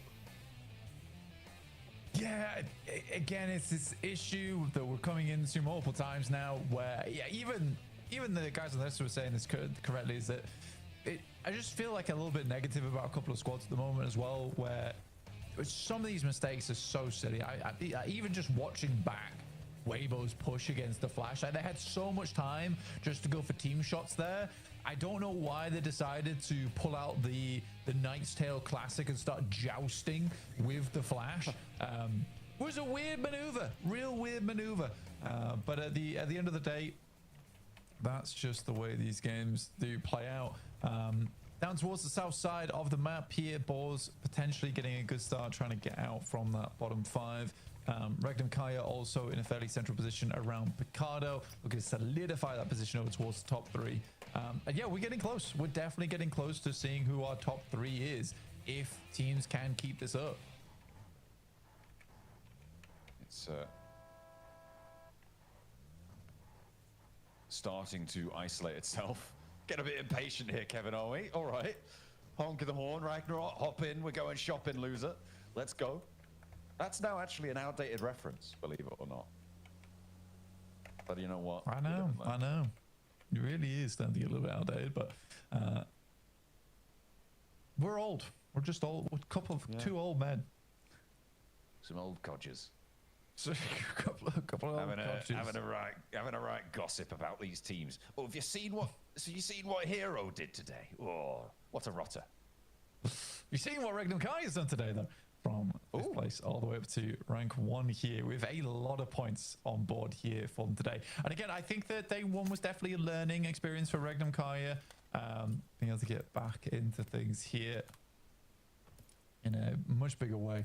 And their gauntlet was, I think this is the thing that annoys me about Regnum Kaya, is I think without the gauntlet, they would be playing a lot worse potentially here than they are right now. I think Regnum Kaya has a little bit of a warm-up problem where it takes them a little bit too long to get into things. I actually think the gauntlet is such a massive blessing to Regnum Kaya in the grand scheme of things here. I think they'll do really well in the grand finals. Fingers crossed they make it now that I've said that. But yeah, I think they'll do really well in the grand finals, purely because they've had a lot more time to adapt their playstyle, how they feel like these lobbies should go, how they're fitting Zed Wolf into the team. So I feel like it's promising. I feel like it is promising, John. Definitely. I mean, we saw it from them back in the regionals, right? Back towards Europe with Zed Wolf finally sort of seemingly clicking with the roster, and towards the end of that tournament, I mean, they won the region, right? They came first place, and it's why we were so surprised about the performance coming in towards the gauntlet, moving on in. And in general, it's good to see. It's good to see. Weibo, they had a couple of missteps today. Hopefully, they can pick themselves up from the pieces that were left shattered before, as they don't want to slip too much further down. The 7th place, certainly going into that next day. Alliance, they've had a couple of run-ins with Regnum Kaya, and Seven had a run-in with them himself. Welcome back to a quick report with the 7WG. I'm joined by Alliance. Alliance, currently where you're sitting in the leaderboard, it is very close to falling outside of the top 11. With 7 games left, are you looking to be in the top 3, or you're just looking to secure a top 11 finish? Sekarang Alliance di dalam posisi yang bahaya. Jadi sekarang kamu akan tengok untuk mendapat ke top 3 atau untuk safely dapat ke top 11 saja. Buat masa sekarang kita orang akan fokus untuk stay dalam top 11, tapi untuk lebih baik maybe akan mendekatkan diri untuk ke top 3. Esok kita orang akan reset, and insyaAllah kalau ada rezeki bonus top 3 tu. For now we will be only looking to get top 11, but for tomorrow we will reset all over and we will try our best to get top 3. I'm hoping that's going to happen. Now, in regards to that reset, what do you need to do to make sure you secure top 11? Di dalam yang kamu cakap esok kamu akan reset, apakah yang kamu akan buat untuk membuat reset itu? Maybe fix mistake kecil macam decision apa semua daripada communication, and esok buat macam first day je, semua 0 point.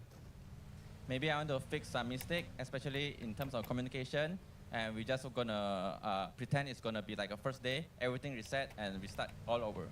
Well, I'm pretty sure all of Malaysia is hoping that you at least keep on going, make it to last chance, or if not, push for that top 3. I can't wait to see what Alliance is going to be doing. The game's about to start, so you can actually start going. Back to y'all. There we go. I mean, it is all about keeping your head up, right? Keeping on going, but I'm sure that's what all of our teams are hoping to do. I'm not too sure if that's unique to Alliance, but there you have it. That is the goal. That is the ultimate goal. Influence Rage looking to try and chase towards the top 3 right now, Blank, the team that is closest to being able to break that boundary, but there are quite a few, all the way down to 8th place, that are within striking distance of E-Arena with a chicken dinner on the cards for Geeky potentially. They could jump up, right? It's a 22-point difference. That's very achievable. Maybe not up to Rek and Kaya, not by the end of today, but tomorrow, a different story.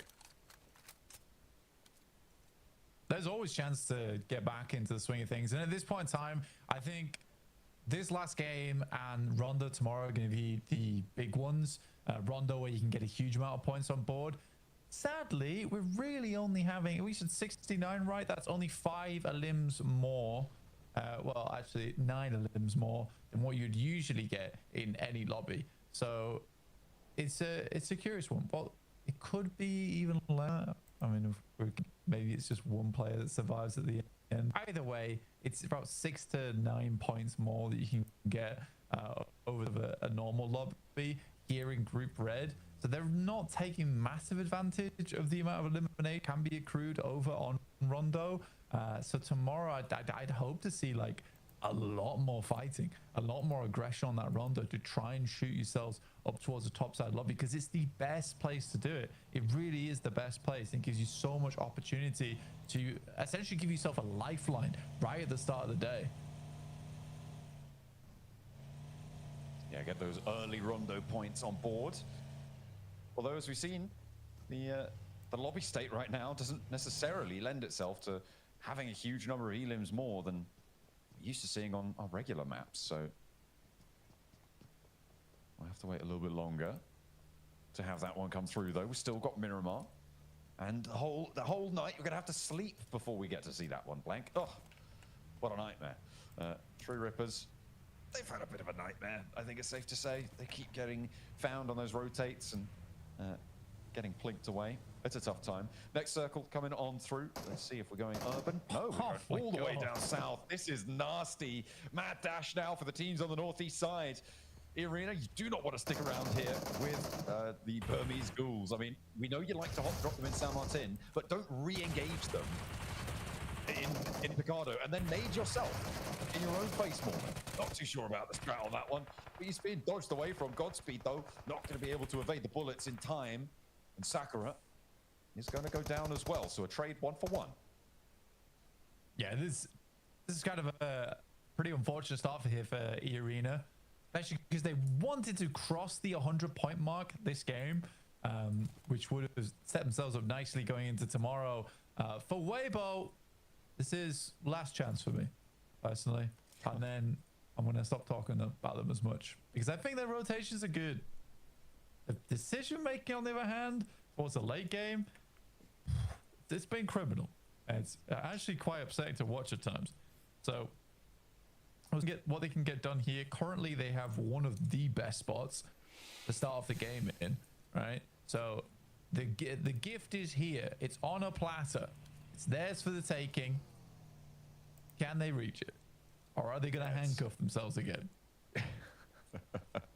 Oh, well, you know, if they don't make it, Weibo will be on their way home fairly shortly on this game. I think this is their chance, as you said, to prove themselves still worthy of the reputation that precedes them.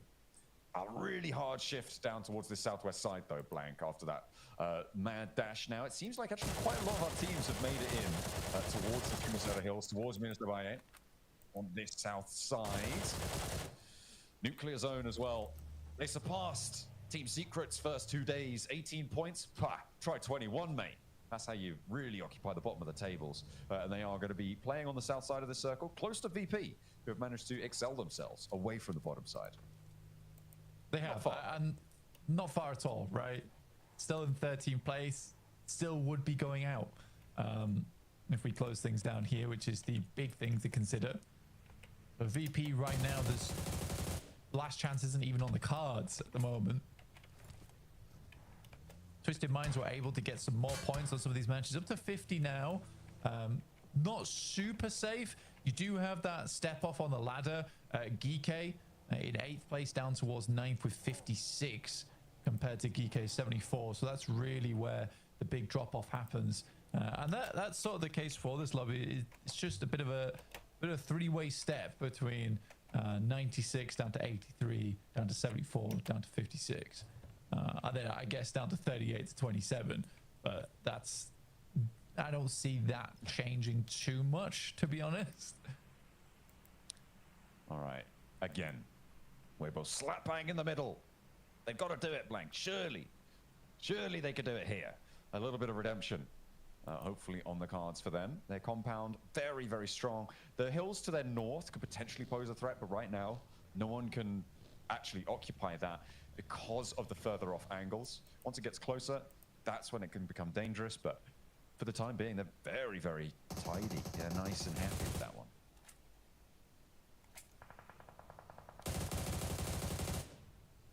Oh, so here's True Rippers on the south side. They're not in the circle, by the way.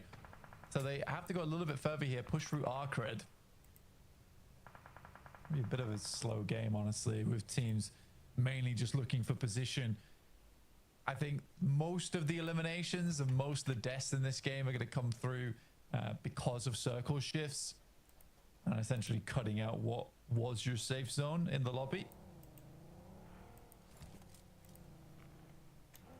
So on the western side, Twisted Minds looking to try and navigate their way on in, but there's not too many great options. Arcred holding out against the crash here. Easy for Bad Boy. Makes a turn around the corner, but steps back in and is face down with the barrel of the S12K and will be shut out for it. Geeke staying up as 4. This is pretty good news, but they do want to get a little bit further potentially. The regroup coming through from the back 2 as well is good, and they are in the zone with that 4 position. Arcred might just be able to hold on the outside, but True Rippers are wading into the fight, and they're doing a lot of damage here. A little wrecking ball added in to the Arcred sidelines. Yeah, getting some good points off. Here now looking for a little bit more off the back of that as well towards Geeke. But Arcred, a little bit of a difficult situation now with just Glory up and kicking, but Ragnarok does have oversight. Spots Jelly on the move. Rock. It's not going to be him to get the knock instead. It's going to be Glory from Arcred. Question is who gets the flush. That one's taken by Geeke, so Kevin does re-engage from that high ground to find it. Continues on the scrap. Jelly goes down. The first to fall for True Rippers. Ooh, Harsh just to be able to evade that nade. That's a real long shot. But for Geeke, they just want to keep control of that ridge line close to them, I suppose. In the meantime, Kevin is a little bit trapped on the outside of the blue zone. Doesn't make it any easier. Not at all. For Geeke, it's been a bit of a struggle bus getting in here. I doubt they're going to get too much further. Even for True Rippers as well as Geeke and the remainder of Arcred, pushing through DRX is going to be very hard. Initial shot, one goes down, but True Rippers will live on. And the compound for DRX. The compound for DRX on the eastern side, atop the hill, looking all right to hold this one out, looking pretty tidy because everybody's going to have to shift towards them. The circle went all the way south as far as it could go, Blank. That's not going to be too upsetting for teams like Weibo. And actually, Regnum Kaya can start to now play the hill to their north side, make things dangerous. But they've had a crate just drop straight on top of the Weibo compound. So they'll be able to get a refresh, get some nice weaponry as the transitions come down towards the south side. Only one team is out for the day, which is Arcred. Of course, we saw them falling down just before. Actually, I thought Regnum Kaya were going to play the hills to the north of Weibo, but they actually transition all the way down south. They're playing up in the foothills beneath the compound the DRX currently hold. Whilst they're holding out the edge, Regnum Kaya move into place in front of them. That'll make their life nice, well, very, very difficult. So if you're a DRX fan, maybe not so nice. Regnum Kaya fans, though, very nice. On the western edge as well. Alliance trying to crash in on the northern side. Virtus.Pro holding out on the south side. You've got ETSH looking to hold off, and plenty of play zone eliminations going to start to come on through as DRX holding out everything from that high ground perch. Yeah, this is the really, this circle is bad, and this part that's so bad for a lot of teams is that you can see as soon as your portion of the map is cut, it's very likely that you're going to be falling because teams are not going to let you in. Very little room at the inn here, and teams will be turned away at the door, and you have to crash. I mean, for a Lion, I don't think that's a team that's very good at crashing in the first place, so they suffer because of that. What's more interesting to me right now is absolutely smashing Influence Rage on their approach over towards the northeast side.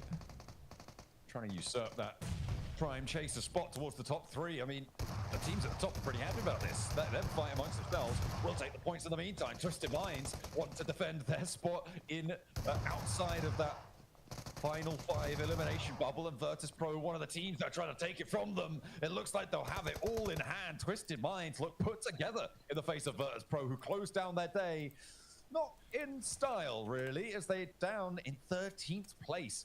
Not too much possibility of them dropping any further, but for Twisted Minds, that's a really good result to stay alive as 4. Twisted Minds, big, very, very big.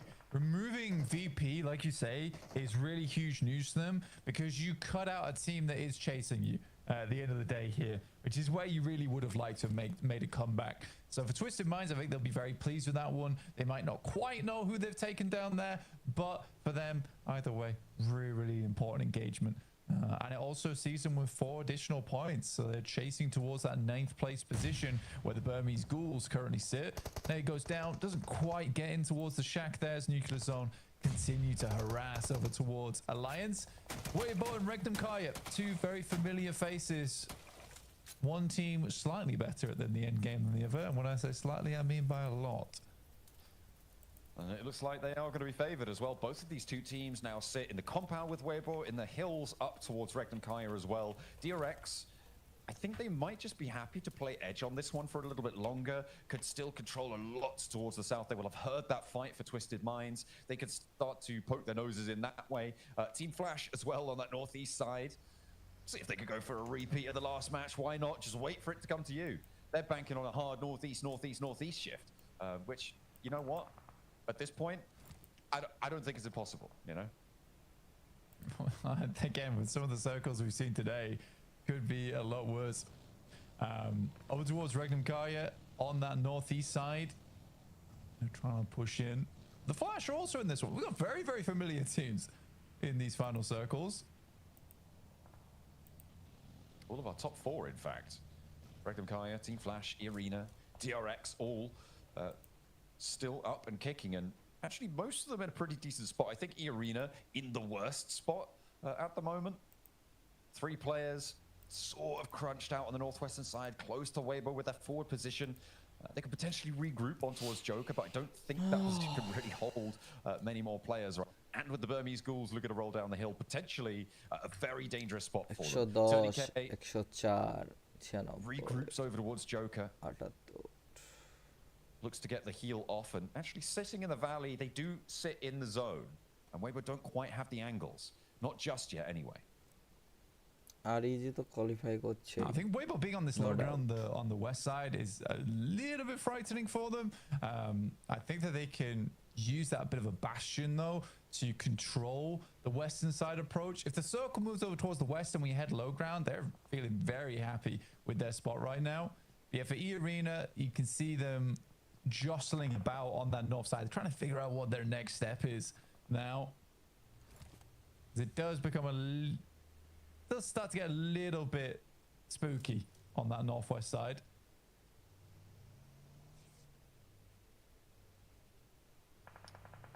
It's a little bit of a ditch there that Arena sit in right now. I think it's the west side really that's going to get very hot very quickly. Pause.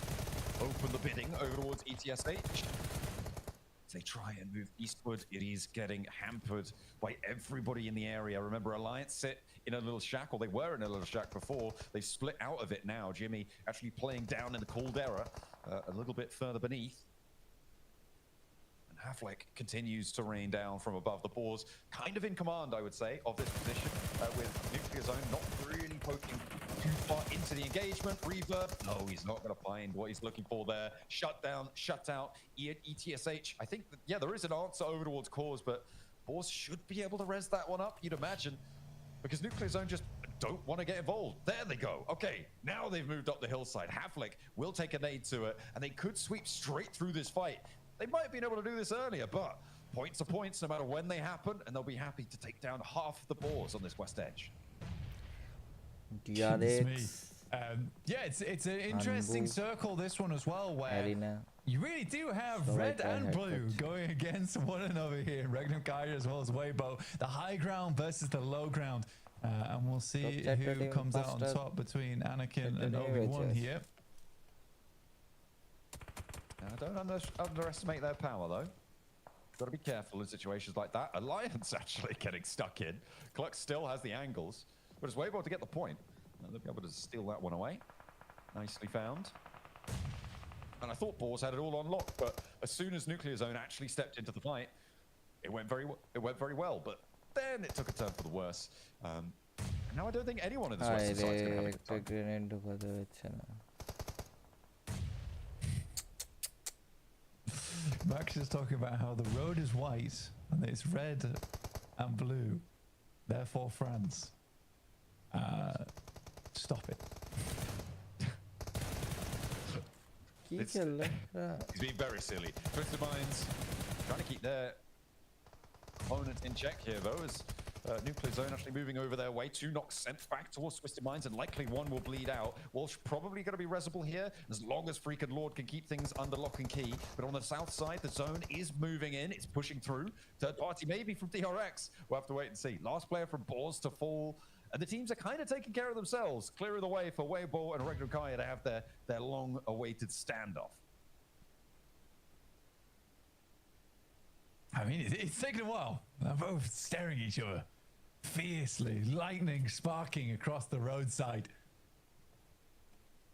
E-Arena in the background of that photo. Looking also quite menacing, but from a distance. A little bit further away there. Walsh takes a lot of damage from Arthur's nade. We'll be able to get away from it. Lord, again, taking a little bit. Not really finding too much. The Arena take a knock on the north side. We're going to hop over there as well. Joker turning a very, very split. Unknown should have the angle there. That nade looks good. Don't think it quite connected. As we get the picture-in-picture back on Twisted Minds, who are actually doing pretty well against Nuclear Zone, all things considered. But DRX maybe what do you not mean, so all things easy an considered? opponent. Well, look, E-Arena are going down. place. E-Arena are going down, and that's very important. I know my Burmese boys at it again. Arise, you ghouls! Oh dear. Oh no. That's going to be in my nightmares. Hey, Seems like do Nuclear Zone are dictate, going to be having some uneasy dreams themselves, as they are not going to be happy with the close down of their day. 24 points is not a lot. Twisted Minds caught between DRX and the duo from Alliance. How are they here? What? Weren't they all the way on the other side of the map, and now they're, as a duo, taking down Twisted Minds? What? How? Someone explain this to me, please. DRX. I think the duo from DRX just took down the entirety of Regnum Kaya, by the way. What? And now they're taking on the Flash. They're up to 12 elims. What a game so far from DRX. This is an elastic band snap out towards the top of the tables. I was busy looking at that fight on the north. Goodness me, E-Arena go down, and all of a sudden, chaos unfolds. Regnum Kaya went down entirely. Goodness me. Team Flash actually just said straight on in and get to the roadside building. I'll be happy with that. Nice pickup, but what has just happened? in the last minute. I know. It's pretty Regn wild. Kaya went to them. Yeah, I mean, as a 4-man, only to go down like that is pretty crazy. So we've got currently... the second time they've done that. Yeah, currently got Song Jin Woo down on the southeast side. Got a little bit crazy on this one. I understood that reference. Good. I know that one. Weibo need to have their wits about them here, hopping through the smoke. Looks like they are going to go positive on the trades, but there's still one on the inside to deal with. The Burmese Ghouls putting up a good fight here. Order isolated and Suit moves in to go for the res. Ever the team player. It's not like that balmy hero throwing nades at his own teammates. But 33Z keeps them under control from the top floor. They're not going to let this one get away. DRX looking to continue this though, and Hero gets spotted. The nade out the side from Ichi. He's itching on that trigger finger. Suit now moving in, and he will maybe even look for another res here. Terus সময় বেশি নিচ্ছে ওইদিকে team ঢুকে গেল জলদি মার Still giving them a little bit of trouble. The Burmese Ghouls not done and dusted just yet, and he might even get the flush here. No, he manages to get out the door frame. 33 said might get the res. No, oh my goodness me, they're sending so many bullets out this way. DRX want to keep adding to their tower. Nice. Come on. Oh, GG ND ভালো খেলেছে now Weibo pitch warfare between them and DRX so easy, and it certainly has been this game for DRX. Hero goes down to the blue zone. And they should be able to get the res here. It's right on the edge of the zone though, but DRX have played an absolute blinder here. DRX so much so that we were blind to it. I think we missed most of the fights that they took just because they were so instantaneous. I would love to see a replay between them and Regnum Kaya. What a fight that would have been. I mean, this is the second time today that Regnum Kaya have sent out from a central position to go to an edge position and try and take a fight. It's fine. No, it's fine. They've immediately been wiped because of it. Yeah, no, it's fine though. It was a 4v2. Let's be honest. Let's be honest with ourselves. Okay, but they did all die though. So yeah, exactly. But it's a 4v2. It's the right play. It's bad execution. I don't think you can complain about the macro though. Raid group.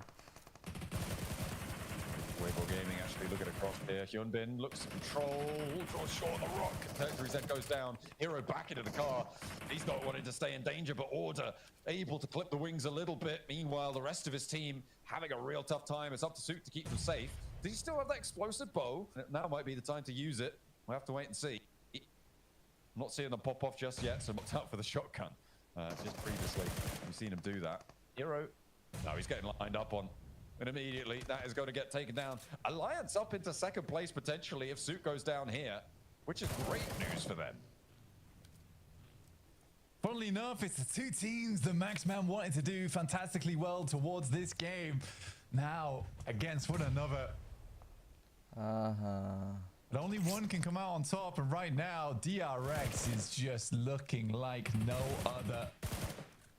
So good, so good, and a marked improvement from what felt like a relaxed gauntlet for them. Far too relaxed. Here, they're looking like they've got a lot of adrenaline flowing through them. A little bit more tense about getting through to that top 3, but it's certainly propelling them forward. Blank and undenied chicken dinner here sits them tied in first place with Regnum Kaya. I don't know who wins on that on the chicken dinners, but DRX got to be feeling good about this one. Finding the first, that's great news. Now just for the second, one more player between them and a joint first place. DRX are able to do it. A 20 elim chicken dinner. A miraculous return to form for DRX. It looked like Regnum Kaya accelerated away from them during the day, but they accelerate towards them during this match, and they are put to bed by them. The South Koreans, strong, storm the top. Insane. DRX, we know this team has the chops on them, and you want to see them join their brethren in D+ over towards those grand finals. And they are putting on a good showing here. Looks like South Korea won't be going alone to the grand finals at this rate. DRX put up another strong performance, and they have been going from strength to strength, John. Beautiful stuff coming on through. Previously, I believe they were on 2 chicken dinners, Blank, and I think that is actually going to put them straight up into first place. We'll have to wait for the overalls to double check that one, but DRX, a massive bid for freedom in the last match.